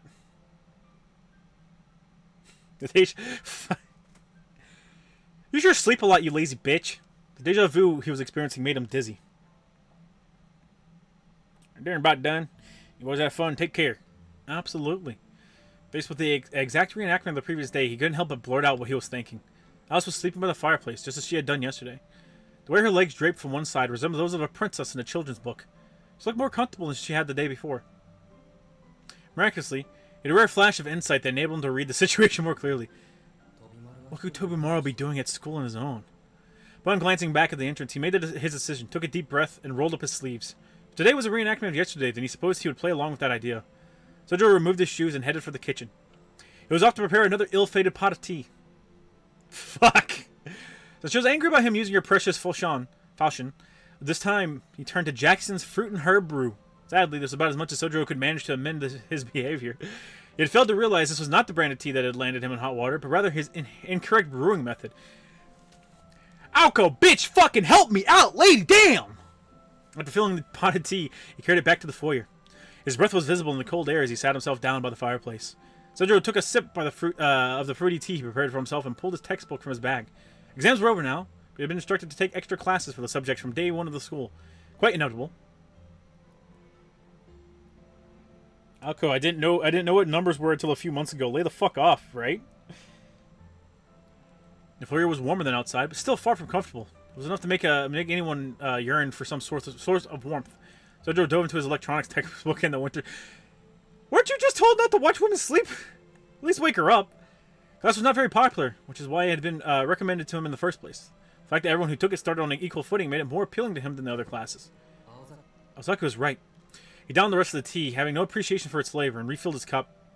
I wonder if it's because it tastes bad, or if it's because he brewed it wrong. The tea was still warm, since the ceramic teapot had excellent heat retention. Can't seem to remember anything that's written down. He vaguely recalled their conversation as his eyes advanced across the page. Lack of lighting in the foyer was forcing him to rely on illumination from the skylight. The light cut into the room at a diagonal angle, in such a way as to divide the foyer into light and dark areas, with the fireplace in the shadow. The room resembled ancient ruins covered in ash, or perhaps the quiet, forgotten world of a faded fairy tale. Time slipped on by within the white walls of this room, hidden away from the sun. Brewing tea wrong and it tasting off usually go hand in hand. Yeah. I don't brew tea because I'm not a fucking psychopath. I just make sweet tea. The minutes passed slowly for some time, until the sound of a textbook slamming shut brought the room back to reality. Sojiro stretched his stiff back and eagerly got started on clearing up, put his textbook back in his bag, placed his cup on the tray, leaving Alice sitting in front of her on the floor. Well, time to go to work, he said unceremoniously. He spoke as if to convince himself that he had no other choice as he prepared to leave the sleepy foyer behind. But before he could, a sound behind him stopped him in his tracks. He turned around with his bag under his arm and tray in his hands. So as not to cause even a ripple in her teacup, he greeted her. Yeah. Hey! In a light, easygoing manner. She remained seated next to the fireplace with a black-eyed sleeping beauty. No, a black-eyed sleeping beauty. Her face was as still as a statue, almost no different than it had been in slumber. Looking at Alice now, he realized just how different she and Alco really were. Alco communicated her feelings openly, even if he never could quite tell where they came from. Her trademark expression of irritation would keep him guessing. Alright, I'm gonna be honest. That look she just had, not good. Not good. Would keep him guessing as to the reason she was angry. But to her credit, her emotional state was always clear. Alice, on the other hand, was completely unreadable. She might be angry, or then again sad. He couldn't tell either way. What do you think you're doing? Her question gave him a sinking feeling in the pit of his stomach. He couldn't decide whether it was animosity or perplexity that he had heard in her voice. If the former, this was likely to turn to a replay of the interaction from the other night. An image of the shattered bottle sprang to his mind. Sojiro knew his response would be extremely important. And after struggling for a few moments, he finally worked up the courage to say something. Just not the correct thing, unfortunately. Fuck, man, come on! Right, about that. It'll take a while to explain, so let me just have a seat first. He had no idea what the correct approach would be, so he simply did whatever came to his mind instead. Chat, our boy's dead. Our boy's dead! It's over! Pack it up! She gave him no response. Her face said that she detested his presence, but he plowed ahead regardless. Sojiro took a seat and set down the tray once more. Their eyes met. Her inscrutable gaze was enough to turn most people away. But the target of her animosity appeared not to notice it at all. Yes? Well, I guess I should have done that a long time ago, but I want to talk to you about something, Alice. Despite having suggested that it would take time to explain, he managed to sum things up succinctly. Me? Not Alco? Well, I have lots to talk to Ozaki about. In fact, I think all three of us should sit down at some point. Alice found herself out of kilter, unable to read his true intentions. Sojiro continued on, failing to notice her bewilderment. It's fucking over. Ozaki said you two rarely speak to each other. I'd feel bad if that's because of me, but I'd feel even worse if it isn't. It's sad that we live together, but we never talk. Each word he spoke was heavy with emotion. Alice remained utterly unable to discern this boy's intentions. He's speaking from the heart, you heartless bitch! Is this because you're English? Or is it because you're a witch? All she could parse was that there was something he wanted from her. I mean, I guess. But what could that be? What she found even stranger was that he was not speaking to her from a place of fear. Just had some meatballs with broccoli and cauliflower. It was bomb. Good. Aren't you... Excuse me. She just had some fucking tea. Aren't you afraid of me? No. I don't know enough about you to be scared of you. To tell the truth. Her gleaming eyes looked like they were made of polished quartz. You know, I don't think that's what quartz looks like, quite frankly. His response had not been what she had expected. He spoke with pure honesty and unfettered truth. Such boldness, however, did not actually upset her. Her conversation ground to a halt. If you could even call it a conversation in the first place. Alice grew tense, as if displeased by the strangely comfortable moment of silence between them. Sojiro endured her cold stare, showing no sign of flinching. Talk. Hmm? You said you wanted to talk to me. So, be my guest. Whatever topic you like. It was more a challenge than an invitation. It had neither a topic on hand, nor were they intimate enough to strike up a casual conversation. Nonetheless, her challenge hanged in the air, waiting for a response. T! T! T! Fuck! Not the bird! Not the damn bird, Sojiro! Oh, what about that bird? That blue one over there. I see it around now and then. Is it your pet? Or is it one of those, what are they called? Ploys? Magical familiar? Her eyes let slip for a moment a very natural response. It was annoyance, such as that one might feel toward a troublemaker. I can't fucking fathom this son of a bitch, chat. Ah, my neck. So why do you still want to kill me? Good question. Yes, it's a ploy, but the stupid bird isn't mine. It's lived here longer than I have, and I'm afraid I don't know much about it. You mean it just decided to live here of its own free will? Of course not. I'd never let such a thing. Robin's useless, but I inherited it from my mother. As such, I permit it to continue living here, despite its constant failures and shortcomings. I see. That's a relief. Here I was thinking I'm only useless one in the house. Fuck! She turned away in silence to avoid looking at his hapless grin. Thus began Sojiro's very lengthy monologue. It started with his part-time job, then moved on to the school. Next came the amusement park and random gossip around town, and last, the subject of rent. He spent all of 20 minutes on mindless small talk. Then he ran out of things to say and finally stopped. Sorry, I'm on the clock soon, so I should get going. And that was that. After finally getting his long-awaited chance to talk to her, he realized he had no exit plan in place. Gotta go to work, bye, bitch! So he returned the tray to the kitchen, placed his bag on the foyer, and headed to the door. She'd never seen the boy so candid, which is why, overcome with surprise, she found herself calling out to him. Wait. She had no reason to do so, and yet she called out anyways. Yes? It's just... I saw the pot you used today. Oh, right. I wasn't going to make the same mistake as yesterday, but I guess I'm the only one who drank any today, so... Well, that pot is normally used for coffee, so you shouldn't put tea leaves in it. So Joe's eyes grew wide with shock. Now I remember that there had been all sorts of cups and tea pots in the cupboards, each one specifically designed for a different type of tea. Who knew there was so much to brewing tea? I guess a beginner like me shouldn't mess with things he doesn't understand, huh? She let out a vexed sigh. Why didn't you wake me? She had not heard what he said, and she'd been waiting this whole time for a chance to ask him that. In any case, her question abruptly interrupted his stream of thought. He fell silent with introspection. The thought of waking her not so much as crossed his mind either that day or the previous one. Tell me. You didn't wake me. Did you expect me to just keep sleeping? Alright, she did yesterday. She did yesterday. Her eyes were filled with animosity. Lies were useless against such an all-piercing gaze. The setting sun transformed the foyer into a battle of life and death. Lies or deceptive answers would not be permitted. Amidst the palpable tension that filled the room, where any move, wrong or otherwise, was likely to get him killed, he felt pain rather than fear. Alice's voice was icy cold, preemptively rejecting any response he was to give. The boy vaguely imagined a newborn chick that had fallen from the nest, struggling to survive on its own. It gasped, hanging on the thread of hope, yet detesting where that thread hung. Do you really want to know? Alice nodded sharply. Fine. It was not especially meaningful or anything. I just think it's rude to wake someone who's asleep. I have no time for jokes. That's the truth. I just thought I should let you sleep. I really wanted to talk, but I decided to wait till the next time we saw each other. How sweet of you. That reminds me. Ako's protection over you ends today, doesn't it? That makes this your last chance to win me over. So, have you, or have you not, learned your lesson, He had not. He swore to her, agreed to her terms, and gone as far as to sit face to face with her to get to know her. Surely he thought this was enough to escape death.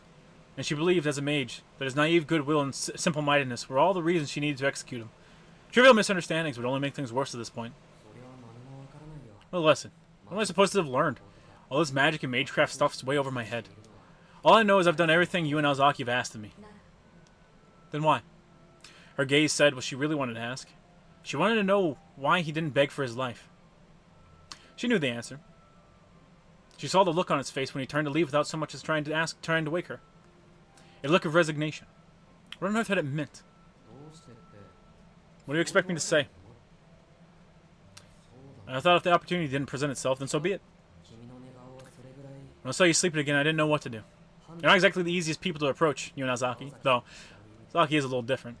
So Jiro struggled to find the right words, but said what he was feeling in the moment anyway. Bird is always mean-bugging and giving the side eye. It is, too! He's in a sleeping witch of the wood, who clearly needed someone's help, yet sought the help of no one. But here you are, trying to approach me anyways. Wait, but here you are, trying to approach me anyway. Even though the opportunity never presented itself. Oh, but it did. That's why I decided to do things my way today, even if nothing could go right to begin with. Talk as though you always expected me to reject you. Yeah. I guess it's hard to explain. So Drew glanced at the entrance. He had no reason to, and he just felt the urge to do so. I doubt I'm the only one who'd like to see the situation solved. He muttered as if speaking to himself, but it was clearly meant for her to hear. Alice knew full well how poorly he had understood the situation. All of this was one giant misunderstanding on his part. His tiny gesture of goodwill, pitiful and pure, resembled that of someone reaching out to help a dying kitten. For Alice, doing so would be akin to clutching the thorns of a rose. She felt pain in her chest for the first time in quite a while. I still don't want you in the mansion. She addressed the floor at her feet to avoid showing him how she truly felt. If she had, he would have seen her face look just the way Alko's had earlier. I'm sure you don't. And I doubt I'll change that anytime soon. That doesn't mean we can't work something out. It's okay if you keep hating me in the meantime. Her gasp of breath was like a response in and of itself, to suggest she could keep hating him. She had once wished to hear those words so dearly, if only once. I mean, you're not the only one. That goes for Alzaki, too. I don't think she wants me here either. Expecting to feel welcomed would be a big mistake on my part.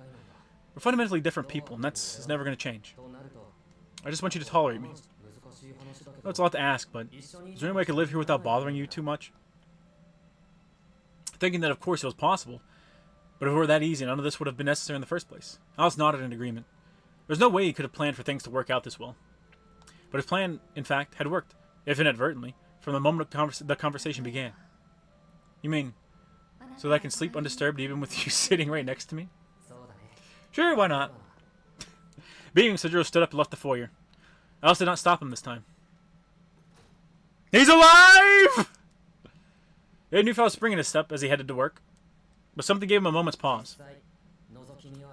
It's not nice to spy on people. He complained aloud to make sure a certain someone heard him. Please, you heartless bitch, he's just trying to be your friend. And when 2 minutes had passed since Sojiro left the mansion, when a long-haired figure came creeping into the foyer. Akozaki had been just outside the entire time, eavesdropping. When did you get home? With a sullen glare, Alice addressed the interloper. Alko was shivering head to toe after standing in the cold for so long. She deemed gloves an abomination and refused to wear them except for the... What do you mean? Which one? Whoa. Which one? Wait, hold on, hang on. Which one? Alice or Alko? Which one of you fuckers won't wear gloves? As a result, her cinder fingers were pitifully swollen and red. Alko it is. Don't know. A while ago. Anyways, how'd it go? You two were talking for so long. She looked strangely elated as she blew her hands together to warm them. Blew on her hands. Alice was not fooled by all of Alko's facade. Clear from the ill-tempered look she wore on her face. Never expected you to be so overprotective. But did you do it out of stubbornness or obligation? No, please. I'm just going with the flow. But seriously, how'd it go? You told me you resort to force if he made you mad.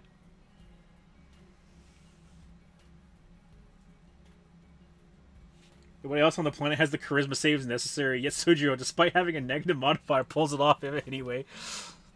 Alice's mood was growing darker and darker the longer she had to look at Ako's cheerful posturing.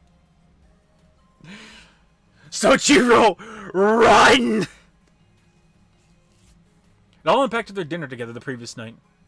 After everything that happened in the foyer, Alice was both more suspicious of and intrigued by Sojiro than ever before. She insisted that Alko let him walk home alone the next day. She then used the concoction to fake her slumber and recreate the same scene as the previous day. That portion of her plan went well, but the rest had veered totally off course. It didn't help to know her roommate had savored every moment of it from the other side of the wall either. To make matters worse, Alice was frustrated at herself for letting such trivial matters bother her. Trivial matters bothered her. She stared at the teacup still sitting on the floor. Her pale finger traced its cold rim. It's as you said, he's harmless. Wait, it's as you said, he's harmless. For the time being. She forced a tone of indifference in order to hide her irritation with her appearance. Apprentice. It was in the moment that Sojo's fate was decided. That's it? You were talking for what seemed like forever. Relentless, Alko continued her line of question. Are you trying to get the man killed? Alice only stared back icily. Alko? Damn it! Alko? I know you were eavesdropping. She voiced her displeasure at Alko's behavior in no uncertain terms. Suddenly, the air in the foyer felt cold as ice. They stared at one another, each trying to guess the other's next move. So you did notice. It doesn't change anything about our deal. I hope that's clear. Alko widened her stance and glared at Alice. I'm a reasonable person, Alko. It's fine with me if you take 30%. Completely unperturbed by Alko's, damn it! Damn it! Damn it! The fucking women are talking shop! I don't want to pay rent, you sick fox! Completely unperturbed by Alko's warlike posturing, a simple look was all Alice needed to keep her roommate in check. Down from all of it? Not a chance. Fly too high and you may lose those wings, Alko. Alice remained calm and dignified, not moving a muscle. Suzuki, your life's on the line. Get the fuck out of there. Resort to force. Is this OG fate? Oh dear. Felt like hours passed as the two stared at each other in silence. Alko was grinding her teeth in frustration. At this rate, their alliance would be in tatters before they even confronted their foe. And worst of all, she knew Alice had the upper hand. Cheapskate. Alko accepted her defeat with a tisk. That's not a tisk. Fine, you get 60, I get 40. Paying you to settle for less. Alice nodded in satisfaction. Very well. But I'm the head of the house, and you're the one who brought him here, so it's your job to collect rent. Fine. Ugh. This sucks. I should have gone into alchemy instead, and all my problems would be solved. Not really. Not even alchemists are immune to market downturns. Alice spoke with the confidence of someone with first-hand experience of such matters. Yet Alko only nodded absent-mindedly in response. Their bitter fight was over. Was over how to split the take of Sojiro's rent now that he was officially going to move in. Not the most becoming quarrel for a pair of mages. Forcing a boy to live with them and then demanding he pay rent was beyond extortion. It was truly vicious. I know! Since we're even discussing this, I assume that means you've accepted his presence in the mansion? Alko was triumphantly satisfied with herself. The only thing I've accepted is my responsibility for not catching him when the bounded filled in the park that night. I mean, it's not as if I can blame it all on you and your promise to him. Damn it, too much intonation. Oh, that promise. Alko looked up at the ceiling as she recalled that night at the amusement park. Only a week at most. Jesus, fuck, it's been a week? It's only been a week? Only a week at most had passed since then, but Alko already felt that Sojiro's fate and her own had become intrinsically linked. Yeah, I do remember them saying that it was about a week, yeah. Or at least a week until exams. Or perhaps they had always been connected by fate since the moment they'd met. She couldn't see into the future, so there's no way to know for sure. Destiny and fate aside, he's not a bad egg. Besides being weird, I mean. A thought uttered to herself in self-confirmation more than to Alice. Alice could only look on in annoyance, perhaps in an attempt to voice her displeasure at her comment. Do you know about his injury, Alko? An injury? What injury? Alice raised her slender fingers to his mouth, as if to push the words back in. She had blurted it out in the heat of the moment. A secret that no one else was supposed to know, oh, fuck you. But the which one couldn't keep to herself. Alko tilted her head in confusion. I see. Alice looked relieved for some reason. Her sudden antipathy towards Alko had dissipated as well. Ignorance is bliss, I suppose, said Alice as she took a sip of her cold tea. She made no attempt to explain who was fortunate, or why. A moment later, her beautiful face contorted into a revulsion. Yuck! My man can't fucking make no tea, chat. Fuck. She bent the cup on the floor once more. Her black dress unceremoniously scrunched up as she stood. Just one sip of the underbrewed tea sent her fleeing into the drawing room to remove the bad taste from her mouth. As soon as she was gone, Alko hesitatingly took the teacup in her own hands. It was almost certainly better left untasted, but she couldn't help but wonder how Sojo's tea could arouse such a strong response. After one small sip, she returned it quietly to the floor. Yep. Should have used tea bags like I told him to, dummy. The expression on her face was nearly identical to that of her roommates. These bitches think he's weird? I know. Saving. Listen, okay, listen. There are fucking... presumably 6 pages... Yeah, 6 pages of 20 saves. Brother, this is a visual novel. I don't need that. I don't need 20 save blocks, you know? I don't think so.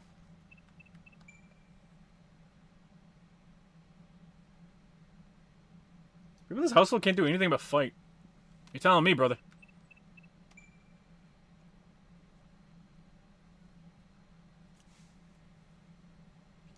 These pages for a visual novel where you can't even choose your choices? Yeah. I know there are like 3 endings to the game, but I don't know if those will be in the main game or if they'll be in the extras menu. Misaki High School's winter vacation began in mid-December. The tranquil air of the school was a refreshing change of pace from the more competitive schools and their nationally famous sports teams and exam-oriented curriculum. The empty, newly constructed building evoked images of a pure white swan descending upon a still winter lake. No! No! The Martin School building felt alive in its stillness, in spite of the absence of its lifeblood of students. Most students never knew what this building used to look like. It was just a small, run-down wooden building, shadow of its former self. The former school was never torn down, and now stood in lonely silence. It was tucked away deep in a seemingly infinite wood that stretched across the mountains. Sejiro, Misery, Alko, CPR, Alice, Reese's Puffs. Eat 'em up, eat 'em up, eat 'em up! The sound of brooms sweeping dead leaves resonated in the air. Ocean of leaves had accumulated into piles as big as sand dunes. Sweeping was a futile venture at this point. Unless feeling lingered in the air, perhaps the result of 2 years of abandonment. Cleaning the inside of the building alone would take more time than a few days to finish. Not to mention... this sucks. We're students, damn it, not machines. Barely getting winter break, and then the student council has us out here doing this crap.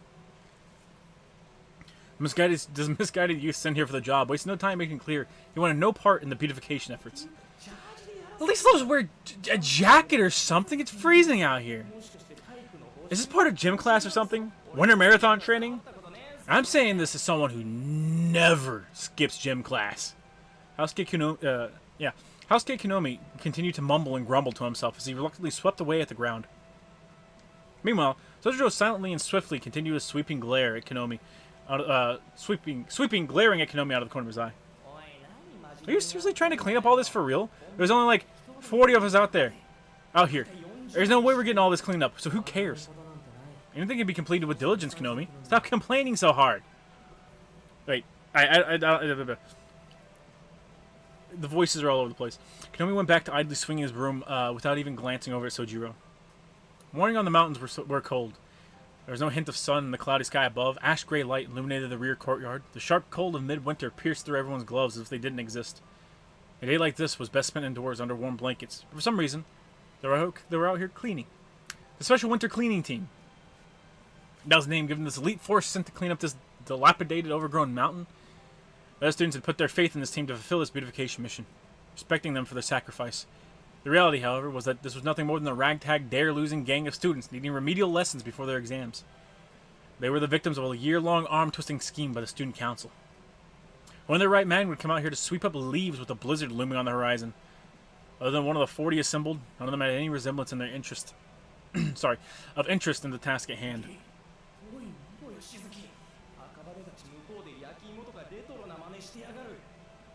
So you can revisit your favorite moments or to pull up evidence to win arguments on TikTok. Jesus Christ.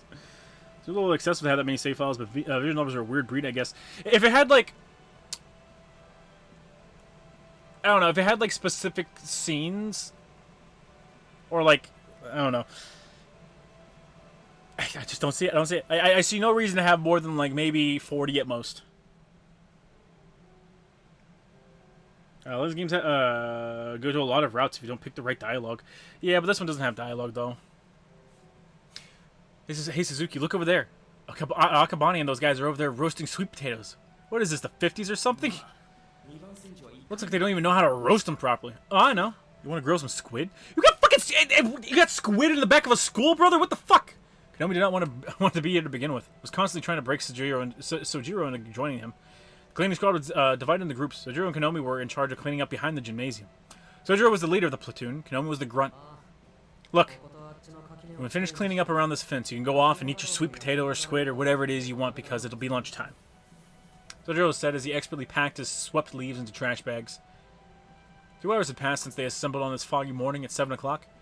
While everyone else chatted and laughed as they worked, Sojiro alone had worked in complete silence at the same blistering pace since he started. The sheer amount of work he put in was excuse me, likely the only thing keeping him from complaining of the cold in his thin jersey. Come on, let's take a break. Look at that pond, or should I say ice skating rink? No, on second thought, it's just a pond. But it's frozen solid, dude. That's how cold it is out here. A normal human can't work in these snowing conditions unless there's some kind of robot. We're gonna have to start eating each other to survive if it keeps up. Why don't you just take a break for a minute? We got all these leaves together. Only burn them and get warmed up. No one's really watching. Come on, let's grow some squid, please. For some reason, Konami was droning on about his squid. Sojiro had managed to withstand the barrage of complaints from his comrade, but even he was reaching his limit. Konami? Please. Whoo! Just then, Sojiro saw the Grim Reaper himself creeping behind Konami. With his hand, in his hands, he held a rake instead of a soft bamboo broom. Sounds good to me. Fuck, damn it, fuck. This was Seinfeld, wasn't it? This was Seinfeld? Sounds good to me. Nah, fuck, I can't do the Seinfeld voice anymore. Sounds good to me. I'll let a bit of grilled squid slide. Far be it for me to get between a big man and a squid. I'll tell you what. I'll even get you the soy sauce. Konami shot attention to the voice behind him. Nah, Tsukichi, is that you? Before quickly turning around, swinging his broom in the process. Ah! Mario easily blocked the swing with his rake. Oh, so now you want to use that broom, huh? Just can't contain all that hard-working spirit I see. Maybe I should assign you to the special Siberian Trail, then. All you've done is stand over there by the furnace with the girls, pretending like you're on a Caribbean holiday instead of out here in the freezing cold. Both boys glared at each other with a wry smile. Broom and rake locked in an embrace. These two were only friendly with each other on school grounds. Dobimaru, please don't distract him any more than he already is. Both of them scoffed angrily and put away their weapons. They both knew better than to argue with Sojiro, the only one cleaning the garbage. Damn! Calamari's goated. He's a fucking high school student in the mountains in Japan. The motherfucker does not have squid on him. Ain't no way. Something I can help you with tomorrow? Thought you were too busy pretending to tend to the fire over at the furnace. A harsh comment. Apparently, even Sojiro had a slight taste for drama. So it's come to this. Even the upstanding students like you are looking down on me now. Everyone seemed sad at Sojiro's observation. But as long as Tobimaru continued to claim he was helping the girls clean by doing nothing more than standing in front of a pile of burning leaves, Sojiro found it hard to sympathize. Just tell us what you want. We're actually busy doing work over here, unlike some people. Oh, that's so. Well, lucky for you, it's almost break time. Let's get warmed up over there. No, break time? Now you're talking. Huh? Not for you, idiot. Only people who've actually done some work today can take a break. If you want to come stand by the furnace, then bring me enough leaves to fill a cart. Until then, keep sweeping. Ah. Alright, you know. This is the abuse of your power. Konami's complaints naturally fell on deaf ears. Tobimaru had been selected to lead the cleaning operation, and his word was final. If Konami were to continue to push his buttons, he knew he'd be on cleaning duty tomorrow and the next day, too. Alright, here we go. Oh, sorry. Alright, here we go, people. Don't ask me why. We have a bunch of cans of sweet red bean soup. Fucking red bean! God damn it! Some meat buns would have been better. But that would have required a certain someone to use the brain. We also got some emergency chocolate. God damn it, what the hell was she thinking? Sojiro reassured Tobimaru by saying that he thought the food would do just fine for everyone.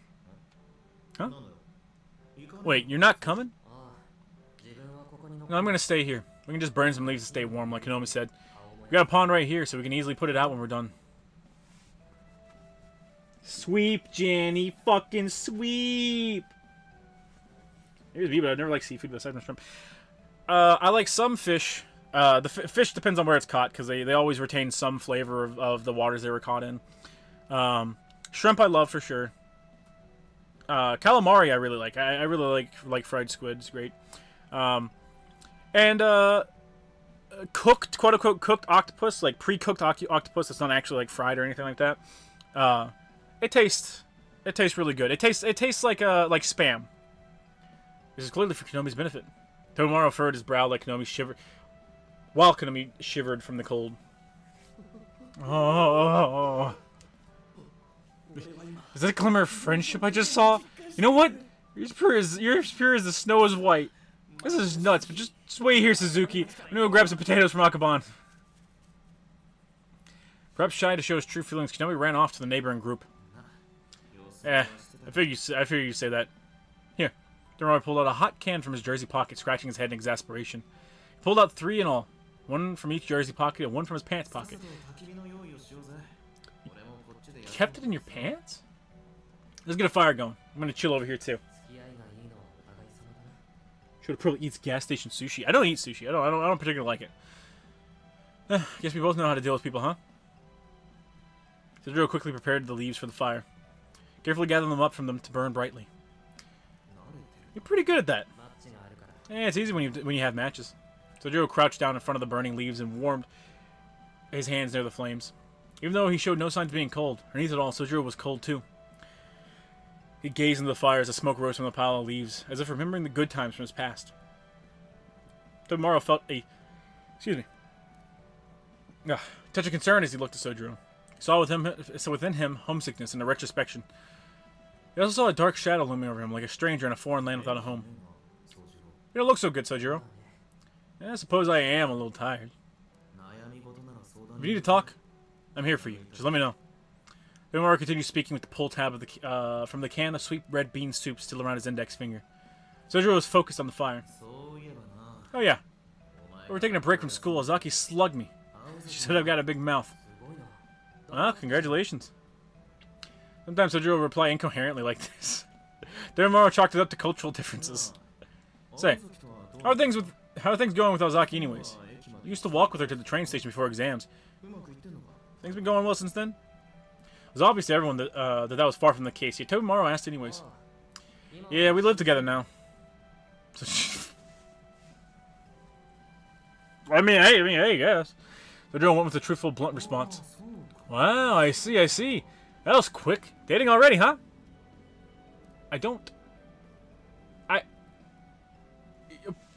You're in high school. I don't think dating would constitute you moving in together. In high school. Tomorrow tried to laugh off Sojiro's all too casual confession, however. Wait, you live together? There you go. There we go. There we go. Jeez Louise. You see, Mori's been reading Berserk and is one volume away from the eclipse. I didn't. Spam, my brother, what have you done to that squid? Not squid, octopus. I'm a catfish and shrimp guy. I haven't had the opportunity for anything sushi-like.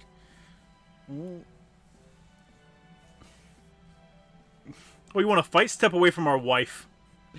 Chat. Alco is our wife. You okay tomorrow? Did a spark hit you? No, worse. My friend just said the wildest thing I've heard. Sojiro protested Tomorrow's reply with silence. You're not joking, are you? One day you're barely interested in girls, and the next you're shacked up with one? That's a fair response, I guess. Tomorrow had always felt that he and Sojiro were an equal match strength-wise, but for some reason he couldn't shake the feeling that Sojiro was now his superior in the brain department. Sojiro cast a rare angry glare in Tobimaru's direction. That was awfully rude. What do you mean I'm not interested in girls? You come to my school, get me in trouble, and call me gay? I'm gonna kill you. Sojiro seemed genuinely angry, and his voice was icy. His uncharacteristic Only thing that that's gotten him genuinely pissed off so far, Chad, is a dude implying he thought he was gay. His uncharacteristic level of anger from Sojiro was enough to get Tobimaru to back down. Hey, look, I was out of line. I just assumed a few things. I apologize. But seriously, what do you mean you're living with her? This all seems way too fast for you. Hey, it's not what you think. I'm just renting a room in our house. It's up in the attic, but it reminds me of a mountain cottage, so I kind of like it. Tomorrow did not bat an eyelid at hearing that Sojiro now lived in an attic and continues questioning. Base Johnny Sasaki. Algo's really gonna have to hurry up and find that memory erasure spell. I don't know how much longer Sojiro cannot rat. I mean, we're talking about that mansion, right? The Kuwanji mansion? It's out of this world. What kind of wizard are you to pull that off? Huh? You know that place, Tobimaru? Come on, dude. You're talking to the heir of the Tsukiji throne here. Of course I know about the mansion, where the first daughter of the Kuwanji group lives. She's a sophomore at the Rian Girls Academy, right? Kuwanji. What? Sojiro was looking more confused than ever, so Tobimaru reluctantly explained everything as simply as he could so Sojiro could understand. The Kuwanji group. Well, they're more like a foundation, really. All you need to know is the whole family is loaded, and they own and manage various companies together. Not quite a conglomerate, but they're a big deal in the exports industry. They used to operate out of England because their old chairman loved the place. But things went south about 5 years ago, so they moved all their operations back here. Since their son took over, things have rebounded for them.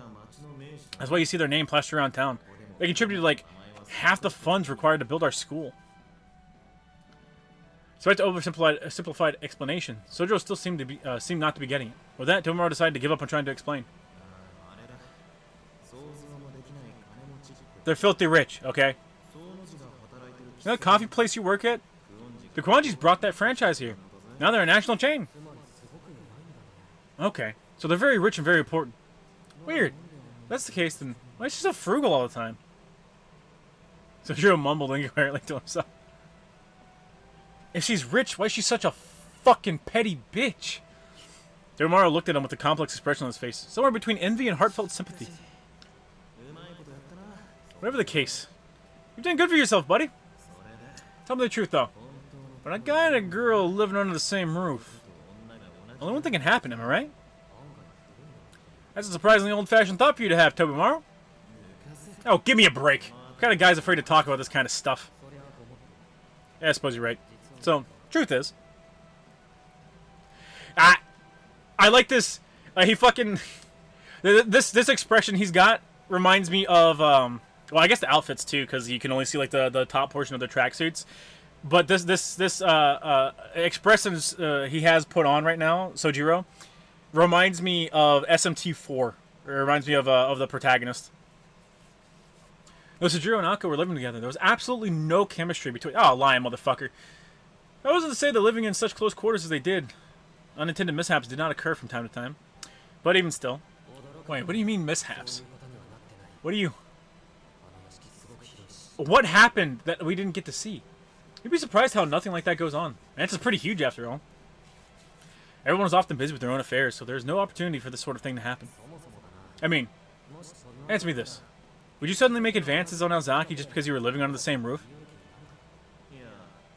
Nope. Never.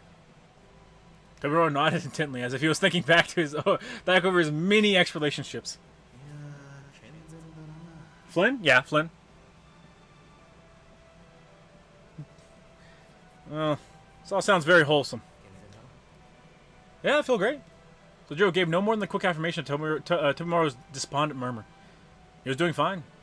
Besides his physical health, it was surely Sojiro's personality that enabled him to maintain any semblance of peace dealing with both Akko and Alice while living with that mansion. I like the idea of like you're talking to your buddy and you're like, yeah, I just moved in with this chick, and he's like, dude, what the fuck? What do you mean you moved in with her? Yeah, I moved in there. You know, it's like I'm just renting a room out of her mansion. You know, she's got a lot of rooms. I'm living in the fucking attic actually. It reminds me of home. You know. And your buddy's just like, so you're fucking, right? No! What would ever make you think what would make you think I moved into a house with a woman and that we're fucking? What would make you think that? Such a silly friend. Such a obscene gesture. For shame. For shame on him, chat. Flynn and Jonathan gossiping, yeah! But besides his physical health, it was surely Sojiro's personality that enabled him to maintain any semblance of peace dealing with both Alko and Alice while living in that mansion. Wait, I already did that one. That expression makes me think he's overheating his brain trying to think of something only to come up with a 2 + 2 = cat butt. I don't really know. I'm totally indebted to Alzaki. I'm not sure I could ever repay her for what she's done for me. Sojiro's eyes turned slightly serious as he stared at the fire. Tomorrow I felt that there was more to those words than Sojiro was letting on. So you're a big time, huh? Sojiro merely nodded in silence at Tomorrow's inquisitive acknowledgement. And just then, a strange scream pierced through the still silence of the wood like a knife. Did you hear that? Yeah, it was Konomi. Sojiro had already stood up before he responded. He bolted to the frozen pond, broke the ice with his broom, scooped up some of the frigid water in a bucket, and threw it in the fire, all in less than 10 seconds. Then he immediately ran off into the depths of the woods from where he heard the scream. Tomorrow followed after him in a panicked confusion. Tomorrow, do you know what's down this way? The remains of the old school building should be here. Anything else? You know, like a pack of wild dogs or bad stuff like that? Huh? No, dude, if anything, it's just some deer or rabbits or something. And there's nothing to be afraid of. Let's hurry. Perhaps because of his time spent growing up in the mountains, Sojiro quickly sprinted over the slippery dead leaves. Tomorrow was not particularly cautious himself, but nevertheless could not keep up with Sojiro in here. Before long, Sojiro found himself running alone. When foliage blocked a natural trail, he would sometimes clear the way with brute force, but just as often, he would expertly weave through the brush. It was clear that he was used to dealing with this level of nature. Is that the old place? Yeah, I guess it would be. After a few minutes, Sojiro arrived at the clearing. The wall of trees had ended. It was an obviously man-made clearing here on the mountainside. In the distance was what looked like an old wooden school building. It was a small, aesthetically pleasing building, no larger than an elementary school, lost in the depths of winter wilderness. Konomi. Konomi stood alone on the old school's grounds. Hey, what are you doing here, Suzuki? A sour expression came over Sojiro's face as Konomi tilted his head in confusion. That's what I want to know. What was that scream all about? Huh? What scream? I was just pissed at this dumb kid. Look, there he is. I know he's got some potatoes on him. Damn it! We let him run off and inside. Konomi pointed resentfully towards the old school building. There was indeed somebody standing at the entrance to the building, just over 300 feet in the distance. What the hell is he doing up here anyways? Is this where kids hang out nowadays? Konomi shrugged his shoulders to signal how little he cared what the young children did with their time. This place was deep in the woods, but it was not particularly dangerous. Oh yes, ground zero, it really is. Sojiro had run through the woods to get here. But there was also a paved road leading to the spot from outside the woods too. Konomi apparently followed the road to get here. His child? Sojiro squinted. Yeah, he had blonde hair, which kind of... Oh, no. Which kind of freaked me out at first. Foreign kids are scary, man. I guess. It was indeed quite rare to see a foreigner in a provincial town such as Misaki. Sojiro had never even seen a foreigner in person, which made the whole thing even more mysterious. Why'd you feel the need to run all the way up here again? Eh? Like Akabane said the stupid kids stole their food, so I was chasing them down and ended up here. Sojiro, let's head up and see if we can catch them. That's a little menacing, Konomi. Sojiro couldn't find them to agree with his plan. It seemed unfair to team up against a little kid. Come on, let's head back. That kid's over there just staring at us. Besides, tomorrow sees us here slacking off. We're gonna be cleaning up this mountain for a whole of winter break. Sojiro took Konomi by the shoulders and began leading him back to the path he came from. Konomi cast one last gaze at the old school building before reluctantly following. They fight over potatoes like the Irish are in the famine. They fucking are. Blonde, you say? Child, you say? Oh. Just then, Tomura appeared panting and out of breath. Oh, you so fast! Tomura could hardly catch his breath. He arrived about 3 minutes behind Sojiro, despite having a good set of legs on him. 3 minutes? Holy shit! So what's going on? Are you alright, Konomi? Huh? Yeah, I'm fine. What about you, Your Highness? Fuck you. Konomi seemed perplexed at Tomura's first ever display of concern for him. What the hell is that supposed to mean? You're out in the middle of nowhere screaming bloody murder. What am I supposed to think? We were worried. That was my fault, I guess. I jumped to conclusions. Wrong voice. We've probably never heard him do it, but sometimes at work, Konomi has this habit of letting out a weird yell like that. Interesting. Konomi looked disapproving at Sojiro nonchalantly sharing this insight. It was the first he'd ever heard of it. I'm not buying it. You're up to something, aren't you? course not. Come on, Tomorrow. There's cleaning to be done. Sojiro pat Tomorrow on the shoulders a couple of times and started walking. Tomorrow cast a doubtful glare in his direction as he meandered off. He had a feeling Sojiro was covering for Konomi somehow. You didn't set the old school building on fire or something, did you? Of course not. Who would even do that? Sojiro kept walking and didn't even look back at Tomorrow as he spoke. Tomorrow and Konomi tilted their heads in confusion as they reluctantly followed the unusually aggressive Sojiro back to their clearing spot. And so, the special winter cleaning team's activities ended uneventfully. The time was 3 in the afternoon. Upon departing, Konomi and his crew invited Sojiro to come hang out with them, but he declined politely due to his job that evening. He had about 2 hours until his shift began. Not quite enough time to do anything fun, but just enough time to have to fill it with something. Jeez, fuck. Sojiro thought about relaxing in a park somewhere, but quickly changed his mind after remembering how cold it was, even in the city. Not forget that Aoko handed him those pills in the morning. Aoko was absolutely correct in her prediction. Heading back to the mansion now would just be a waste of time. There's no reason for him to return to the mansion until after his shift at work. Yeah, I guess.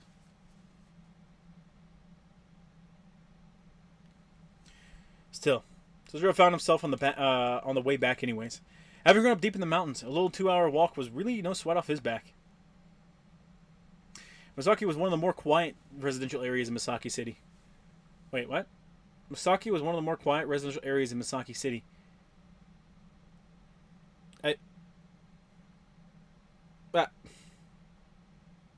I mean, I guess. The only thing that really stood out there was Shironizuka. Shiroi Nizuka. Okay, Shironizuka. It was a hill that led directly into the woods. The silhouette of the mountain served as a backdrop to suburbia, silently overshadowing the small human actions of the people who lived there. Even this modern day technology, I think this was in the fucking demo. People here were always careful to pay reverence to the nature around them. If that mansion were a shrine, it wouldn't be a haunted house, but a famous tourist attraction. Wait, I just realized something. The houses around Shironizuka were all magnificent. Sojiro understood as he looked from the bottom of this hill, where the rest of the town lived, at the roof of the mansion tucked away in the woods. So when do we get to the Oni-chan? This is embarrassing, but it's okay because it's you part. Never, chat. Never. Ugh. Blonde kid. Isn't the bitch character blonde in this? No. But she's not a kid. She's like Sojiro's age. I understood what Tomimaro was talking about. About the Kawanji family who owned the mansion might be the richest people in town. They really do hate me. Why else would they ask for rent? Jesus fuck. Jesus fuck, they're right. I mean, he's right. Sojiro began walking towards the mansion with such thoughts simmering in his mind. I guess it's like New York City to New York State. I guess. The feeling of the hard asphalt beneath his feet instead of the soft dirt felt lonely and isolating. Understandable, I guess. He walked along the paved road for 10 minutes or so before reaching the iron fence of the wood. Beyond this fence was the private property of the Kawanji family. Didn't he just say he shouldn't go to the mansion before going to work? It was bereft of any awkward no trespassing signs. The tall, overbearing iron fence was more than enough to remind visitors that they were unwelcome there. Sojiro casually pushed on the iron gate. Only 2 days had passed since the end of the final exams, and he already seemed more comfortable with the idea of entering this wood alone. The path to the mansion from inside the wood curved and bent like a snake. It took about 15 minutes to reach the mansion on this path. He could have chosen to ignore the long incline and travel in a straight line through the wood, but he would have expended significantly more energy in doing so. No, using the wooded path was the sensible option, barring no emergency. Upon entering the foyer, Sojiro heard a conversation coming from the drawing room. There was no doubt Aoko and Alice. Sojiro decided to join them. Ever since final exams had ended, Aoko and Alice had switched from their daily routine to a more irregular schedule. Aoko would disappear in Alice's room in the west wing of the mansion for a while, where she would remain. And Alice would go into Aoko's room, not to be seen again. What? Or they would vanish into the corridors leading around to the rear of the mansion, doing who knows what, where Sojiro was most certainly not allowed to enter. Not that he was interested in that anyway, and what they were doing, since Aoko and Alice didn't seem to want to include him either, serving both parties nicely. For the time being, the Kawanji estate was pretty peaceful. I'm home. Sojiro quietly opened the door to the drawing room. Even though they tried not to be involved in each other's business, Sojiro made it a habit to greet them. The girl sat across from him on the sofa. On the table in front of them was a large, extravagantly decorated mirror. Aoko's dressed for comfort, wearing jeans instead of her usual skirt. She doesn't usually wear a skirt. She usually wears exactly that. Stark contrast, Alice was dressed in her usual all black. Even though the break from school was well underway, the witch still insisted on wearing black.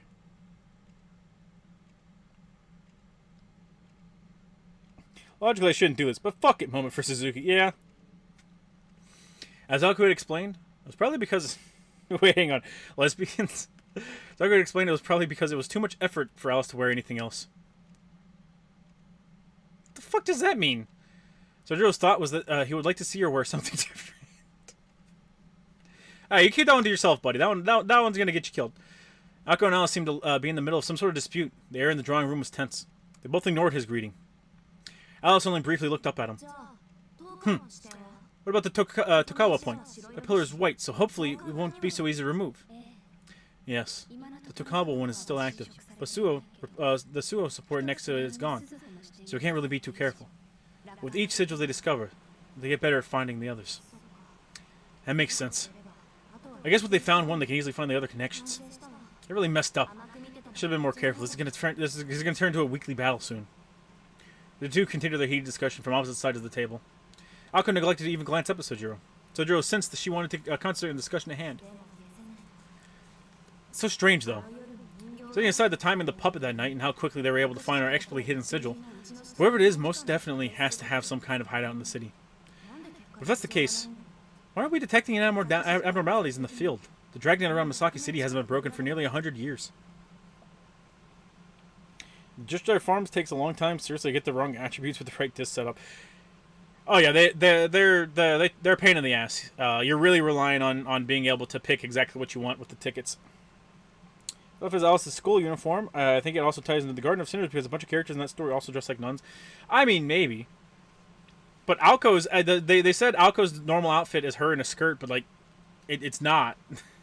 It's her fucking blue turtleneck and like black jeans. Aoko bit her nails nervously while Alice nodded along. Seems as though she was wondering the same thing. Even my mother wasn't able to touch this bounded field. The only person capable of getting through Misaki's bounded field would have been your grandfather, or an even more capable mage. But someone exuding that level of magical energy would find it that much harder to cover his or her tracks. It could be some kind of unique concealment ward, but I haven't heard anything about any new fairy circles forming these past few years. Where was it? Sherwood Forest? The Maid King was able to break through the mist, remember? You think there's some sort of concealment stronger than that? All I'm saying is if whoever we're dealing with has skills greater than our own, and maybe there are some techniques we aren't aware of. Either way, we need to reevaluate things. We may be under more pressure than we thought. Two fell silent. Sojiro, after some internal deliberation, decided to break the silence. So, I'm home. Ow! My knee. Alice is a lesbian that's pissed our boys rizzing up Aoko. Anytime anything fucking Nasu related has lesbians in it, I fucking think of that dialogue that Rin has in OG Fate, where she's like, "Oh, I didn't think I swung this way." Aoko finally looked up at him in response to his hesitant declaration. That's fine, Sojiro, but could you please take a bath? And fuck you! And with that, Aoko returned her gaze to the mirror. Alice briefly looked up at Sojiro again before also returning her gaze to the mirror. Perhaps feeling at least somewhat satisfied that his greeting was acknowledged, Sojiro left the drawing room and closed the door behind him. Ow. Aoko's right, his clothes were a little soiled. It's a waste of water, but I guess I should. Sojiro returned to his room, thinking that a bath might actually feel pretty nice in this cold weather, despite not really having broken a sweat at all during the day.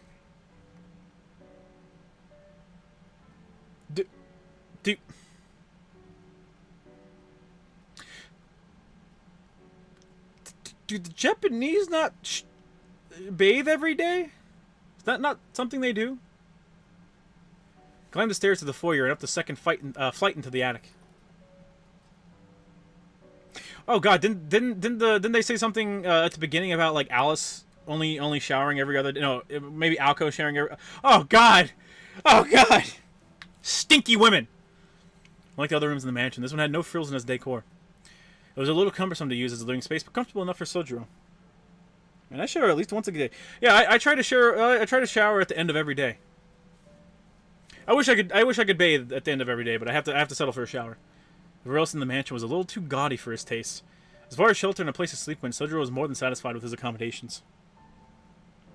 No, they don't mix. They do Mexican whore baths. Imagine the smell. There's no electricity in the attic. Only flight was that which crept in from the small sky. How much are they fucking charging you for rent? Because at this point you need to start demanding like accommodations, buddy.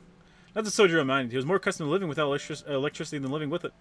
With only the faint winter light to guide him, he ready to change of clothes and a towel before heading down to the foyer. Despite the magnificent size of the mansion, there was only one bath in the whole building. Ain't no fucking way.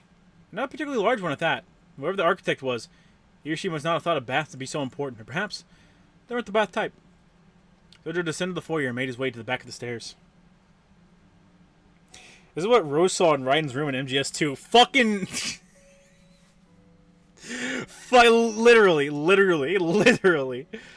He knocked on the door to the bath, as expected. There was no answer from the other side.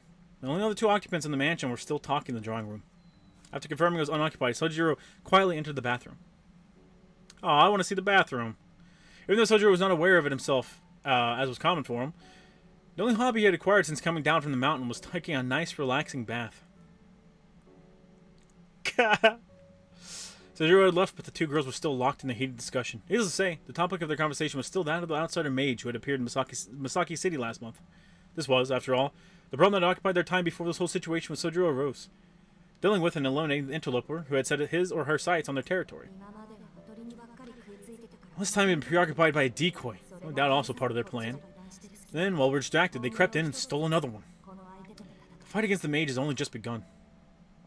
The situation was growing more dire by the day. Until only a couple of days ago, the enemy had limited themselves to small skirmishes, but now they'd shifted on to a full-on offensive. Akko had two major bounded fields she used for her defense. One, the larger of the two, was placed around Misaki City to detect magical energy and magecraft.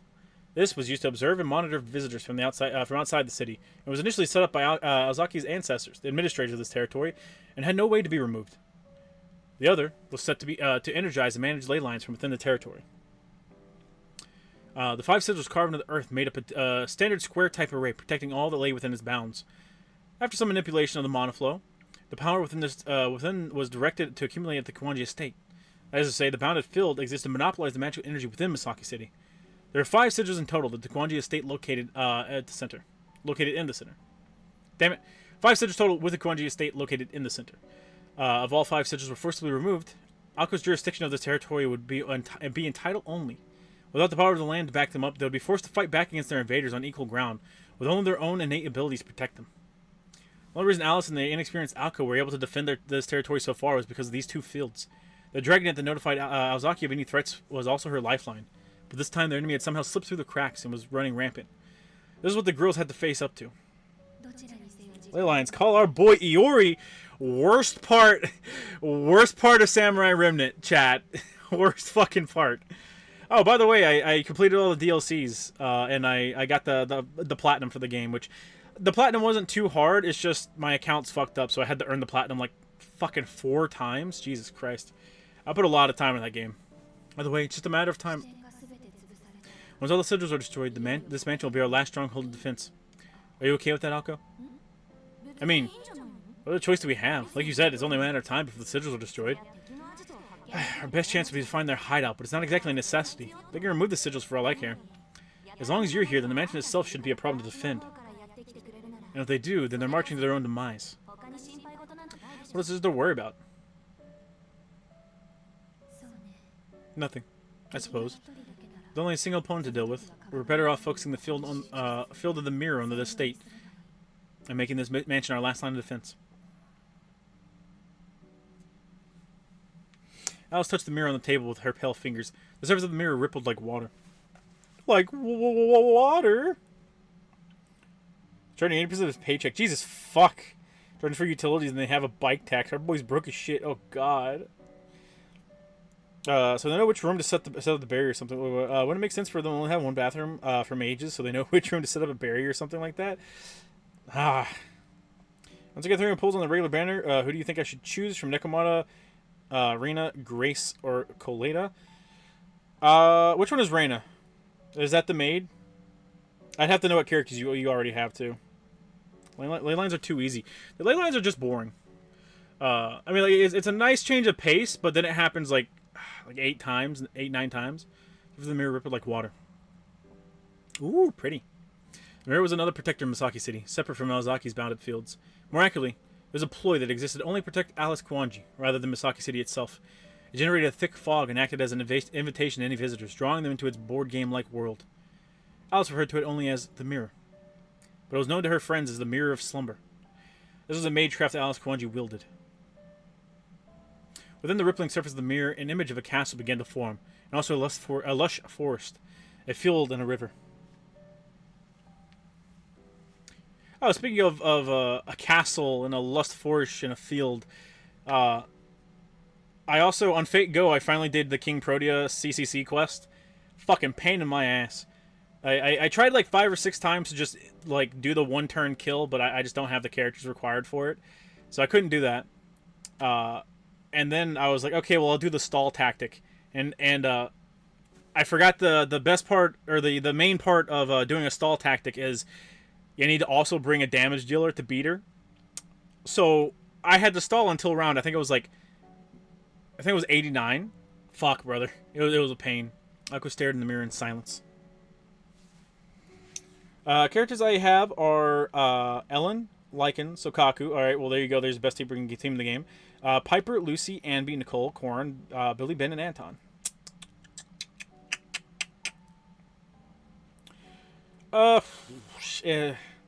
Okay, it depends on the type of team you want to build. Nekomata will be good for Nekomata is good for physical teams. Reina is good for electric teams. Grace is also good for electric teams. And Coleta is good for fire teams, but I don't think Coleta is actually that good. So I'd say if you want to make a physical team, do Nekomata. If you want to do an electric team, figure out which set of tits you like more, Reina's or Grace.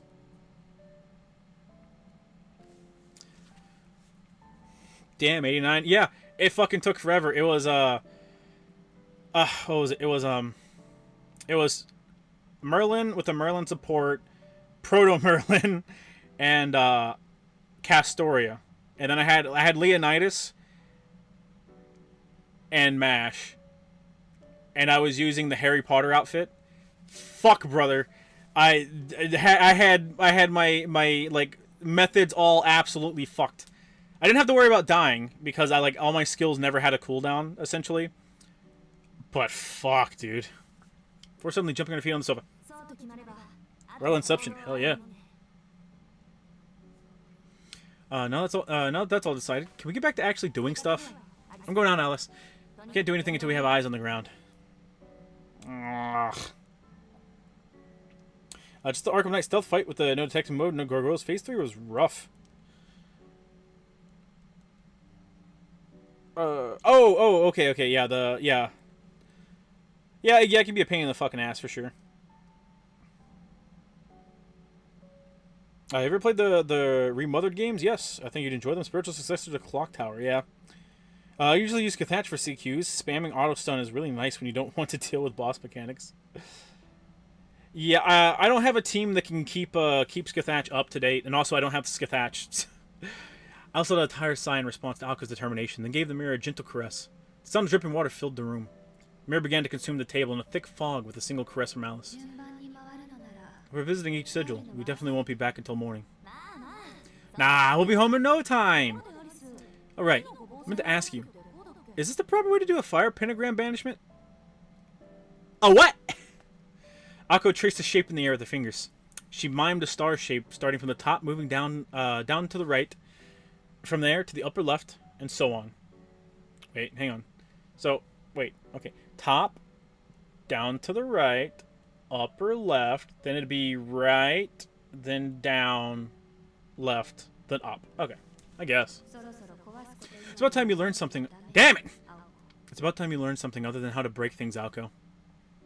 Alice sat up on the sofa, letting out a heavy sigh. Bitch! They both took their coats from the hangers and left the drawing room.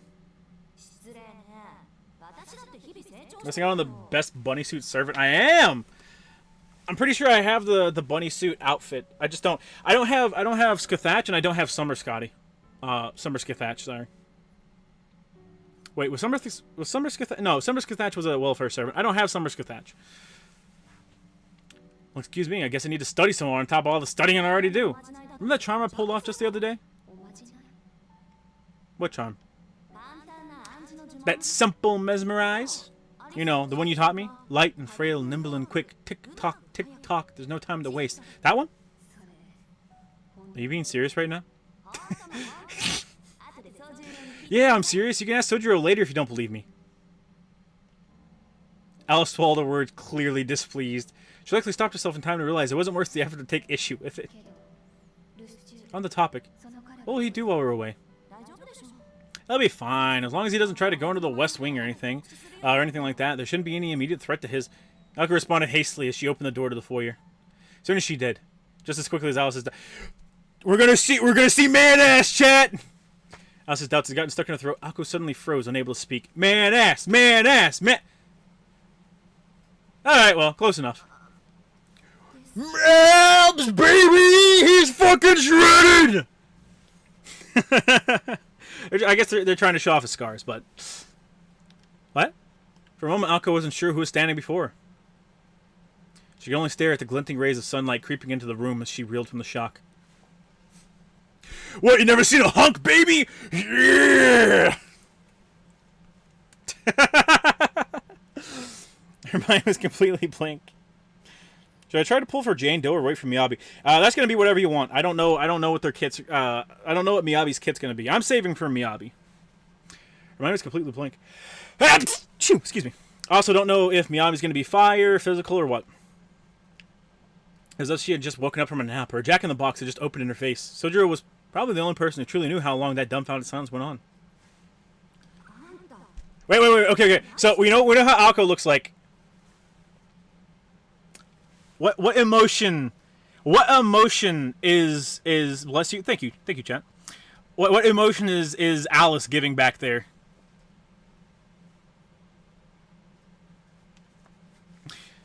What the hell are you doing there standing like that? Alko had finally found her voice. What, I'm changing clothes. Sojoro's response was a matter of fact. He offered no explanation as why he was changing the foyer and not the bathroom. Alko was too shocked to read him the riot act. Sojiro was putting his shirt on after presumably just getting out from the bath. His neck was wrapped in bandages and he was completely shirtless. His hair was wet, but his skin wasn't glistening from the steam of hot water. He must have washed himself off with nothing more than cold water.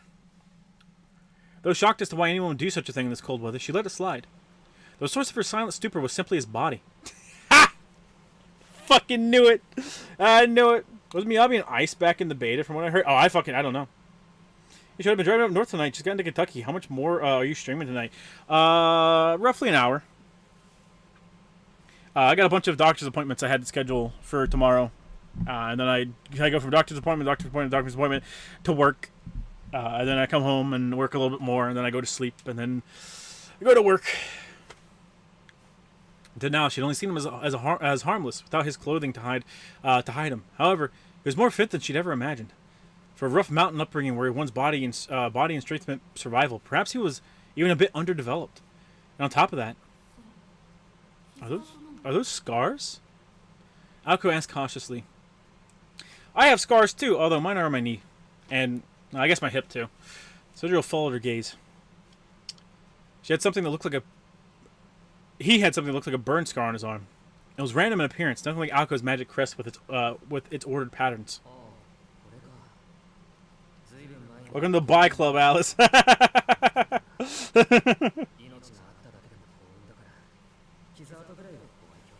a ton of appointments. You gotta get your doctor shit out of the way. Until I die. Oh, this? A long time ago I was attacked by a pack of what the fuck? Wild dogs, and they bit me. It's a miracle I'm even still alive, so if anything, I'm fond of the scar. A long time ago. He must be talking about when he was a child. Though his life was saved, it was apparent that he hadn't been able to receive proper treatment deep in the mountains where he lived. The scars were proof of that. Considering it had happened so many years ago, it was likely they would never fade. If only for an instant, Anko thought the wild scars left on his skin suited his lean body perfectly. I know it's not pleasant to look at. I should have just changed my own room. Sojiro sounded slightly ashamed as he put on his shirt, looking at Anko standing there in the cold silence. The two girls had no response. Sojiro headed for the stairs to go back to his room. Did they just body shit? You tell him those scars look cool! You tell him they look cool, damn it! No body shaming in this mansion! Wait a second, Sojiro. Huh? Sojiro stopped and turned around. So, how do I say this? Nice bod, nice bod, nice bod, nice bite! Come on, baby!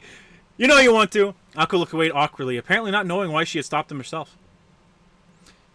Huh? This isn't like Yozaki. You're acting strange. Did you get a fever or something? Bet neither of you have gotten enough sleep since all that, have you? He was, of course, referring to the final exams. From Sojiro's perspective, that amount of work Ako put in seems strange. I don't have a fever! That's not what this is about. I just want to know why the hell you're changing clothes here. Ako's doing her best to keep up appearances. But, for some reason, Sojiro was hesitant to say too much more. So, well, this isn't easy to say. But you take care of your underwear better. I don't know whose it is, though.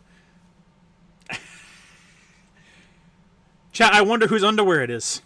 Chat, I wonder whose underwear it is. Alice, who had been completely silent behind Ako, couldn't resist responding to that statement. Although she hadn't wanted to get involved, this was something she couldn't ignore. I must point out, it was most definitely Ako. Guts build Sojiro, baby! I don't want to change. I don't want to get naked around your underwear. What the fuck? What?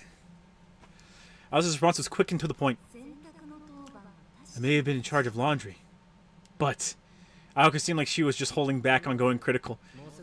Anyway, I really have to get dressed, or I'm going to be late for work. Sensing that those two were probably about to get into an argument, Sojiro took his chance to leave. And with that, Sojiro briskly left the scene. Alice. I'll go clean up. Alice calmly walked into the bathroom. A few minutes later, just as the two were about to head out and fulfill their duties as mages, Alka remembered something she wanted to ask. Damn it. Alice, do you think those scars were... I don't think so. He seemed so proud, after all. Alka agreed. What impressed her the most about those scars was how he treated them simply as part of his past, absent of any regret. Why would you regret any scars you have? Those things are sick. Got one on my knee, I got one on my fucking hip, got one on my lip, and they're fucking cool. Aoko wouldn't have gone so far as to say he was proud, but it seemed her instinct had been correct. That, and one more thing. One thing is clear, though. I wasn't the only one who was pleasantly surprised at what I saw. Was I, Alice? Ha! There you go. Ako smiled wryly at Alice, like a child who knew what they were doing. They were doing something they shouldn't with their friend. Alice was trying to ignore it as best she could. She looked away without saying a word. Did I ever explain the whole tape on his neck bullshit, or is he just fucking stupid and thinks it's cool? Chat, he knows it's cool. Oh, I actually think it would have been Alice. Wait, never mind, I'm stupid. Ako let a satisfied snicker and began walking towards the front door. Let's get going. We should probably start at the park, right? Since that's where it all started. She's talking about the local park in Misaki. The place where they run to the empty puppets and, of course, where their involvement with Sojiro had all begun. They're fucking sick, man. They're fucking sick. Same going on my lip. Oh, okay, yeah. Same going on my lip and back. A few little ones on my arm and small one on my stomach. Got mine in a fight after I got tossed into a fence. I used to have from where I was a kid. Like it stayed for like a really long time. But I told it before. It was when I was a kid. Someone broke a pitchfork across my back when I was real young. But that mark on my back stayed there for like a really fucking long time. I want to say until I was like 15 or 16. I don't want to say, but I don't have that one anymore. But that one, I mean, that one was kind of cool because it was just like a fucking like a dark mark across my back. It looked like it was permanently bruised, but it wasn't. I don't know exactly what it was.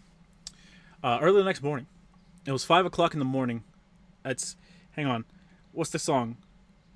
It's 5 o'clock in the morning. Yeah, I think it's 5. Yeah. Most people are still in their beds sleeping. Although some 24-hour convenience stores had opened last year, Misaki Town was still very much living in good old days of the early 80s. Yeah. There's a scar of someone's teeth on my hand from a mosh pit. I have in my arm, I guess it's technically a scar, but in my arm I have where someone stabbed me in the arm with a pencil. And it's still there. You're fucking lying. That shit ain't cool. So just two baby faces make it look cool. I can tell you have no scars, chat. You disgust me. You fucking baby man. Even the tofu shop in the shopping district, known for opening earlier than anywhere else, didn't open until 6. But this was the late 80s, during the latter half of Japan's bubble economy. Did we flash back? It was a time when metropolitan areas never slept. Those in the countryside, however, remained in the past. Homes were blanketed in silence. The streets were empty of commuters, and not a single automobile could be heard. Fuck you. The sun was just barely peeking over the horizon. I have a scar all the way up my back because of a run I had with an old chain link fence. Yeah, I have some scars on my fingers because I stuck my hand on a treadmill as a baby. I have some on. I think it's my left hand. I can't see because it's fucking all dark right now. It's either my left or my right ring finger where I melted plastic and it melted onto my hand, and I still have the scars from that.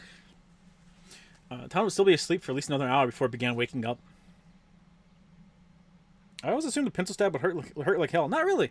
It was during this time that someone stepped onto the Kawanji estate. Honestly, scars are a great conversation starter. Yeah, true. Sujiro was working the late shift during winter vacation and had just come home. Back when Kazuma Kiryu owned every karaoke bar in Japan, the fucking 80s. He moved quietly through the drawing room so he wouldn't wake up Alko and Alice, who were presumably still asleep. Scar on my right, and my right palm from being stabbed with a knife. Ah. Koji Estate had a few established rules. One of those rules forbade more Japanese tea. Wait, what? One of those rules forbade more Japanese tea. Huh. This new rule had only come into effect 3 days prior. It was proposed after Alan saw Sujiro drinking green tea at the kitchen after dinner one night.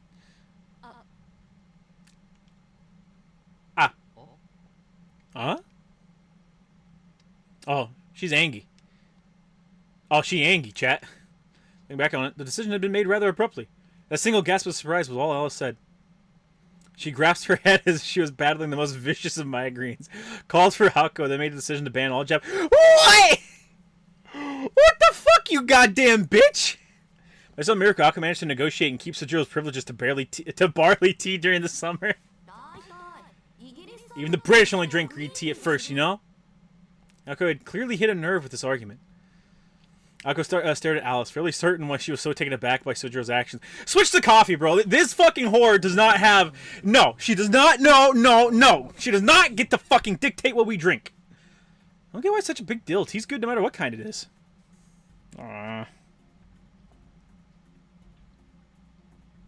Mostly the burn scars on my arms. Coworker closed the door on my arm once. Yeah, I used to have a scar, but it healed. But I used to have a scar where my finger got slammed in a door when I was a kid, and it like split it open. I've got another one on my left side after I fell into a piece of metal. Even drew a little blood. I say most scars have to draw blood. Most. I have a nasty scar on my right hand when I fell and ate shit when I was 21. I have a few on my hands with dog bites, and having a fucking truck wheel smash my right fingers, except the thumb. I was extremely pissed that day. Yeah. Feed Alice energy drinks. Yes. Sojiro grabbed himself while sipping his hot green tea. He didn't realize that Alice was upset because he poured his green tea into a teacup meant for black tea. In Sojiro's defense, this was the only teacup that Alice had given him permission to use. At any rate, the early morning was his to enjoy. This was his moment to relax with the Japanese tea set he smuggled in. He didn't use this time to read books or watch TV. He just drank his tea and gazed fondly at the garden, or rather, the dense woods outside. Sojiro simply sat and relaxed and let his mind wander. My fingers are all cut up and scarred. Yeah, well, I would think the scars would still be there, but I mean, I guess you're young, you heal better. When I was in I think it was first grade. I think it was first grade. I stuck my finger in they took the shell of it was one of those manual pencil sharpeners you have on the wall. They took the shell of it off, and I stuck my finger in there, and one of the girls in the class fucking turned it, and it ground up my finger a bit. And I remember that fucking hurting like hell, being bloody. About an hour passed. Just as he was beginning to feel refreshed, he heard sounds coming from the foyer. Chat, do you prefer foyer or foyer? He knows Akko and Alice talking, so he rushed to hide his teacup, teapot, and tea leaves in the kitchen. I know the contraband was easy enough considering just how many unused shelves there were in the kitchen. So I was perturbed by how they wasted the potential of such a splendid kitchen. Holy shit, she's... Okay, well, she's wearing the same outfit, but she's got a jacket on! Oh, you're up early, said Jiro. I thought you were out. I spoke as she took off her white down jacket. Oh, damn it. Next to her, Alice silently took off her black coat. No, I just got home, actually. I started working the late shift at a food factory over in Amagihama.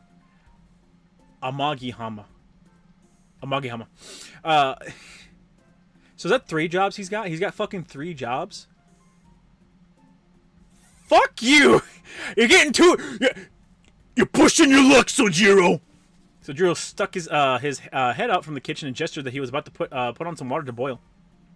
Alice tilted her head slightly at him. It wasn't that she thought his gesturing was funny or anything like that. Oh, shit! Oh, fucking thank God. She just goes, tea. Amagihama? Alice glanced up at the clock in the drawing room and her expression darkened. What's wrong, Alice? Akko asked this from her comfortable seat on the sofa. Foyer. It's going to stay foyer, chat, but I wanted to know if anyone in chat used foyer. She was wearing that jacket in the scene before. I mean, she was, but we didn't get to see a full body of it. Sucks ass. Mine from work and used to pack drill bits at plant. Fucking sharp sons of bitches, eh? Sounds fancier. Foyer. Oh, dear lord. You see the drama surrounding Yahtzee's new channel, Second Wind? I didn't. I'd like to drink tea, but I prefer coffee. I just stick to energy drinks. I have a coffee maker, and I use it religiously there for a little bit, but like I don't have running water here, so I have to. It's a walk to get to the fucking. God damn it! To the. Not the well. I don't go to a fucking well. Damn it! What are they called?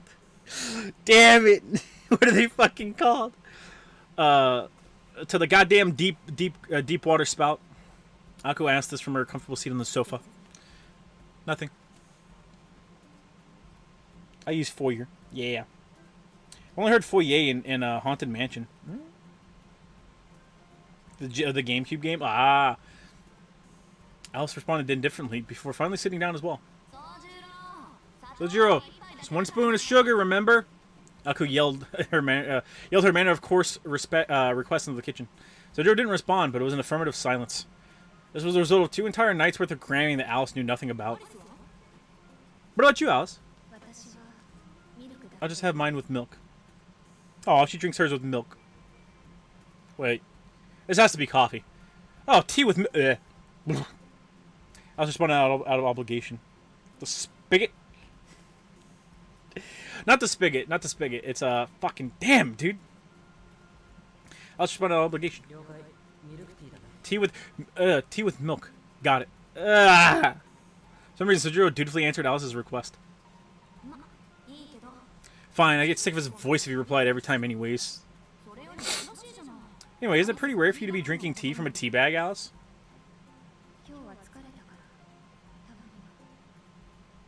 It's a water pump show. There you go, water pump. Yeah. I'm just tired today. Thought I might as well. Wait. I'm just tired today. Though I might as well. Seems she had allowed herself to accept another's kindness, at least for today.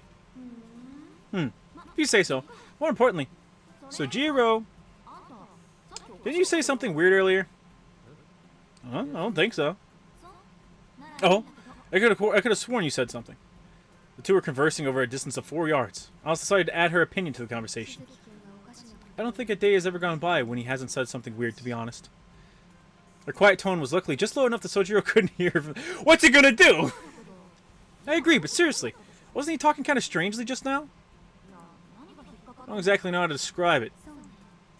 True, the conversation itself was normal, but something did seem off about what he was saying. Akko became gradually more irritated. She failed to grasp what had been odd about the conversation.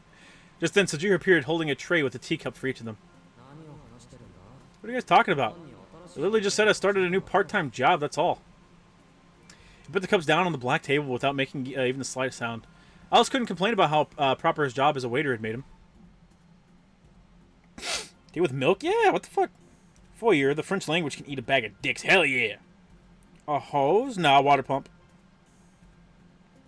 There was blended tea that goes nicely with milk, but that's about it. How many part-time jobs does he have again? 3. Was she going to say anything out loud? She did nod in his direction to show him gratitude. Alco, however. Amigahama, was it? There's a huge stadium over there that I go to sometimes. The band I like, when a band I like is on tour. Student council president. I suppose model student loved rock bands. Oh god, Chad, I want a mating presser. Alco was secretly obsessed with a number of bands and used to travel way out of town just to see them perform live when she was in middle school. Of course, this was a world that Sojiro was far from familiar with. Anyway, I can't believe you started yet another part-time job. What are you trying to accomplish working that hard, Sojiro? Okay, so here's his 3 part-time jobs. Okay? I got 2 fulls and a part. Okay? So I still got one on you, fucker. Alright? I'm watching you. Oh, you were listening. Well, I have to work more because there are a couple of people in my life who like to take all my money from me for every little thing you can imagine. Chat, he's gonna start beating women. It's fucking time, chat. It's time. Did you see Doki regretting the clip of her third willing a dude? I didn't see the clip of her regretting it, but I mean, I understand. Like that poor motherfucker. That poor motherfucker now has 4 million eyes that watched his insane fumble. There's such a resistance as Sojiro, more than 4 million actually. There's such a resistance as Sojiro was able to, as much resistance as Sojiro was able to give. Alco lifted her teacup to her mouth as she was completely oblivious to Sojiro's monologue. Sounds rough. Alice said this as she set her teacup down quietly. There were some things she just did not understand. Alco had to hold back her laughter as she looked at Alice and Sojiro. You're too fucking happy, bitches. Stop taking my money.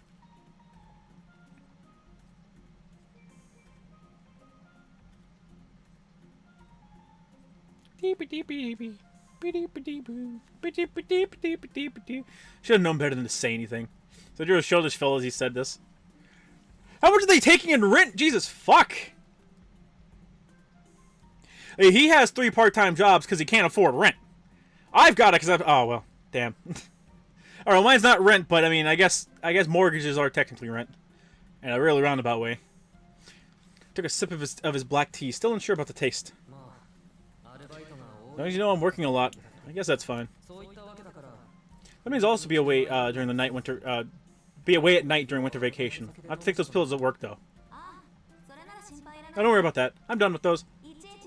They're a pain to make, and I found something more suitable for you anyways.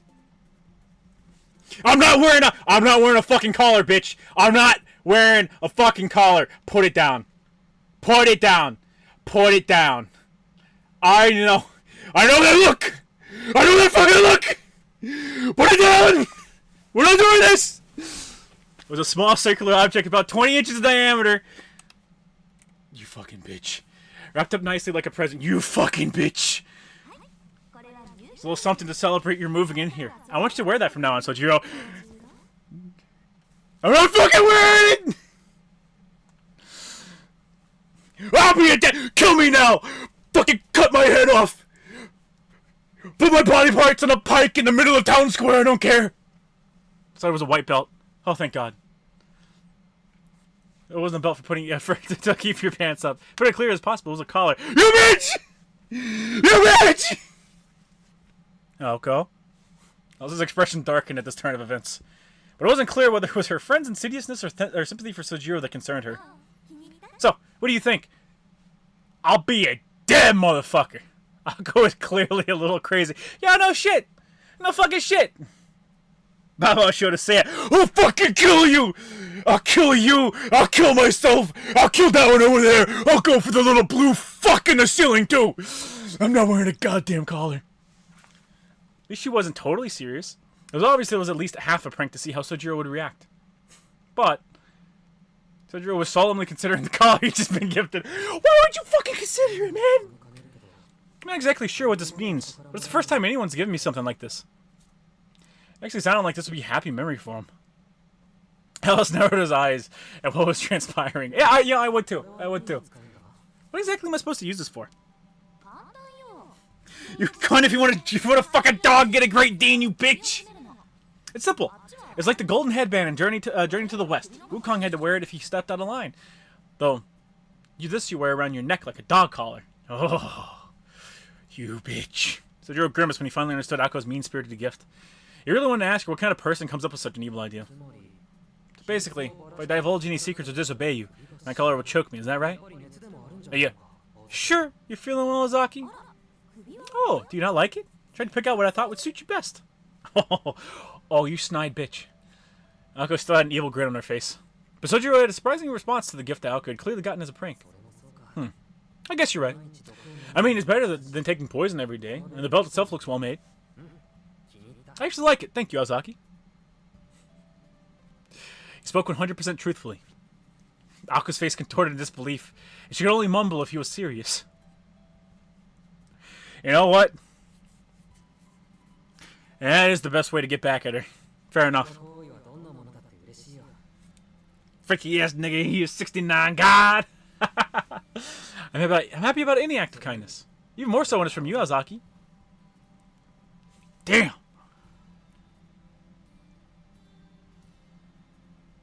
Well, mine wouldn't be earnestness. Never mind. I was like, damn, I could learn a thing or two from him. And I was like, nah, mine wouldn't be earnest. My natural reaction would be like insane anger. And with that, Sojiro put the belt around his neck. He placed it over the bandages already there. Guess this works. It's a little tight, but I'm sure I'll get used to it. Despite his words to the contrary, Sojiro tugged at the belt uncomfortably and adjusted it. It was such a perverse scene that even Ako's face was red as a beet. Even though this had all been her idea. Look at Alice, chat. She is so disappointed, dude. Like that is the damn, man. That's like finding out your friend like cheated on their girlfriend or some shit, bro. It's like, dude, fucking really, man? Oh, that's not what I wanted to fucking. That's not what I wanted you to redo. Whee! Zodiac for one buckaroo. Oh no! Oh, I wanted things to get spicy, but not like this. It really do be like that. Sojiro is a bow boy because he got that dog in him. Alice is taking this well. Alice looks unbelievably disappointed. Perhaps it was because it gave her such a clear reminder of the scars she had seen the day before. Okay. Is it on right? I'm sure Ako has plenty of experience putting on collars. Ako retreated guiltily as Sojiro came closer to her to check the fit of his new collar. If you don't say anything, how do I know if it fits right? It's okay. I'll just ask Alice.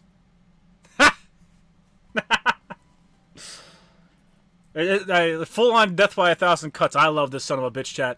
Sojiro, he's my boy. Sojiro shifted his gaze from Ako to Alice. Alice stared intently at Sojiro, wearing his new collar, and said, Punk rock, Ako, stop trying to dress him how you want him to look. 2 against 1, bitch. She's gonna put it any more bluntly. Shut up! That's not what I was trying to do. Just ignore her. From now on, that collar will replace those pills I was giving you. Don't go divulging any of our secrets. Can I take it off at home? It was oddly emphatic as she spoke before stomping off towards the hallway. We're gonna take a nap until lunch. If you wake me up for any stupid reason, I will murder you. Jesus fuck, lady. Ako slammed the door behind her as she left the drawing room. Look at Alice. Yeah, I love her. Eyes closed in disapproval. Sojiro stared in amazement. I'll never understand why she gets so mad like that all of a sudden. He remembered to himself, forgetting that Alice was standing right there in front of him. I assume it's because her ill intent doesn't seem to get through to you. I wouldn't worry about it if I were you. Ill intent? What? Just now? Alice looked up at Sojiro's innocent response. There was a glimmer in her eyes that showed surprise at her current actions. It's nothing. Don't worry about it. With that terse reply, she returned to her usual expressionless self. There's no use explaining Ako's feelings. Ako bought that collar for the sole purpose of annoying Sojiro and causing mischief. When things didn't turn out how she planned, her conscience got the better of her. Sojiro mistakenly thought that Ako was angry at him, when in reality, she was only angry at herself. Alice didn't bother telling Sojiro all these heartwarming details, though. Not because it was too much work, just because she would never want to have meaningless conversation. Shame, Aoko, shame. That's how she had been raised. So what are your plans for the rest of the day, Suzuki? Alice suddenly changed the topic. Sojiro thought for a while before replying. I'm just gonna relax until evening. I've been way too busy recently. I want to watch some TV since now we have to wake up Azaki at the lunchtime, right? I want to watch TV now since we have to wake Azaki up at lunchtime. Right. Just keep it quiet then. Alice let out a gentle sigh and rose to her feet. Just keep it quiet. Sojiro would understand exactly what she meant by those words in just a few minutes. Oh, fuck. Hey, you got a funky beat. I'll put the other one in. Yeah, vibing. His brain is smooth, no ridges or bumps, or valleys or lumps. All thoughts slide right off. It's fucking true, man. So if Alka makes an Inuyasha necklace instead of something similar, not a color. Here's your Inuyasha necklace. The fuck's an Inuyasha? Sun shining through the window was bright. It was just about 9 o'clock. About time for the morning television programs to get going. Was that morning? Were they like 5 a.m.? They were sitting on the sofa staring out the window at the scene outside. The view from the neighboring sunroom showed a courtyard in a state of disrepair. Sojiro could appreciate the outdoors in both its natural wild state and when tamed by human hands. I really need to do something about that sometime soon. Sojiro muttered to himself, turning another page in his textbook. On the table before him was a mathematics textbook and a notebook. Oh god, I hate math. And a notebook with Ako's name on it. Although at first glance he appeared to be a diligent student studying his day off, he was in truth only doing so as a compromise. He had given up on his main intent of watching the morning television shows. The reason why he gave up was simple. He was being considerate of Alice, who sat in front of him with her nose buried in a book. Instead of holding herself up in her room, she brought out her old dusty books to read. This is what she meant when she had said to keep it quiet. Sojiro found it difficult to turn on the TV. I guess I won't be watching TV for a while. I like the Sanny TV. With that decided, Sojiro resigned himself to reviewing some of the practice problems he'd gotten wrong. It's an anime from the 2000s. Yeah, but he's lived in the woods his entire life. In the drawing room for some reason.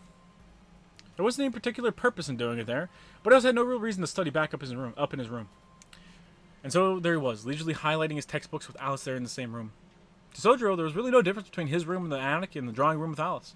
To be fair, he could probably live with a tiger as long as it didn't cause any trouble. Damn. That was both Sojiro's biggest strength and his biggest weakness.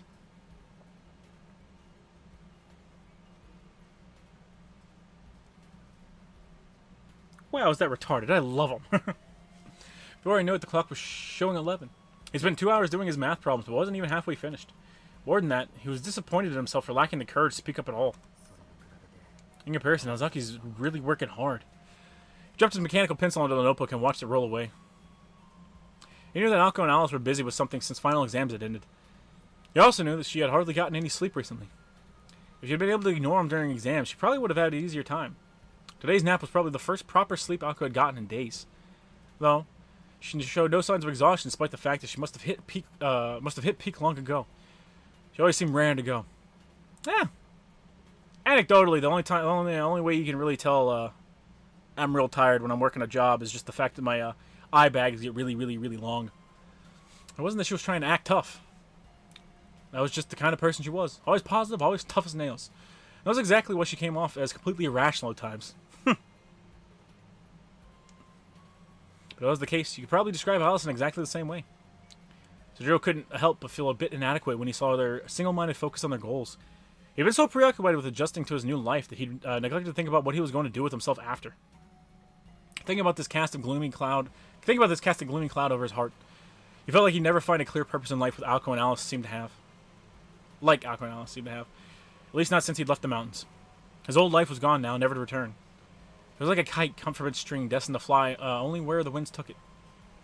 And without anything grounding him, he couldn't do anything with the empty future that lay ahead. He'd only let himself fly where the currents took him, slowly losing sight of the ground below.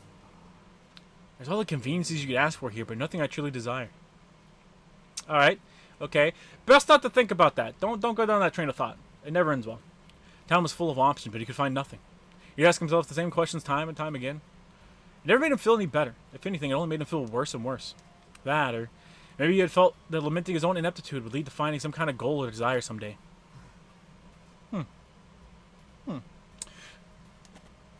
Tired of his own sniveling, Sojiro dejectedly closed his notebook. I love him, chat. Not one to wallow in his own misfortune. When he looked up, he saw his own face reflected back at him in the TV screen. His new collar was there around his neck, looking out of place as ever. Perhaps a fool like him who felt weak when faced with other strengths didn't need to wear a collar after all. Ah, you son of a bitch. This is silly. Shouldn't worry about this until I'm actually an adult.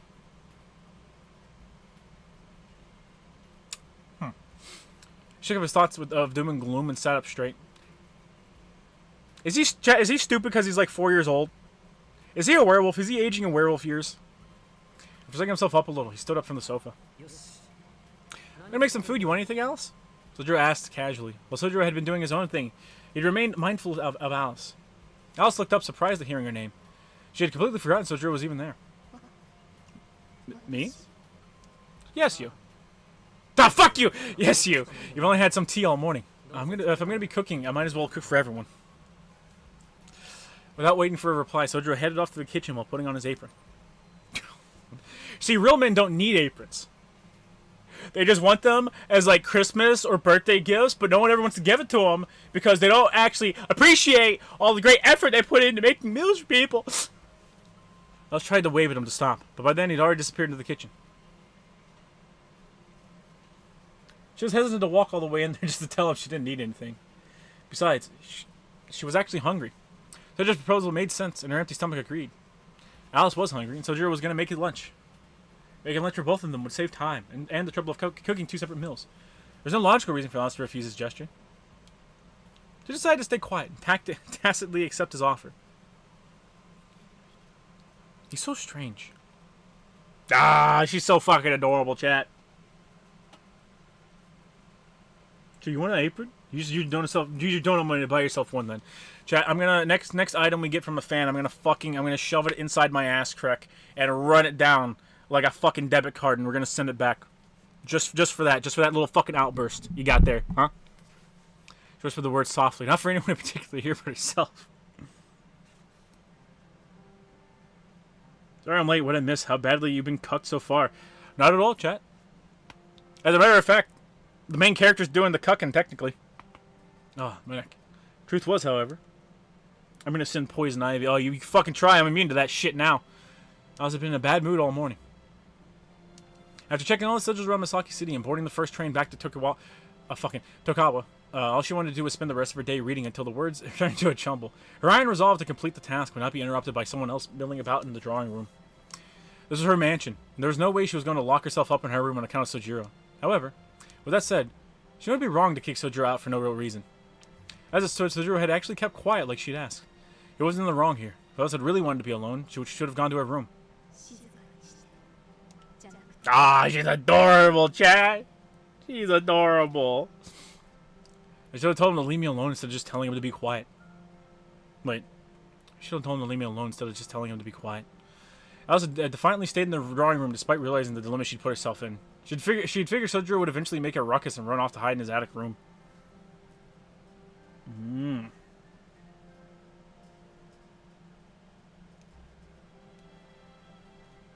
Ah, stop. Well, her assumption could not have been more wrong. Sojiro never left the drawing room. Moreover, she had actually stopped caring that he was there. Though he hadn't paid her any attention, he hadn't ignored her either. They had simply sat in silence together without any awkwardness. Alice felt the freedom of being alone along with the comfort of someone being by her side. To put it into words, Sojiro was just that kind of person. That was probably the only reason Alice had been able to sleep so soundly with him there next to her. Sojiro continued cooking in the kitchen, oblivious to the thoughts that went through Alice's head. She couldn't see him from the drawing room, but she could easily imagine him cooking in the kitchen. You know, I do appreciate that most of I'm just gonna keep calling him Nasu. Most of Nasu's like main characters, they all seem to be good cooks. They all seem to, like, he has an appreciation for people that can cook. So I like him. I like him. Good man. Good man. I'm gonna send you a sword. I already got like 5. He really is strange. Alice resumed reading after unwittingly stating her feelings out loud a second time. The sun beaming into the drawing room showed that it was noon. The sunlight actually looked warm despite it being cloudy winter day. So another pair of Sonichu medallions in the mail about a week ago. Haven't arrived, chat. Lost in transit. I don't know. We haven't arrived, though. Just as noon struck, Sojiro returned to the drawing room with 2 sets of plates. Some food of indescribable color was piled on the large cream-colored plates. This is, She hadn't expected much. And since she hadn't requested anything, she could just refuse if it was something she didn't want. But this food left her at a loss for words, despite psyching herself up. Looks like olives. It was a round. It was round, so like it couldn't be a pizza, but it looks like it's got all. I don't know. I can't tell exactly. Olives, chives. Looks like. Is that a shallot? Is that a shallot? Looks like it might be a shallot. What the fuck is it? What? What is it? Alice spoke as though she was terrified of what's been placed before. Huh? There's been some stuff on top of stir-fried udon noodles. Everyone's got to learn, chat. Everyone's got. Ah, she's adorable. Everyone's got to learn. This looks like a real thing that was made, and they took a picture of, and then they went into Photoshop and like fucked it up. What's the main Birds are always good cooks. Hell, even Shiro's cooking has actual recipes as well. Yeah. We'll let the mountain men cook. Yeah. It's a salad from the pizza place. My Family Guy joke. It's real. Oh god. If Elka had been there, she probably would have punched him. Jesus fuck. But Sojiro just confidently placed the 2 large plates on the table. Steam billowed from the mountain of food like an angry volcano ready to erupt at any moment. The thick mystery sauce flowed over the plate. Mystery sauce? As magma might from a set eruption. And below it were a seemingly infinite number of slimy, tentacle-like noodles. There's really nothing more to say about it. I don't particularly like udon noodles either. That was clearly the food of a poor, struggling student who favored quantity over quality. All that was required was a basic recipe, the will to cook something, and what few ingredients were needed. The pile of stir-fried noodles with sauce slathered on top was so horrifically bad it was almost an art form. And they are fucking cooking this, man. This was a bachelor's cooking if she'd ever seen it. There's really nothing else you could call it. Was it one of the Fate animes that released literally just Shiro cooking? I think so. It might have been one of the interludes. Okay, but like, udon belongs in a bowl, not on a plate. This looks like a plate. She'd wondered what he was doing for an hour in there, and it turned out he'd been making this sauce. No sauce would have been fine, but Sojiro had wholeheartedly gone the extra mile. Sojiro bowed his head slightly and picked up his chopsticks. He had brought a fork for Alice. Aww. She picked up the fork and stuck it into the noodles, half drowning in sauce. Sojiro began eating, not seeming to care that Alice sat there looking like she was about to eat poison. Seeming to view this as a challenge, Alice furrowed her brow and slowly brought the mass of noodles to her mouth. Please be good, please be good, please be good, please be good, please be good, please be good, please be good. I mean, I'd try it. Today's recipe for the Imiya family. Ah, yeah. Like udon noodles. Maybe it's because I was raised on angel hair pasta. I got burned out on thin noodles. Got me some linguine, brother. Well, it's just udon noodles. I don't like the way the udon noodles retain the flavor of the broth they're in. Like, it doesn't retain it the proper amount for me to like it. It was a little salty and ugly to look at, but it didn't taste all that bad. If anything, it was actually pretty good. Fuck yeah! Good boy! Good boy! So, I want to ask you something.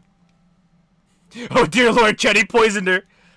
So Joe put down his chopsticks and turned to speak to Alice. Be honest with me. Major not.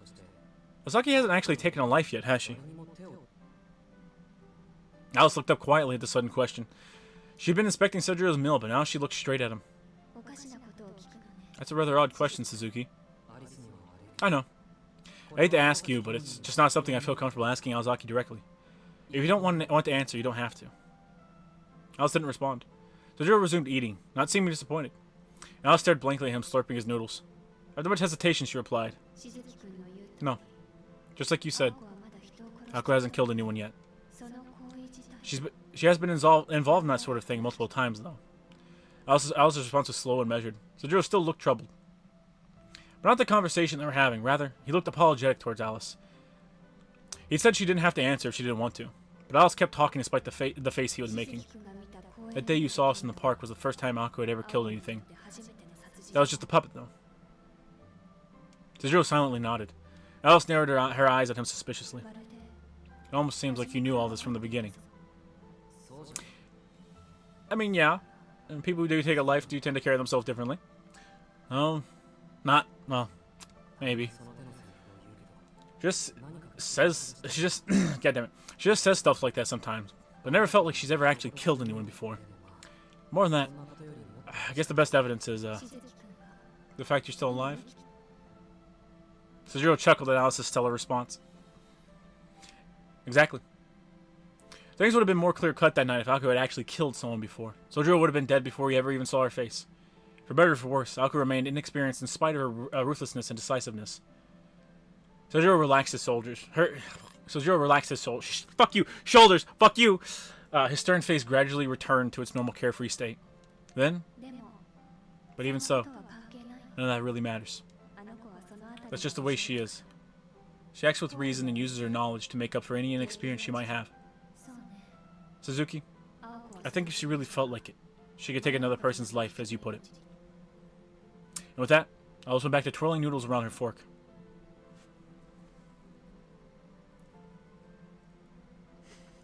This woman controls an army of demons conjured from pages of history's most famous rhymes and fairy tales, and this is what puts the fear of God in her. Yeah. It's good food, Chad. It's good food. You better not say, fuck, it slaps. Chief Slapper showed his own nigga gonna be okay. Oh, he's great, Chad. He's great. He's able to ascertain whether or not the lady who's like put the guillotine above his head has actually killed anyone. So he's fucking tight. He's good. She looks like she's having fun. Sojiro thought as he ruminated over what she just said. She was rational enough to accept herself despite acting against society's morals, and possessed of an intellect that exceeded even the confidence gained through experience. Had Akko been raised to utilize her logic and reason to forge reality from fiction? If that was the case, then perhaps they really were different from Sojiro. I'm sorry. Can you please not tell Ozaki that I asked you this? Sojiro seemed serious, as if he'd really regretted asking. Alice's expression remained unchanged, but she had never intended on saying anything to Alko anyways. Thank you. I'm not sure why, but I seem to have a lot of secret conversations with you.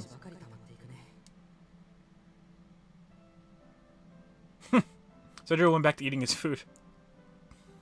The Alice had still only had a single bite. He was already scraping his clean. I already asked Ozaki this, but do the two of you always get along like that? Sojiro had suddenly decided to change the topic of conversation.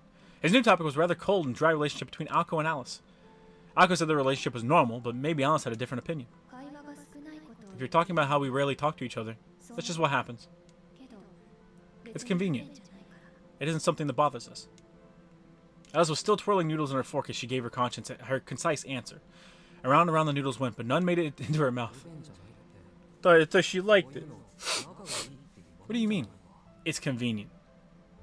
You mean you're friends? Would it make things difficult for you if we didn't get along? Yeah, probably. Probably? Sojiro swallowed his words at Alex's perplexed reply.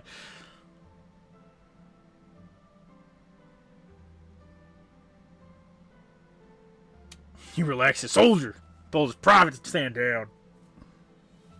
You just confirmed that Frozen 3, Incredibles 3, Toy Story 5, and more are coming. Jeez Louise. True husbando, he can cook. It would, actually. But he wasn't sure how to respond when asked so directly. No. Maybe I was just thinking about it the wrong way. Promise I won't bring it up again, so forget I asked. More importantly, Alice. Sojiro gave Alice a piercing glare that was more intense than any time they'd talked before. Alice was taken slightly aback at the unusually intense look in his eyes. Eat my noodles. She's blushing. Eat the noodles. Her face became slightly flushed out of nervousness. Nobody besides Alko had ever stared at her like this before. Whether or not he noticed, Sojiro waited a few moments before speaking slowly and with complete conviction. If you're not going to eat that, you mind if I have it?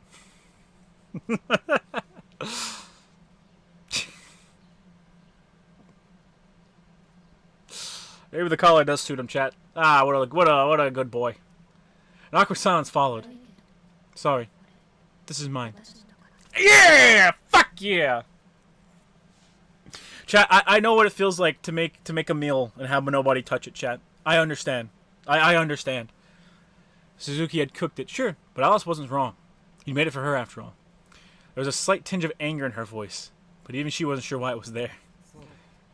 You're right. Sorry, I shouldn't have asked. Sojiro plopped himself down on the sofa. It must have looked particularly pathetic to Alice since she responded. Since she responded with, "Are there any ingredients left to cook some more?"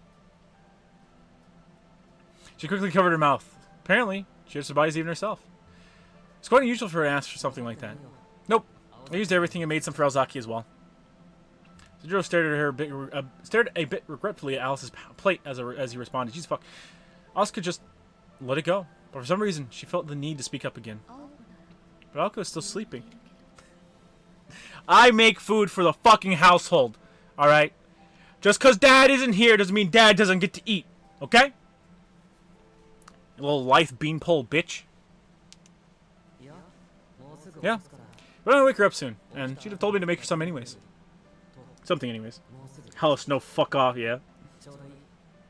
All visual novels should have a randomizer, yeah. He deserves head pats, yeah, he does. Oh shit, reset on Fate, chat. Speaking of which, it's almost 1 o'clock. I'll go wake her up now. Did she ask to be woken up at... Oh, she said lunch. My lunch is noon. I guess their lunch is at 1. Didn't she say she'd kill you if you woke her up? I also wasn't sure why Sojiro was willing to take such a risk. She never killed anybody. He knows that now. He takes no threat from her serious. Sojiro agreed, but started walking anyways. Maybe so. I feel like if I didn't wake her up now, she's gonna end up killing me later anyways. His words are surprisingly affectionate. Leaving Alice with only that, Sojiro headed to Ako's room.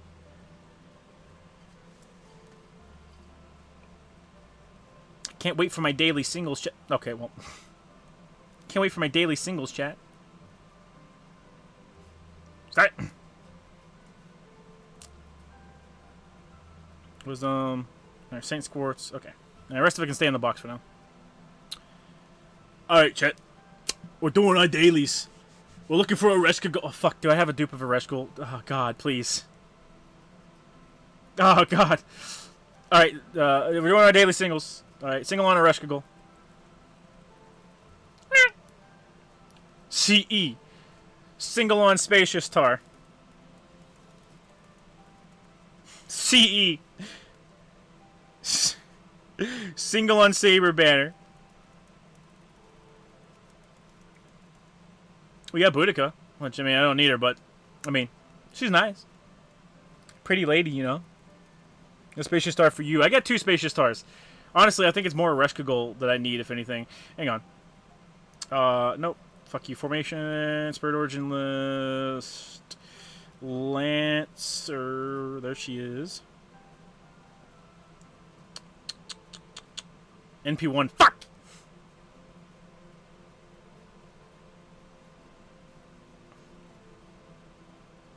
No. No. She doesn't get the Saints Quartz, chat. She doesn't get the Saints Quartz. I was watched him leave in silence before taking another bite of her stir-fried noodles. Of these stir-fried noodles. Glancing at the door to the hallway to make sure nobody was coming, she took another bite. I do like the little quick glance. She repeated the process many times before finishing her food. It was then that she heard Alko's wrath coming from the 2nd floor.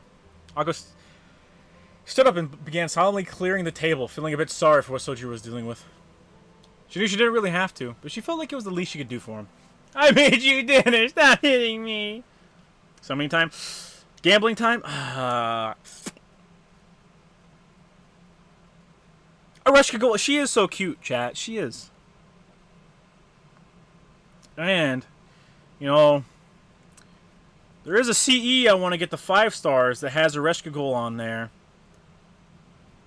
Or to max limit break, rather. Oh, what the hell, chat. Let's do some gambling, baby! I got Ryder Martha. I think I already had Ryder Martha. Ryder Martha.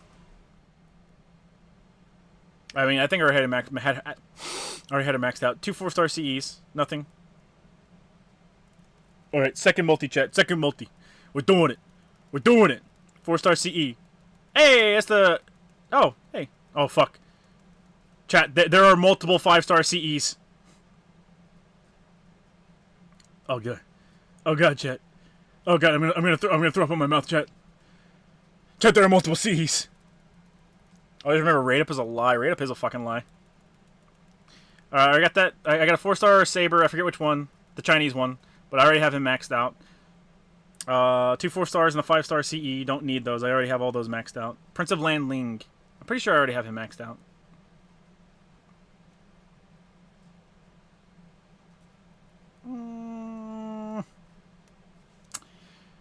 I mean, chat. Chat, I think you have a problem. You're not spending enough. You're right, chat. I need to spend more Saints Quartz. I need to pull a Reshka Gold. My second copy of Reshka Gold live on stream. I got my second copy of Reshka Gold, chat. Go to Reshka Gold. Head pats, head pat, head pat, head pat. Go to Reshka Gold. Good girl. Didn't get my 5-star CEs that I wanted, though. Well, I got one of them, but... Good girl, Areshka, go. Well, I guess I'll go ahead and put the NP in her before I fucking forget and start clearing out my box and get rid of her. Has happened in the past, chat. It has happened in the past. MB2 rush, baby! And 9% of gamblers quit before they win big. Just true, chat. See, I just won big. You should, too. Oh, I did actually need Landling. Actually, I need 2 of Landling. Where's the Chibi John with a bell saying, "Rate up is a lie"? Yeah. Yeah. Good job, Areshka Goal. Just for that, I'll summon for you, for your fucking anniversary unit. She's very palatable. She is. Never really expected to feel this way. But he cooked for her. It was surprisingly good. Almost enough to make her forget about how bad he was at making tea. Listen, baby. Alright, I'm good at cooking. I'm not good at mixing drinks. Scarred, scar, or red. Think... Oh, hey, look at that. Chapter ended just in time. Hell yeah, chat. Reshka was just fate extra Ren face. Yeah. Well, like you think I don't like any of the Sakura faces just because they all have Sakura faces? You think I don't like Musashi because she shares the same face with every other character drawn by the fucking artist of these visual novels? Fuck no. I love Musashi. I love Ushi too. Fucking love Ushi. God, Ushi's great. Adorable. Fucking adorable. John Barthel's coming back as the Punisher for Daredevil Born Again. I thought that looked like him. And you do all the extra chapters. There's 3 or 4 extra chapters. But maybe. Probably. But maybe. Adorable. Adorable. Yeah, let's go over here. Yeah, there we go. I was tempted to just say tea is hot water with leaves, but that would forsake our collective Uncle Iro. I'm sorry, old man. Uncle Iro has passed. John Barthel hasn't aged in the past 15 years. God damn. Oh yeah, like when you're in Hollywood, you tend to age slower because money.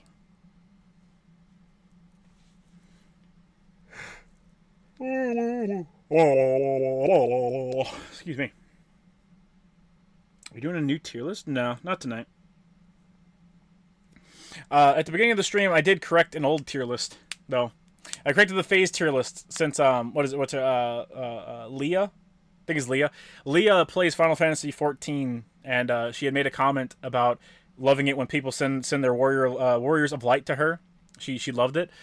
So that upped her to S rank. Any fucking streamer that streams Final Fantasy XIV and is open about it, that's a good streamer in my book. Did you guys see the post about the guy? It might have been a girl too. I don't know, but they're talking about how they play Final Fantasy XIV with their wife, and their wife will send them mail in chat after raids, and they always talk like in character, and they all always sound like war letters. Like I saw that and I read some of them and I was like, Jesus fucking Christ, this is adorable. So is Lolly S tier? Lolly's if you fuck with my goddamn settings one more time, I'm gonna tear your fucking eyes out. That's what setting that's where Lolly is on the fucking tier list right now. Is the relationship meant to last? Chat. If I wouldn't feel morally obliged to beat myself with a fucking bat for getting a woman into Final Fantasy 14, I could have that. I could have that, chat. However, getting anyone into an MMO is just not a good time. Not a good time. Sounds cute. It is. It's fucking cute. Where can we find these women? Are we doomed to goon forever? I mean, I don't have any trouble finding women. I have trouble parsing out the crazy ones. And not being and not being an asshole. How about that? Yeah, there we go. I'll blanket responsibility. I'll blanket the responsibility on me. It was Leah? It was Leah. It was Leah. What's the other one? Lumi? Lumi? Lumi? Lumi stays in like A tier because she held Sakana that one time. I have to watch for crazy eyes. Oh man, Chad, I wish the crazy was in their eyes. You can see killing intent in someone's eyes. That's something I've learned from security. You can see killing intent in someone's eyes. You can see their actions before they do them. But you can't fucking sense crazy.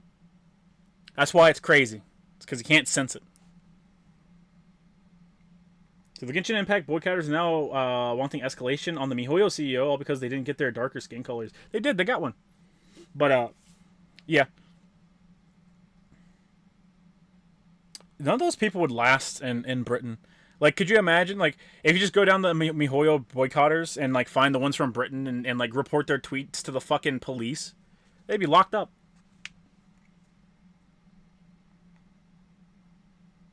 One of my brothers is 2/3, 2 out of 3 with have kids with crazy dumb women. Oh, yeah.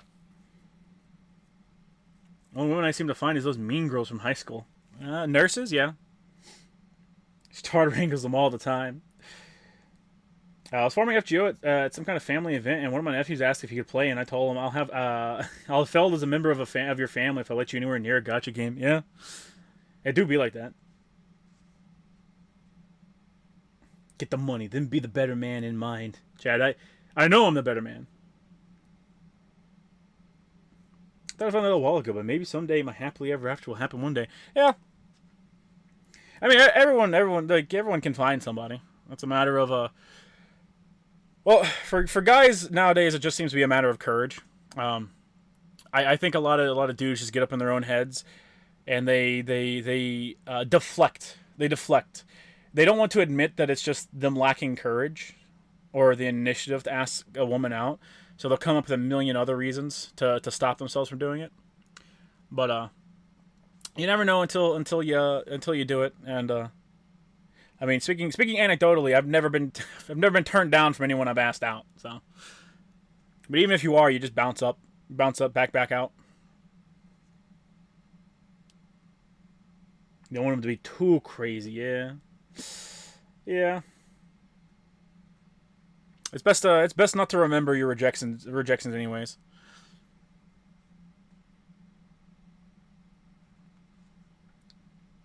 She's the only one that doesn't hate him and his you listen to him and he doesn't know how to talk to his coworkers and women. We're talking about Sakana? He's not a coworker, he's their fucking boss. He speaks, they listen.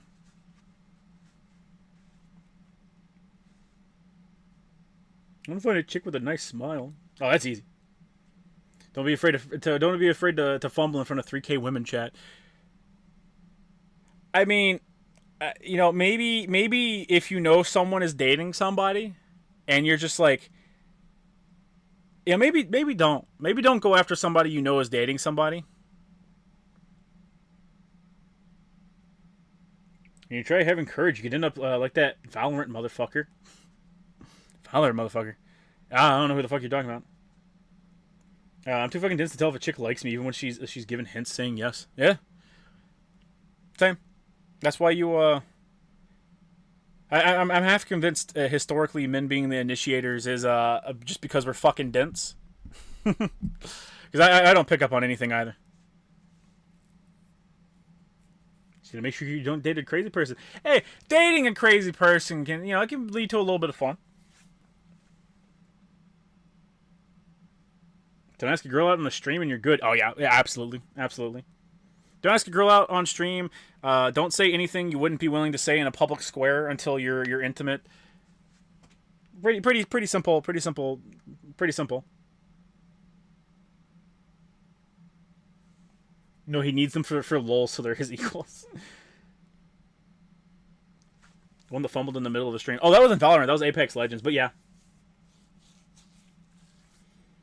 I like my new job. Shame at the end of the year they have to let a lot of people go, most likely including me.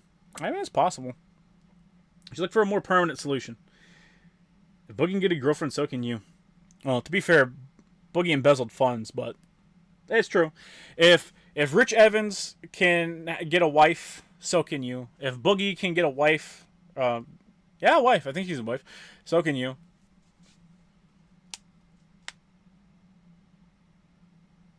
You're gonna react to the new trailer of the new TV sensation Agatha All Along? No. No, stew on every rejection you get. Let that fuel your hatred. Chad, I don't have any hatred towards women. I have hatred towards their fucking idiocy. All fun and games, the crazy bitch till you wake up with a knife to your dick. Hey, you can talk your way out of any situation, chat. All right, as long as that dick hasn't been in another woman, you speak from a position of authority. Okay, you can talk your way out of anything. We has a 20-year-old GF. Yeah, Rich Evans steals your girl. I think it's partially the Me Too stuff, putting the fear of God into a lot of men, and the younger ones simply lacking a father figure. Yeah, a lot of dudes do lack a father figure. They lack a father figure, and then they overcompensate and they gravitate towards dumbasses like Andrew Tate and his lot of people, because they just they don't understand that being a man is just being a fucking decent person. Like no one ever taught them that being a proper man is just being a decent fucking person. Yeah. The only advice you need to be a man is always fucking be truthful with what you feel with yourself. All right. You know, be true with yourself. All right. Whenever you start lying to yourself, you already know. You're already starting a downward spiral. And walk with your back straight and your head held high. Those are quite literally all you need to be better than 80% of men out there. Oh, if Shota Lolly and Kirsch got someone they love, so can we. Kirsch has a roommate, and a Hitachi. I don't know about that one, but I still need to figure out the best disk drive setup for Lucy. I don't know about that one. I have Lucy, but I haven't built her up. Rich Evans got married? I knew he'd gotten laid, but what the fuck? I'm pretty sure his wife has been in Red Letter Media stuff in the past. Is one of the ladies they bring on every once in a while. What's your favorite Shota character? I don't know. I don't really like Lolly and Shota characters.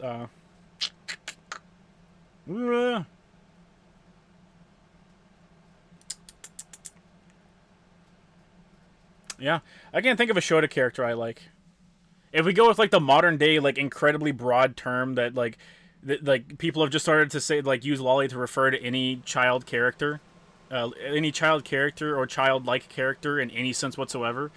We're gonna go with Pan. Pan's my favorite Lolly. She's fucking adorable. She's like a daughter. I love her. You can designate and standard for what you believe and stick to your code. Yeah. It's pretty easy to ascertain what your personal moral code is, and then to like never veer from that. I'll look when Kirsch likes end up being gay. If you're funny, you're extra dangerous. True. The women I feel something for are far away. I may not feel the same. Oh well, you can get one closer. I mean, fuck. There's been a number of cases where people fucking move to visit each other. And they like each other. I can't. I've ended a relationship because it was like slightly long distance. I ended a relationship over that. So I don't think I could make a long distance relationship work. Kira says, "Roommate, I'm amazed the second person can fit into that trailer she lives in. Her trailer's probably bigger than mine." Shota, don't you know that Hitachi dumped her? Damn. Chat, it's my chance. It's my chance. I can get in there. I shouldn't say stuff like that. Does Kid Goku count? Well, if we apply the lolly thing to Shota's as well, then yes, Kid Goku counts, and he's my favorite. He's my favorite Shota character. He gives the pat pat. Hans Anderson from Fate. I hate him. I loathe that little fuck. It doesn't help that when I was doing the King Protea quest, like, he's such a fucking dick. Protea's like, please don't kill me. Please let me live. I'm happy that it was you. And he's like, yeah, that fucking piece of shit's finally out of the way. Oh god, I'd kill that son of a bitch if I had the chance. But you are a Shota. Oh, well, let me let you into a little secret. I hate myself more than anyone else does. I literally do all that. Everyone I meet is either 2 to 3 kids way down, or is a feminist. Fuck my life. I mean, once you like break a certain age threshold, like the obligatory kids do start coming into the picture. So I think once you reach like 27 or 28, I think it's unreasonable to be like you know, you don't need to have kids, or like you need to not have kids.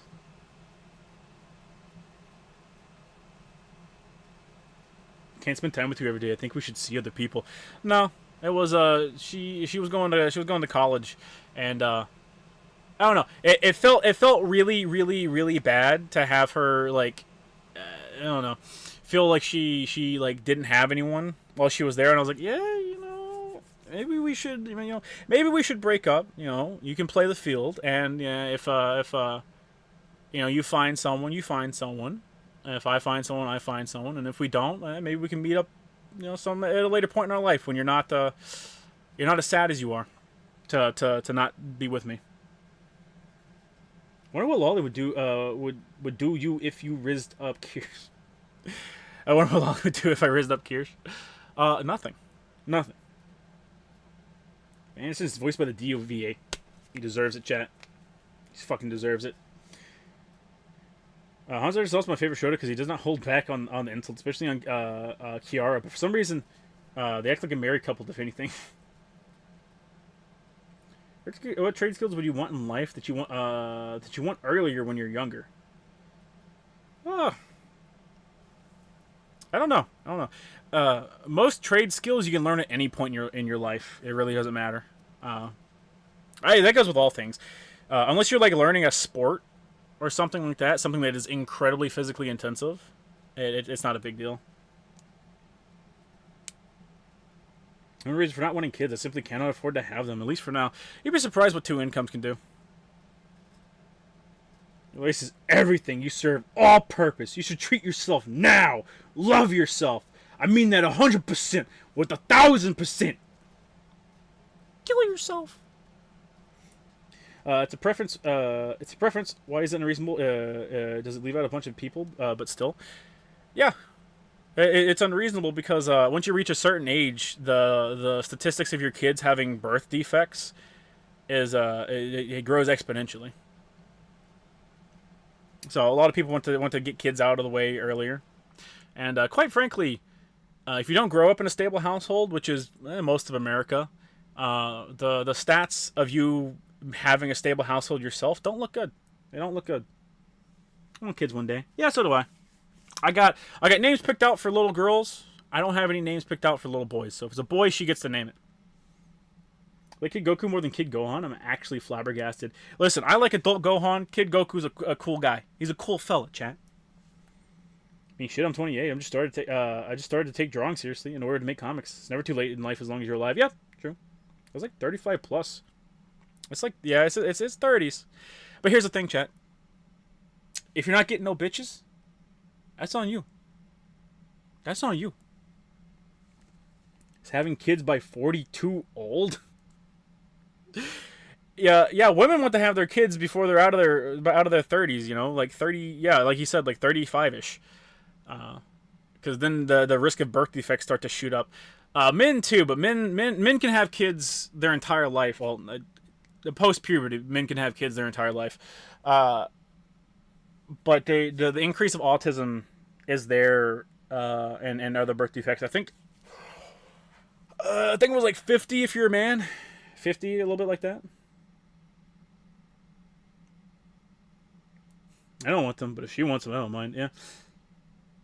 My boy will be a Japanese name. I'm not Japanese. I'm in college, and it seems like only those only whores with kids like 2022 try to hit on me. I don't know how to feel. You're a man, right? Listen, you can call me old-fashioned, but I do think the responsibility of you to approach a woman is in your field. Don't get me wrong. I think the story here and there of like women asking guys out, I think it's cute, and I wouldn't look down on anybody who whose relationship is who started like that by any means. But that is still your responsibility. Autism's a birth defect? Wait, were we celebrating autism? Is autism not a birth defect anymore? Is that not something like you're not supposed to have? If I'm 27, does that make me more like technically? 50's plenty of time. Oh god. The gun in my mouth is literally too late to be better and find love. 19-year-old chronically online. Yeah. 19-year-old that hung out in an Andrew Tate chat once. I was like, how do you know a guy likes you? I feel I'm too dense and always find out too late. Well, if you're a chick, I mean, it's kind of his job to ask you out and be a little bit more direct. But I don't know. I just know the way that I flirt. That's it. If you're 20, you start acting like a doomer. That's something you gotta work out yourself. It is 100%. 100%. It's always too early to act like a doomer until you're on your deathbed. Everyone on Twitter has autism and bio, so it's become pretty common. Damn, maybe they were right about the vaccines, chat. Not the COVID ones, but the vaccines in general. Ugh.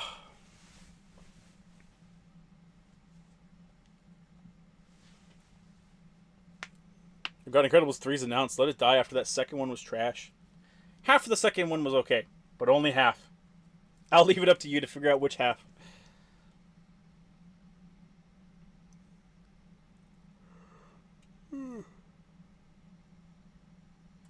Ugh. Shody, how do you know if a girl has interest in you? I just ask out the girls that I think are interesting or attractive. You just it's about getting to know them better, chat. That's all it is. That's all it is. That's all it is. You say they have autism, lots of mixed diagnosed, and people want to be special. Oh, fucking 100%. Autism is a superpower. I think it has some drawbacks. Can I call my child Noel if it was a boy? If my kid is a girl, I think I like Yona. I think I'm gonna fight tooth and nail for Yona. I might even hold the marriage over my wife's head. I might even go that far. You know what? You don't want to name her Yona? Maybe we don't need to be married. Yeah. I said it.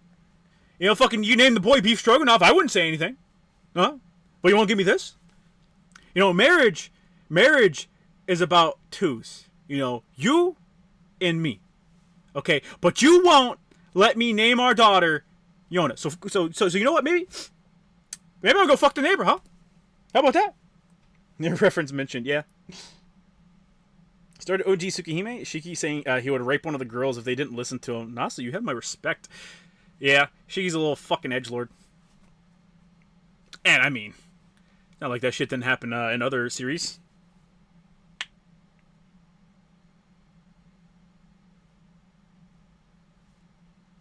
Neighbor's a guy, by the way. Chat, you like to project a lot. Beef Stroganoff Shota-san. A strong name. I showed it. If you had a son, why not Issa from Sin and Punishment? Listen. The wife gets to name the son. I get to name the daughter. Them's the rules. It's always fun to name Cole if I had a son. Yeah, Cole. I think Cole's a pretty common name.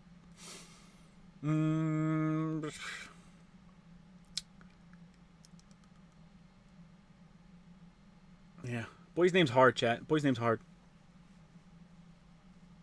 Boy, the gip, you coward. Never. The neighbor fondles dogs. Alright, well that one might be true. Neighbor's just lolly. Shows dad if you're not that young brother bullshit. It's so insane to me that Nier made a comeback. And when I first played Nier, I wanted to be the brother so bad because I was like, oh my god, that's literally me. And now that I'm older, and Papa Near resonates with me more than Brother Near, fucking, I have access to Brother Near instead. Like what a fucking twist of fate. what an insane twist of fate. A cosmic, chat. Fucking cosmic is what it is. Confident enough to play Russian roulette but not play a clip, pussy boy? Hey, I played Russian roulette. What have you done? How do I know if a girl is interested in me? You stick your fingers in her vag, depending on how moist it is, you'll know. Yeah, you see that right there? You know, I've been told that's a turnoff. You know?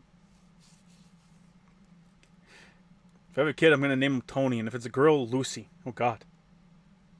Kept up with the Ricada stuff? Nah. I lost interest in the Ricada stuff really quick. America's also a pretty unique and uncommon name for a boy. That's true. Brother Near and Father Near are good in their own way. They are. Theodore's a name I like for a boy. Oh shit! Like Theodore Rex.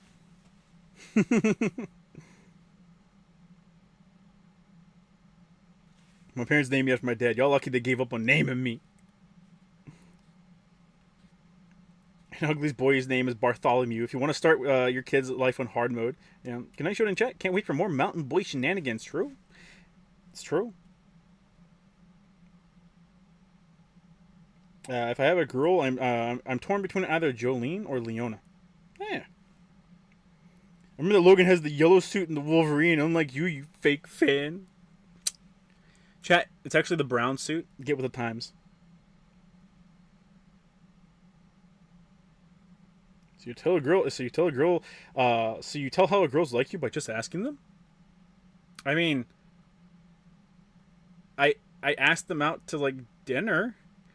I don't ask them if they like me, and then that I go up to them because I think they're attractive, and I try to get to know them. I ask them their number. I ask them to go out to eat. What are you, monster? What did I do? Dima's also a pretty good name for a guy too. All right, you're taking it too fucking far. Would you give your boy a girl name to make him hardcore mode? Absolutely not. You're not. Yeah. New Salter statue looks at the price over $300. Closes the tab. Damn. I have an Old Testament name. Wouldn't wish that on anyone. I'm sorry, Josiah. Probably name my son after my grandfather, Sylvester. Never knew the guy, but he was a good man. I want my son to turn out the same, unless my future significant other has all girls. A boy named Sue. Yeah. Doesn't it get awkward? I mean, the beginning of a relationship is awkward no matter what. You know, whether it's a friendship relationship or an intimate relationship, it starts off awkward no matter what. That's just how things are. That's where the courage comes in, chat. I'm gonna name my kid Ryan Gosling for that plus 1,000 cool bonus. Oh God. Okay, what middle name would you give your son for fun? Oh, I don't want to think. I don't want to think about middle names, chat. I did good enough to come up with a first name for a daughter, much less the fucking middle name. I have a unisex name that's generally associated with girls. My mom wanted to name me Ashley, but my dad convinced her not to. Lol.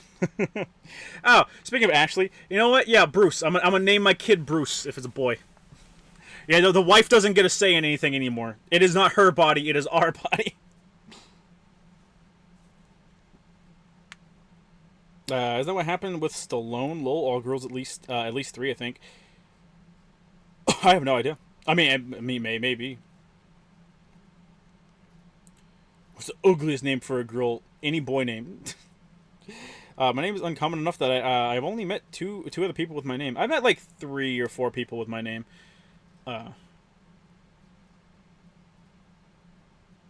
First dates will all be awkward, but it'll be worth it. Yeah. First dates are awkward. I mean, meeting someone for the first time and growing to be friends can be awkward. Is awkward a lot of the time.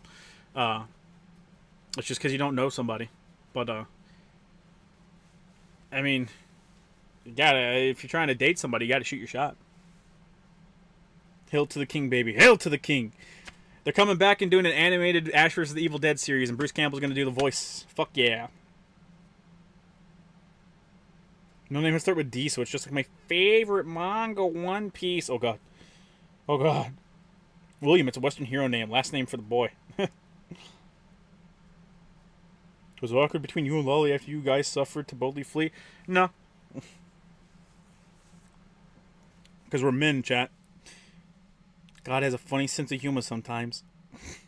But only nowadays I wouldn't have minded being named Ashley as a kid. I know I would have hated it, though. Oh, yeah, I'm sure. Who names their kid Shota? Terrible people. Terrible people, chat. They had one of those reality family shows, I know, because it was advertised hard. Wait. Oh, who? Oh, Stallone. Okay. I'm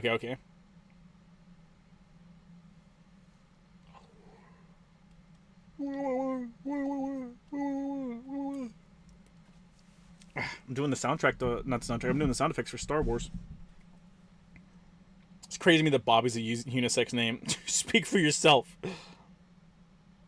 I actually never watched the Channel Awesome movies. Probably never will. We reviewed them, so you don't have to, chat.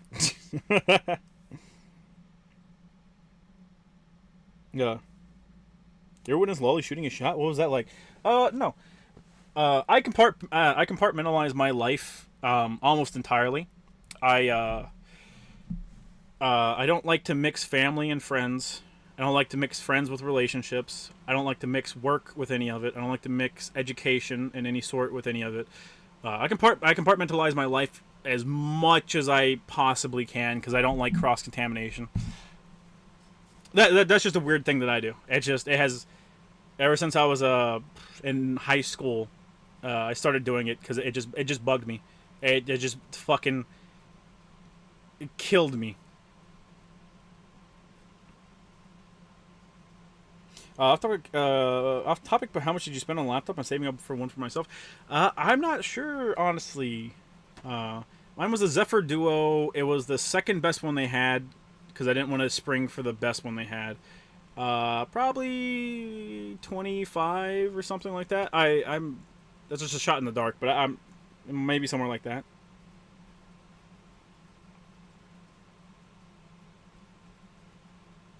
So your son will have Batman and Ash in his name to fuel the Shota bloodline for generations? What? Oh, I was thinking Bruce Campbell, chat. I was thinking, you know. But sure. The Batman.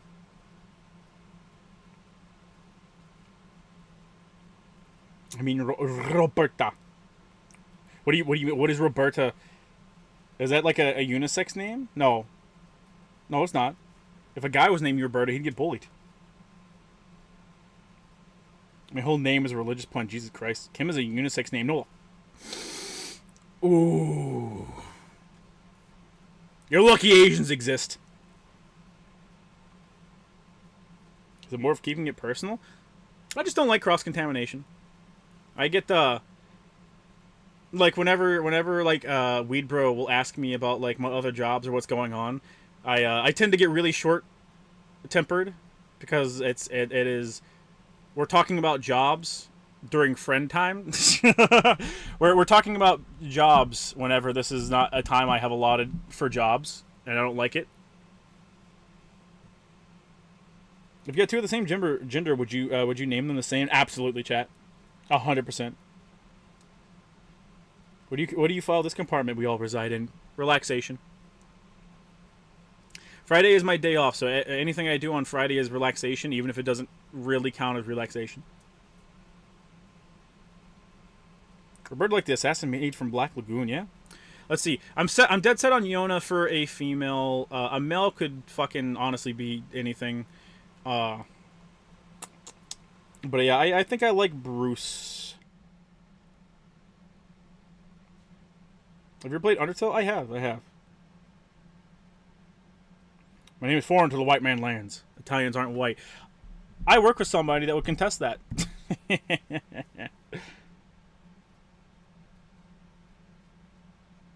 Your days off are Wednesday and Friday? No, my day off is Friday. I take a full day. I take a full day for myself, chat. Because if I don't have a day where I just de-stress and decouple, I just become a fucking psychopath. I know an Adolf. Jesus fuck. Remembers a family gathering and they ask, "How's work?" I space the fuck out and just give them 1 or 2 sentence response. How's work? Good.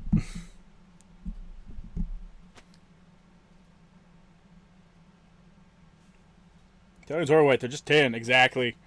Just don't name your son Hassan, or they're destined to be a rich socialist who talks anime with terrorists. What are you gonna play next week? I'm not sure. We're still pivoting from Witch on the Holy Mountain. So next week we're gonna do a different game, and then the week after, unless something comes up, we'll be playing this game again. I'm not sure. I haven't been properly keeping track of how many chapters we're through, but unless the chapters towards the end get I think that was chapter 6, right? That we just finished. I think it's like a 12 chapter thing, 12 or 13 chapter game. So we're about halfway through, I guess, maybe.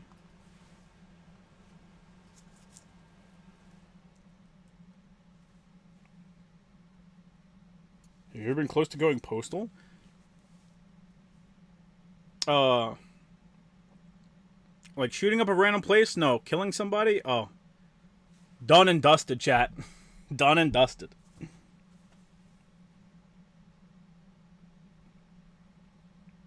Yeah, I need a day to vegetate and decompress. Oh, absolutely.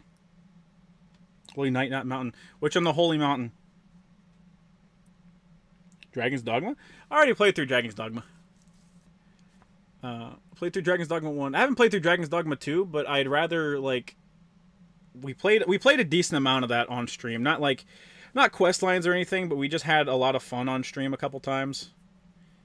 So I want to give it a rest, at least until we get the DLC. Maybe when the DLC comes out, I'll play the DLC. I'm sure it'll get an expansion of some sort. No stripper names for kids, please. Absolutely. Persona game? Mullet? I have played through Mullet Mad Jack a couple times. I really enjoy it. I like Mullet Mad Jack. It's nice. I think the best thing the game does in its entirety is the digital box that you can do. You can go through the digital box and it gives you like a manual and everything to look at. And then you actually get rewarded for it at the end of the game. Not the end of the game, but at the end of the box, it gives you it unlocks a weapon for you to upgrade into. That was really cool to see. Chapter 13, 11 and 13 took me 8+ hours to read. Oh, sorry, 11 to 13 took 8+ hours to read. Good luck, Shota Boy. Well, streams are like 6 to 8 hours.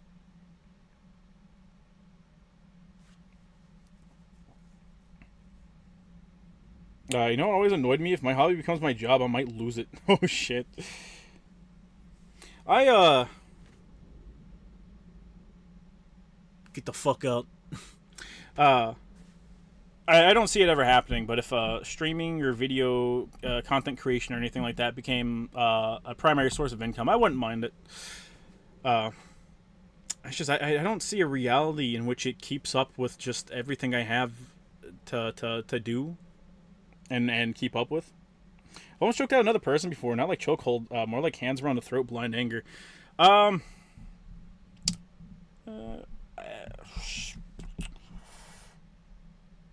Yeah, I can say it.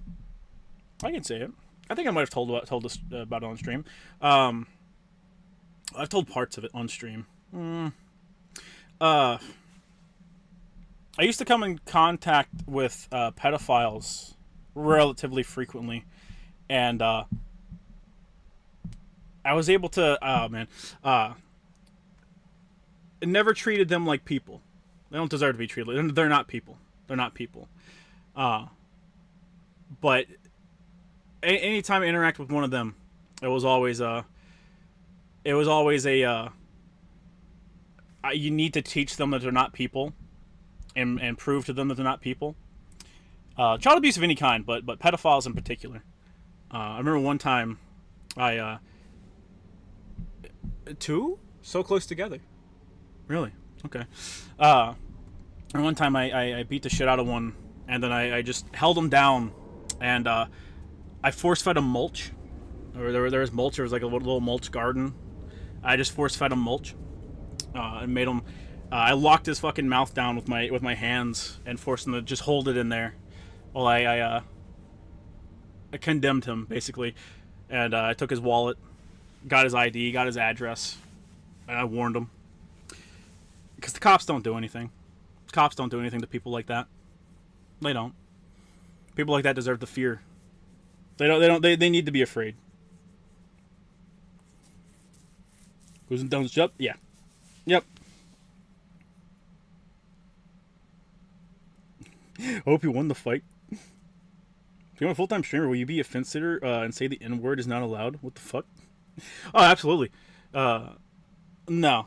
Part of making actual money is you need to shore up your actions.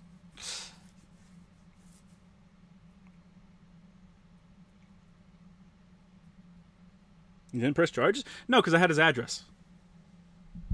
That's why you get their wallet, chat, and get their license. But the fear of God into them. They're not people. But yeah. You still get a lawyer. Oh. He could. You gotta be very careful. Chat. When you tell a man you're gonna go to his house and you're gonna clean house, he knows what you mean. I was one to come in contact with pedophiles frequently besides prison. Like, damn. Yeah. You'd think that, right? You'd think that. But there's a fucking insane amount of child abusers and pedophiles just out there on the streets because the cops just have no interest in doing it. The fucking branches that are supposed to help watch out for it are basically entirely online. So they just monitor internet chat rooms and try and catch pedophiles online like that, which, you know, at least it's doing something. But it's not enough. It's not enough. If Mr. Beast hiring a pedophile or ripped an 11-year-old girl made him wear a mask in videos so no one could identify him. I don't know how true that is. The Mr. Beast claims are getting like more and more insane. Insane. You know, it's like, oh man, he fucking was stealing women's underwear, and he hired a pedophile and shit like that. And it's like I need it all addressed, so I know what the fuck is true. But until I have proof, I'm not going to imagine that he actually employed a pedophile. There's 96 of them in chat right now, not me. I'm a good boy. Oh, you're gonna get it, chat. You're gonna fucking get it. But Your Honor, he fucks kids. Would you not also put a dent in his skull with a crowbar? See? It's degeneracy on the most extreme level. They're awful. Awful. There's no fucking greater sin you can commit than stealing the childhood from a kid. None. Right, but they don't know anything about so you have to take matters in your own hands legally. Legally? I wish. Found a wall on the ground once as a kid. I didn't take it, but I did swipe $5 from it, and I used it to buy a chocolate and 2 bags of chips when I was 7. You sick fuck. You sick fuck. It's true if you put the dude's mugshot next to the dude with the mask, it's the same person, same beard. Ugh. Maybe he's a convicted sex offender. His brother came out and defended him being a pedophile, saying the accusations were false. Pedophiles and pedophile defenders are just scum of the fucking earth. It's why I really, really fucking hate these people that use the term so loosely.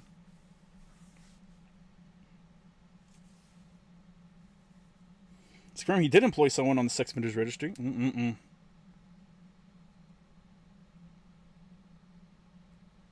Even Jesus said hurting kids is unforgivable. I feel like that would have been one of the first things out of his mouth.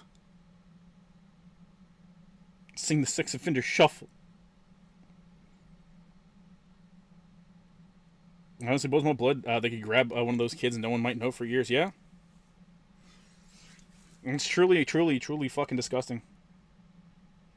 There's just an ache I feel whenever I hear or read a story about kids getting hurt in any way. Yeah, I have the same. I have the same feeling, and I don't think Dick Bro had the feeling beforehand, but he has the feeling nowadays. He gets the feeling nowadays. He that pit in your stomach where you just want to make the people that the people that hurt these kids just disappear. I remember one guy visited our house and sold us a vacuum. Turns out the guy was a pedo. We still had the vacuum though. The most disgusting thing is the guy defending the pedophile said he was glad he married his sister and would take care of his nieces. You. It's supposed to be in Cali. I don't know a good upstanding state that would say anything like that. It has to be Cali, chat. It has to be, chat. What's your favorite part so far and which on the Holy Night?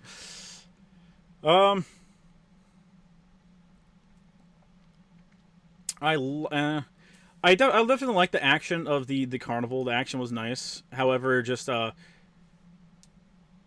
every time Shiro, not Shiro, fucking Jesus Christ, Sojiro. Every time Sojiro has a moment where he meets like Aoko's snark with just pure heartfelt energy, is great. I love it. Any books been reading lately? I've been rereading through all of Ghost in the Shell again and again and again. The state of Florida has to disclose our crimes to you. We were bad, but now we're good.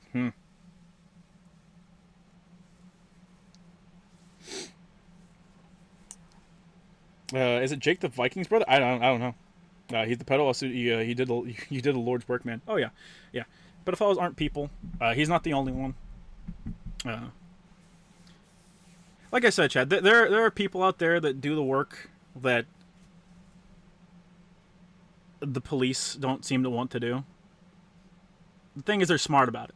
You know, they're not rioting in the streets or anything like that. They're smart, and I wish there was more people like them, Chad. You know. There's our monster, and the worst ones are terminally online creeps calling artists predators for stupid reasons. It's terrible. Yeah. You learn, if you watch any interviews with them, they really, really like the control they get to exercise over kids, and it's very clear. It's very clear. I really don't appreciate that people are still using their humans 2 case so they can get pat on the back for moral points. Very, very sickening. Yeah. They're a human that has permanently ruined another person's life. That person will never be able to overcome that, and now has a very, very, very, very, very high likelihood of having a stunted adult life because they can't properly process any sexual interaction now because you fucking raped them as a kid.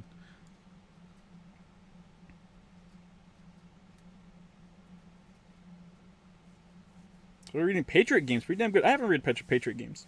GameStar shifted all of his talking on the situation away from Mr. Beast and Chris Tyson, and only talked about said pedos and Jake the Viking, who is his brother-in-law.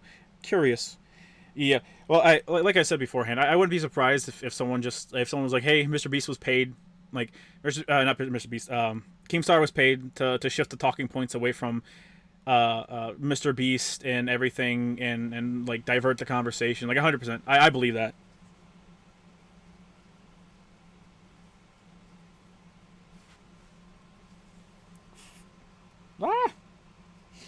I have hit the daily space star twice this campaign so far. Fuck you.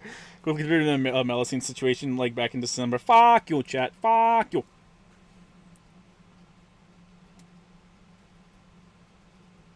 You only said there's a bunch of groups and industries associated with that stuff. You're talking about like there's a bunch of pedophiles in certain industries, in which case, yes, 100%. Sex offenders in general, really, and they cover for each other. The one that I quote unquote know, I can say anecdotally, because they've been semi open about it, is the voice acting community for the Genshin Impact and the MiHoYo games. MiHoYo? Yeah, it's MiHoYo. Or Hoyoverse. No, Hoyoverse. For all the Hoyoverse games. That community is, like, very aware that they're employing, like, a sex offender who might have raped one of the other voice actors or something. I don't know if it was one of the other voice actors or if it was just a woman in general, or someone in general. But they're very aware of that, and they refuse to say anything. They just refuse to say who it is or out them or anything. What the fuck, China? Oh, it's not China, chat. It's not China. These are English voice actors. And like, and the excuse they keep using is it's not my place to speak for the victim. Like, do you believe the victim or not? Do you believe them or not?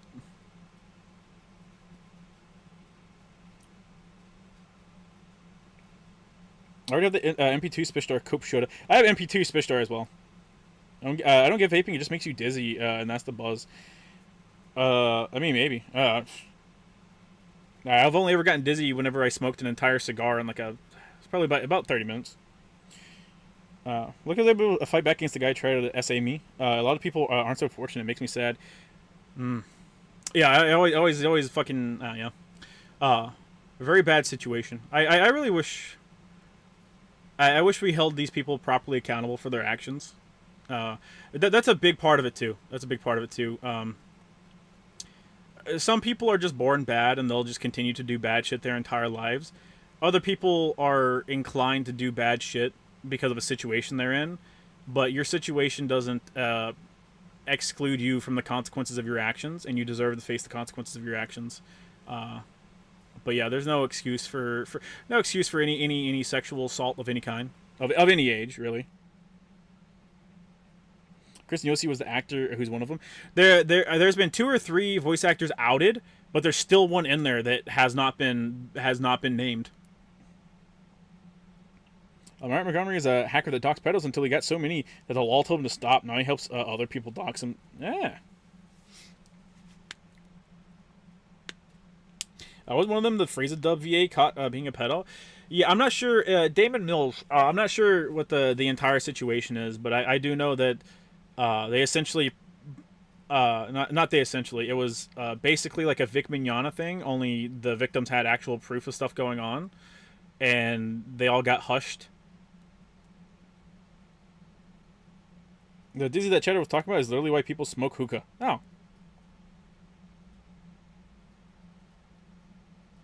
There are more pedophiles in the rap industry and in the black community as usual than before, or has it gotten slightly better since Kendrick Lamar called them out in his music? Well, it hasn't gotten any better. There's only been one of them that's been caught so far, and that's really it. But yeah, like it's. I have no doubt. There's a very large number of pedophiles in like the rap and black community. Explicitly because I've seen them. And I've seen the way that the community reacts, where it's, no, this is our thing, we need to clear this up. And it's like, cool, you gonna bring them out back and shoot them? Or are you just gonna jump them? Like, you gonna try and report them to the police? Anything? No? You're just gonna let them go. That's what you're gonna do. You're gonna let them go. You're not gonna do anything. You're not even gonna make him afraid to leave his house. You're just gonna fucking let him go. Sean Chiplock's under fire now. Yeah, Sean Chiplock's been under fire for a little bit. To be fair, his victim provided like a decent amount of evidence from what I was reading. I didn't get to read the entire thing. Have you played the game Hookah Haze? I have not. And in Vic's case, he got swept up by the Me Too crowd, who were emboldened by his own coworker stabbing in the back. Yeah, Monica Rial and the like. As much as Native families will almost kill a pedo, there are families who will protect one too. It's disgusting. Oh yeah. I don't know about Native families, but they're yeah. There are too many people that are willing to be like, oh no, it was a mistake. It's like, okay. Let's use your logic instead of my logic and say it was a mistake. Well, it was still a mistake that has permanently ruined someone's life. They'll struggle every day for the rest of their life to feel normal because of what you did. I feel like that deserves a life for a life. Cops don't do shit. Yeah, the cops don't do shit. To be fair, they're not funded for that stuff. Cops are like a purely reactionary force, you know? It's not something that a cop can just be like stationed outside every single person's house to prevent shit like that. And even then it wouldn't stop it. But it's like back in the day, I should say the courts don't do anything. The courts don't do anything. They don't hold these people accountable. They give them incredibly short sentences. But like back in the day, the cops used to beat the fuck out of these people within an inch of their life before they brought them in.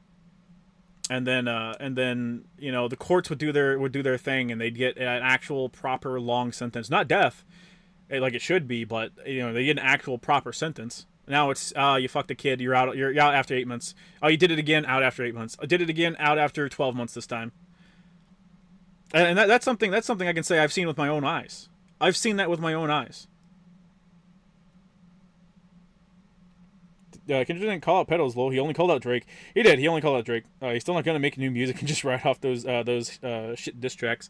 Actually the two really good diss tracks. Takeshi69 followed up a teenage stripper, and people didn't care. And, it got the fade into obscurity. Yeah, Johnny Somalia felt up a teenage girl like on stream, and was getting them cigs and beers and shit over in Japan, and he got slapped on the wrist. Susan Wasiji is dead. Susan Wasiji is dead. Are you sure, chat? Are you sure? I don't believe you. I don't believe you. Susan Wasiji.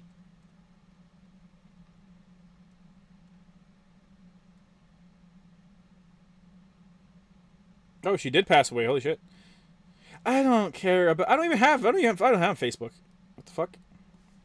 YouTube CEO Susan Wasiji, which passed away today per a Facebook post from her husband. No cause of death was given, but she was said to be battling cancer for some time. Damn, her son just died too. Well, I guess just is you know, maybe not right.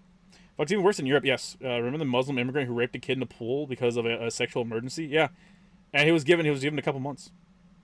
Meet the Grams and Not Like Us are great songs. Oh yeah, I really like Not Like Us. TSG69 wasn't hated for the teenager thing. They only hated him for snitching on other rappers. Yeah, 100%. YouTube season, yes, yes.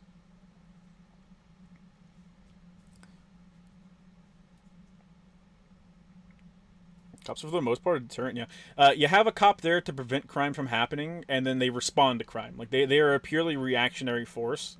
They can't be like proactive. You know, you can't get someone before they fucking commit a crime, because A, the charge isn't gonna stick, and B, like, they haven't done anything.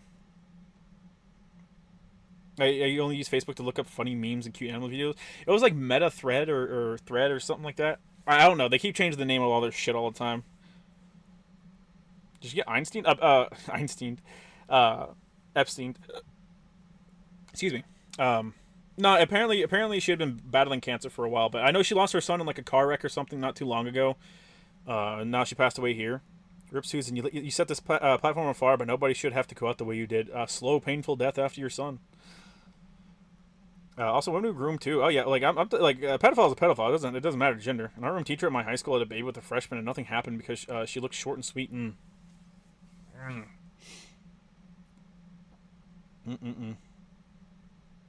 Just terrible people, Jen. Terrible people.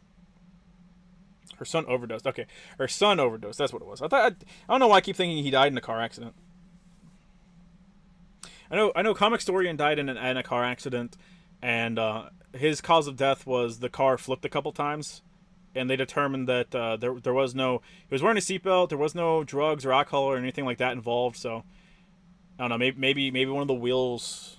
You know, maybe one of the wheels popped and it jolted him or something. I don't know. Right, which is weird because you destroyed a lot of what made YouTube great, but there's nothing worse than outliving your kid as a parent. Oh, for sure. For sure. And cops are there more to keep the peace, just to make sure people aren't killing each other in the streets. Yeah, the courts. I say cops, but I really mean courts. The courts aren't doing their job. I mean, cops could go the extra mile and like beat these people within an inch of their life before they go in there, because obviously the courts aren't ever gonna allow the death penalty anymore. But Storm was a cool dude. Yeah.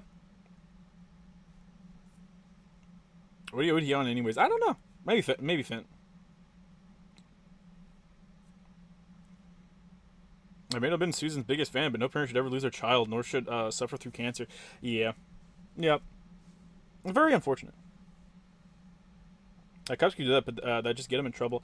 There comes a point when you just do something because it is like a morally obligated thing to do. Like it is the right thing to do.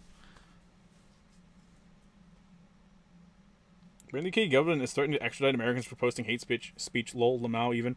Yeah, well, there's a number of reasons they can't do that. It's extradition is only allowed whenever the crime that they committed is covered under your law. And the speech we do online is protected by the First Amendment.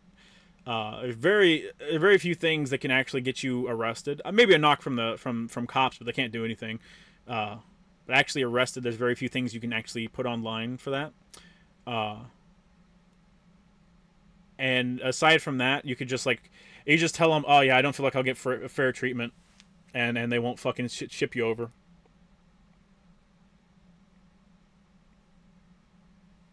Like comic historians, World War Hulk and Old Man Logan retelling. Yeah, well, he symbolized. I don't know if he started it. I wouldn't say he started it, but he symbolized a genre on YouTube that I didn't like, which is people recapping comic stories so people don't actually have to read.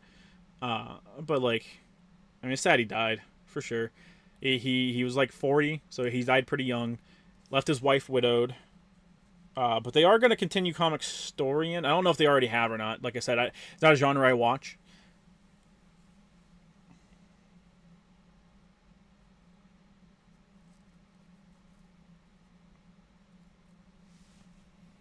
The aspect I will emphasize, but she was at heart a dumb corporate suit who had no business dictating so many lives. Yeah, but no one in general has a business dictating that so many lives. Christian Catholic schools are very bad at hiding pedos. They will get fired from one school and hired by another. That happened to my school. Fucked up, man. What was it? I know some clergymen they'll get sent back to the Vatican, is what it was. They'll get sent back to the Vatican if they are like pedophiles, and they'll just keep them in the Vatican instead. Miss Comic Historian, who's the channel I went to watch comic stuff because I was too poor to get comics myself. Yeah, what is it? It was Comic Historian and Comic Explained is the other guy.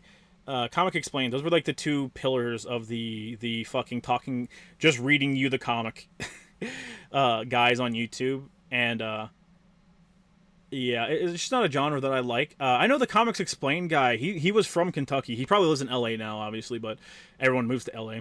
Connections, you know. But he used to live in Kentucky. I do know that. She didn't get her job. She didn't deserve cancer or to outlive her kid. Isn't even the clergy, it's literally athletic directors and coaches. Oh yeah, so schools. Like, yeah, schools can tend to have a bad case of that. You remember the guy, a Marine that held down a drug addict that was threatening to kill people? Even the people there said it was the fault of the cops for letting the guy out. Yeah. The cops will in blue cities, the cops don't seem to do anything at all. It's they show up, they yell at somebody, and then they just let them go anyways because they just know they're gonna get there and they're gonna get let off anyways. So they're like they just don't see a point in doing their jobs anymore. They continue comic story. It feels wrong. I think if someone passes, should stop and not make money of their legacy.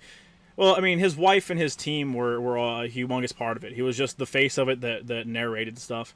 So if you just get another narrator or something. And besides, I imagine your job as a husband is to provide for your family before and after your death. So I don't think he would take any issue with providing his wife a way to make an easy way to get income.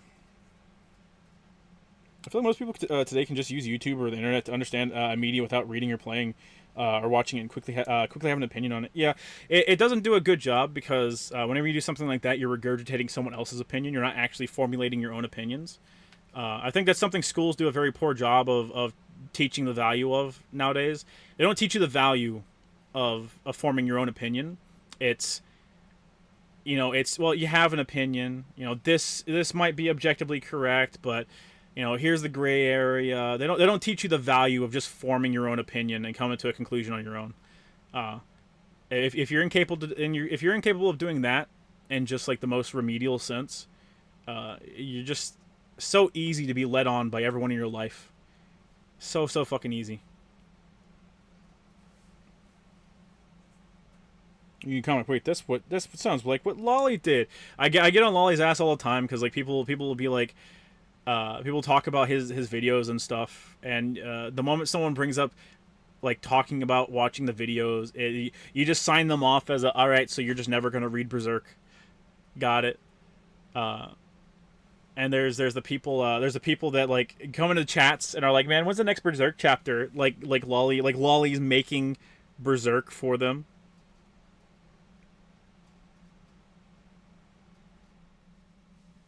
Recently, Shrivelous, YouTube grandmother, did a video ranking the Persona 4 social links. Number one was Naoki, for how much he sympathized with it since his brother died. Oh, okay, I guess.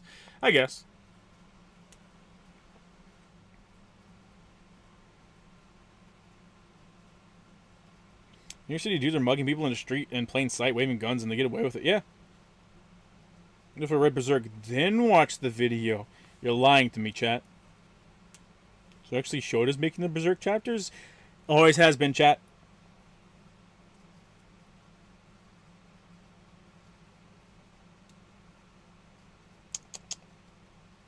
When's the next Berserk chapter? Show's gonna make Dragon Ball Z chapters. Next Dragon Ball Super chapter, chat, coming to a store near you. Big Dick Piccolo and his BBW. Wait, BB. I think BBW are the white ones. BBB coming to a store near you.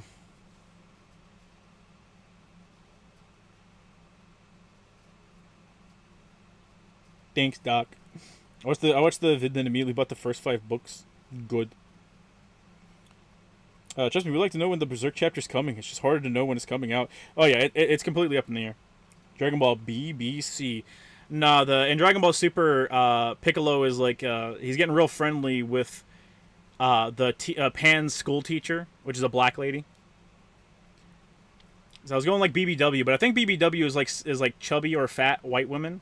I don't know what that would be for black people. She's not fat or anything, but I don't know what that would be for black people. Would it be like BBB? I don't know what the fuck BBW stands for. Big busty women? I don't know. What's Android 18 doing with that dog? No! No! I avoided Lolly's video to read Berserk first. That's what you should. You shouldn't have waited till Miura died, chat. You should have waited the 30 years of real time. Big black women, BBW? Oh, BBW's big-bodied women. That makes sense. Okay. So I guess BBW too. Okay. I guess the W in there in my brain was just white. White. Big beautiful woman. BBW fat elf anime.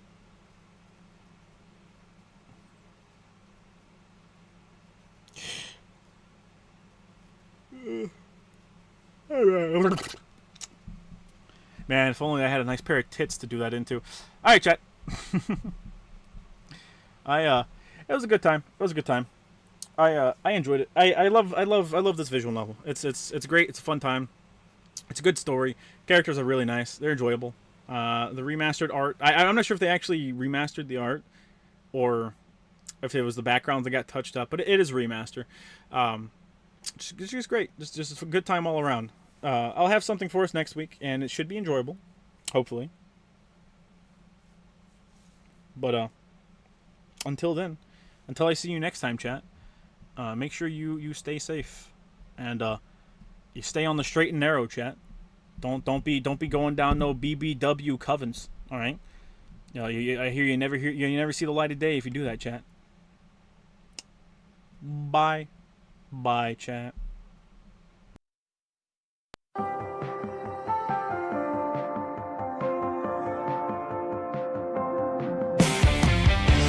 Ashley says she's scared of love. Tell me where's this coming from? But it always ends the same, in a bittersweet exchange. Now my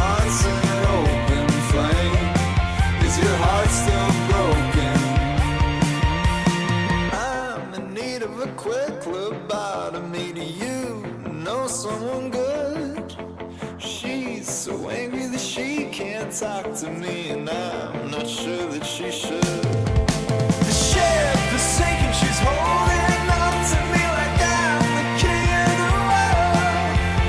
King of the world. Ashley said she misses me. Well, that's a lie, but a boy can dream. But I always dream the same, of a crying, smiling face. I am bound to be replaced. I'm an awful person. I'm in need of a quick lobotomy. Do you know someone good? She's so angry that she can't talk to me, and I'm not sure that she should. The ship is sinking, she's holding on to me like I'm the king of the world. King of the world. Like I'm the king of the world. Like I'm the king of the world. Now Ashley says I'm living proof